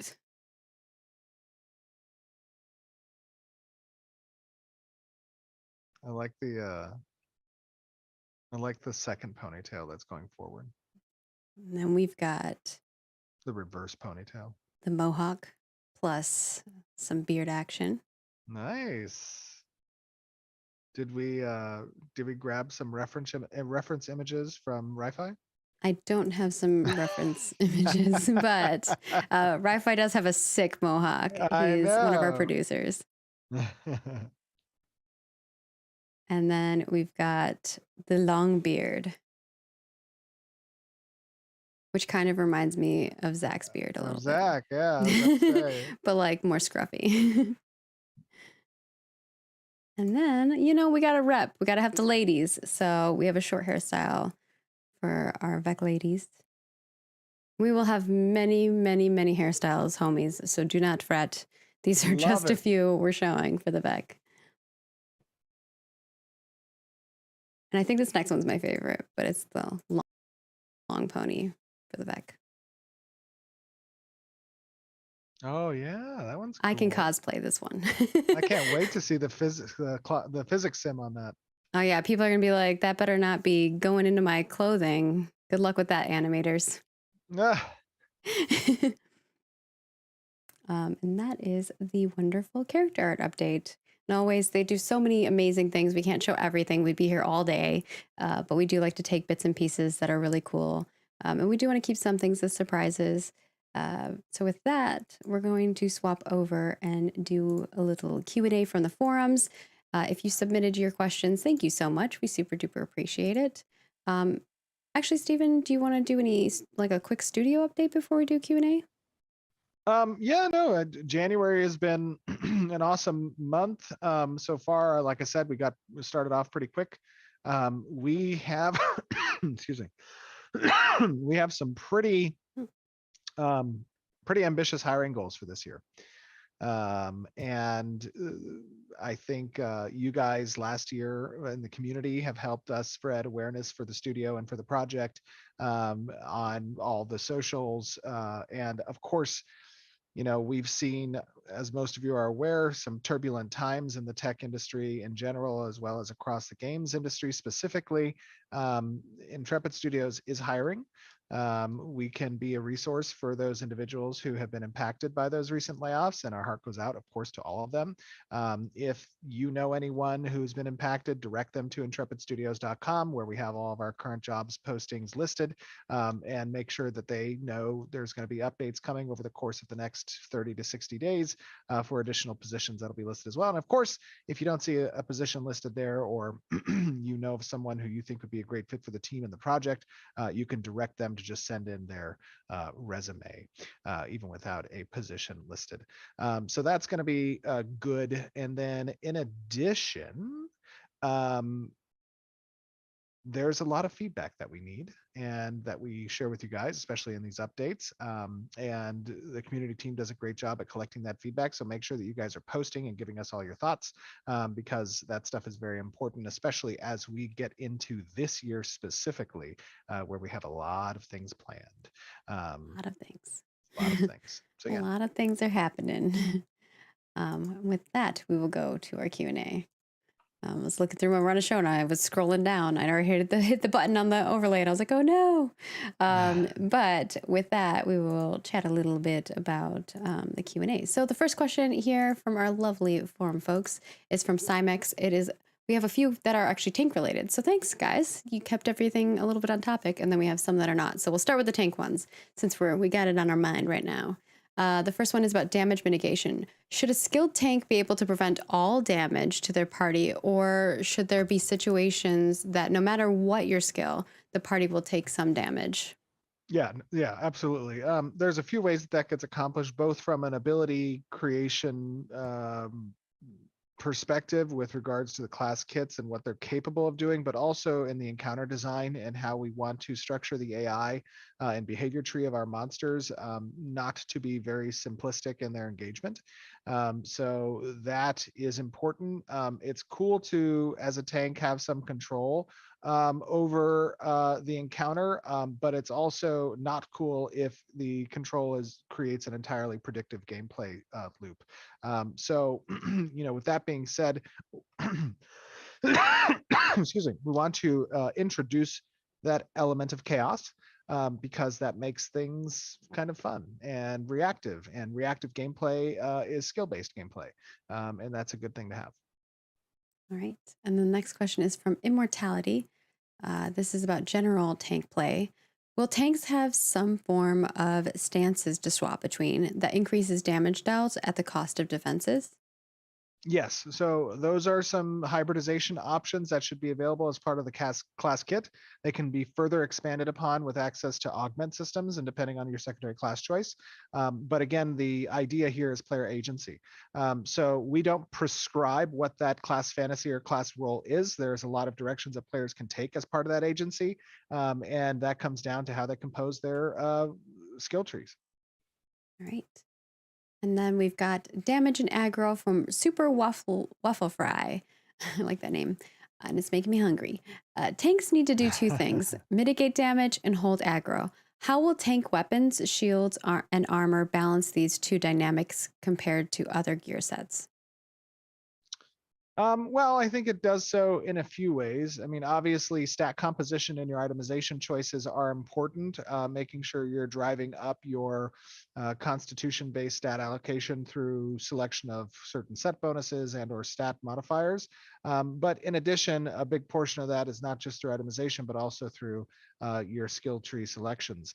And you know, they don't have to be diametrically opposed. The ability to kind of garner additional threat is predicated on your rotational selection and how you are leveraging certain types of set bonuses that are catered towards that role specifically. So some set bonuses will have specific, very targeted benefits like additional threat generation.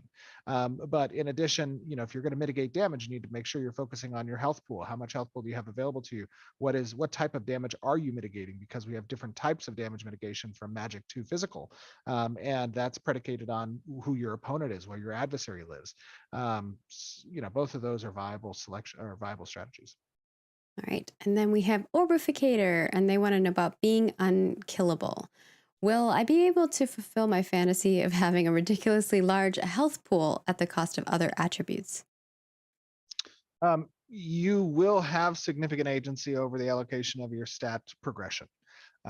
Yes, some of that will be baked in based on the archetype selection, but a large portion of that will come down to your itemization selection, your selection of tattoos and other ancillary types of augments and or benefits you can apply to specific items such as socketing.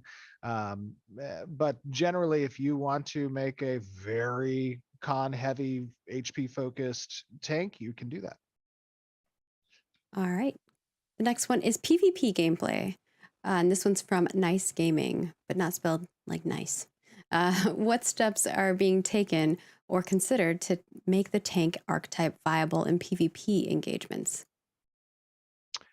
Well, there is a whole host of things that are taken. It's important to note that in a lot of MMOs that probably many of us have played, PvP can feel like a slapped on design consideration. And our approach is very holistic in the sense that we take into account the fact this is a PvX game. So when we're designing the class kits, we are making sure that mechanics and designs are targeting applicability both in PvE settings as well as PvP settings. That's very important. You know, there are also special mechanics like how threat is used in PvP, how taunts are used in PvP. Those things I think require testing, but we have some ideas that will make them relevant so that you don't have abilities that, you know, have no relevancy in PvE or PvP, but have some cross application. All right. And then we've got the off tanking, and this is from Sego. And they want to know, how will off tanks remain useful in raids or dungeons when they don't need to tank for a specific fight? There's a few cases in which off tanks, of course, are relevant. I mean, when you're fighting in a dungeon, you have the occasional adds that come in, where the primary tank might be focused on keeping your groups, your party's target aggroed, and the off tank has the ability to kind of hold aggro on adds until the main tank is finished with their target. In addition, you have certain types of abilities like taunts that are immediate redirects on threat without having to acquire or accrue the appropriate threat to hold that aggro, that can utilize those taunts situationally based off of the threats that are appearing to the party. There's a lot of, I mean, there's a broad scope of applicability that applies to these types of roles like off tank that I think are relevant and part of our overall kit designs. And this next question is one I feel like many people internally have also talked about, which is Mayo. It's from Mayo Sotis, and they want to know about the name. Have you considered renaming the tank archetype? Yes, we have considered it. There are a few thoughts on that. The tank is a clear communicator. The tank name is a clear indicator kind of the role that is more common in our average MMO vernacular, right? Now, from a role play perspective, there are, questions about keeping that name in world, in lore, so to speak, and not necessarily adopting the vernacular that the community has adopted. I think those are valid concerns, and it's something I'm not diametrically opposed to reconsidering. But I would say an update on that is not coming in the immediate future. All right. And then we're moving away from tank stuff. So it's gone. Barab wants to know about naval mechanics. Will there be a mechanic on ships that allow players to hire or install NPCs to control sails or fire cannons? No, we don't have the concept of including the mercenary or additive NPC solution or as a mechanic on naval ships. They are elsewhere within the game, but not intended for naval ships. And then Azare wants to know about siege summons. Will there be level restrictions on who can participate in the activation of these abilities, other than for the group leader? For summons during sieges, Siege summons. Are we talking about summoners? Or are we talking about siege weapons like vehicles? Will there be level restrictions on who can participate in the activation of these abilities? So if we're talking about vehicles and siege weaponry, that's agnostic of class kits.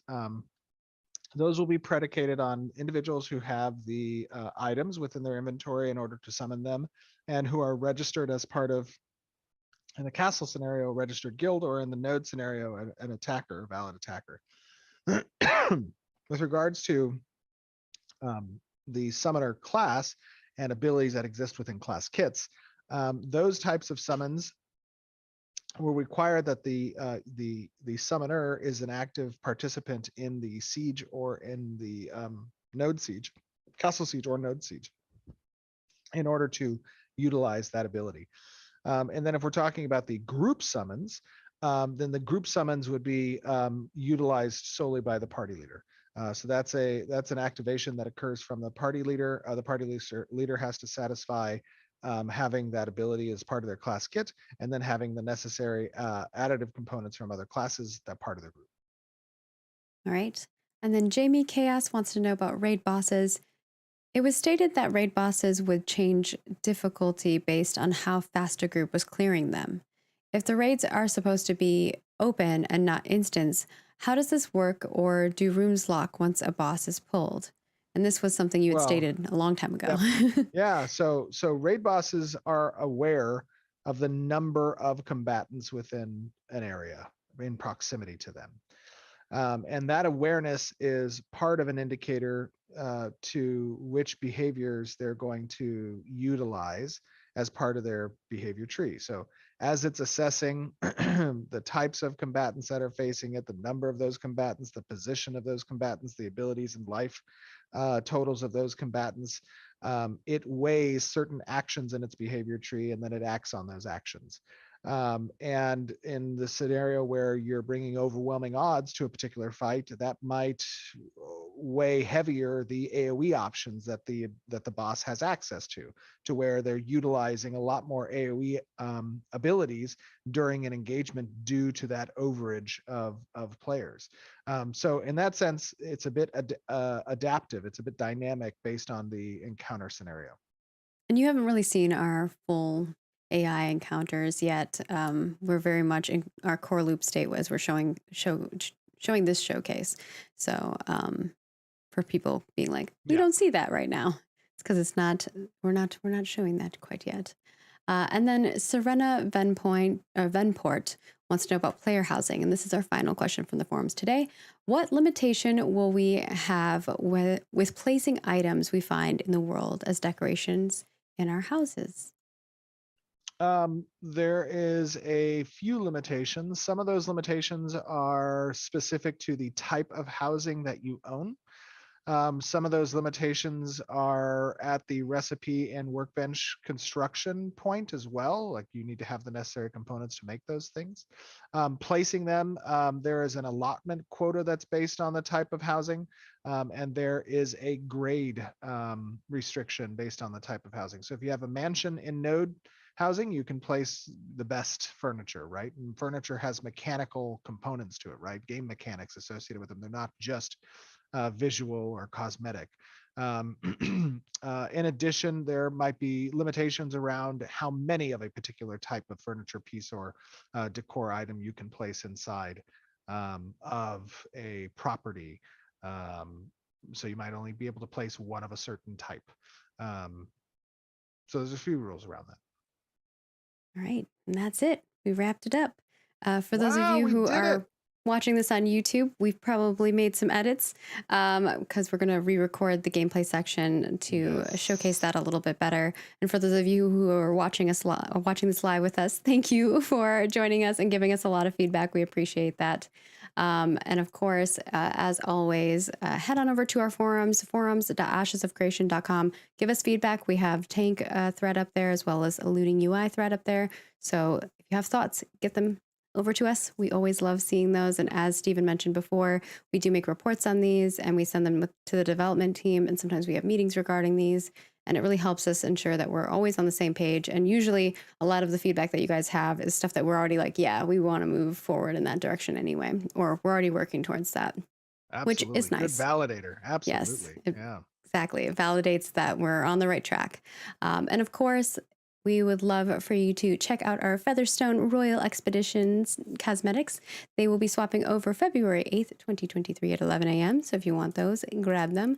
And of course, thank you very much, viewers, for joining us. And of course, to our lovely developers, Keenan, Trad, Brian, and Steven for showcasing our tank. And we hope that you all stay safe and healthy. We'll have a 4K video up on YouTube. We'll have the whole development video up on YouTube as well. One will come today and the other one will go tomorrow. And then, of course, on the development update video, if you leave us a comment and you subscribe, your comment could possibly be the lucky winner that will be showcased on our next development update next month. So please follow us in all the places at Ashes of Creation. And we'll see you guys all next month. Any last words, Stephen? No, just thank you guys. Make sure to give us your feedback. We appreciate it as always. And of course, we endeavor to present you guys with the most amazing MMORPG possible. And our goal has always been to make you proud. So keep us informed on your feedback and give us all the thoughts. And we will see you soon. We love seeing all your thoughts. So yay. We'll see you all next month. Bye, everyone. Okay, let me get this set up real quick.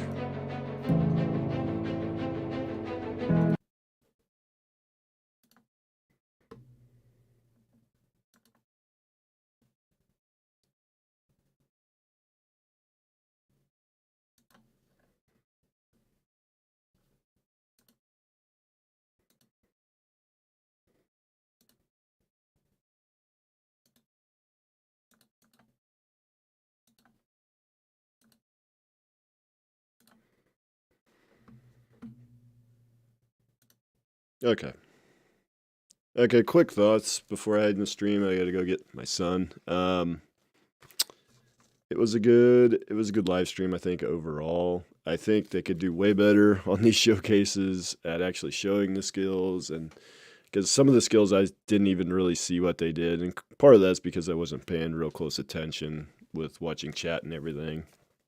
But I think overall, I think the tank is on the right track. I know there's probably going to be a lot of people pretty upset, just like they were at the cleric stream, because it was just like the cleric stream in a lot of ways.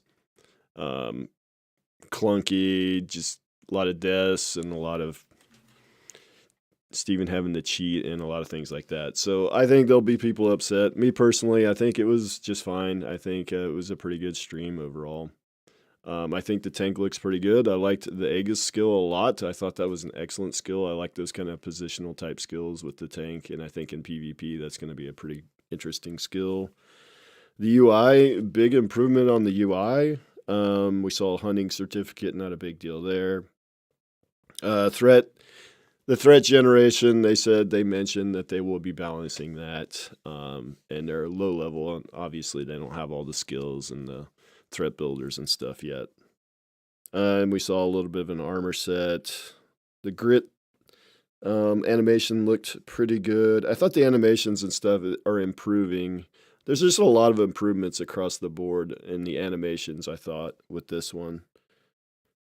But again, like I said, just a bad job explaining the skills. I thought overall, I think they can do way better with that. And hopefully with this new video that they're reshooting the video. So I may wait to do my video until they actually redo that video to get some better footage for my video. And I did catch that they maybe hinted when they were doing the cosmetics that the Carfin shield, maybe we're getting the Tower of Carfin. My guess is maybe we're getting Tower of Carfin dungeon next stream. And then in March, we're getting that raid boss, the Riverlands raid boss that they talked about in December. That's really it. I'm going to go get started on this video. And I'm going to send you guys, there's not really rating, obviously, in YouTube. And, well, there kind of is once you get to 1K subs, but you can only obviously do it within YouTube. But my guildie is streaming over on Twitch, so I'm going to send the link if you guys want to go check him out. He's streaming right now. So go check him out. And I'm going to get started on this video, and should be out probably tomorrow. And then I am streaming tomorrow night as well. So go check him out and tell him that I sent you. And we'll see you guys tomorrow night.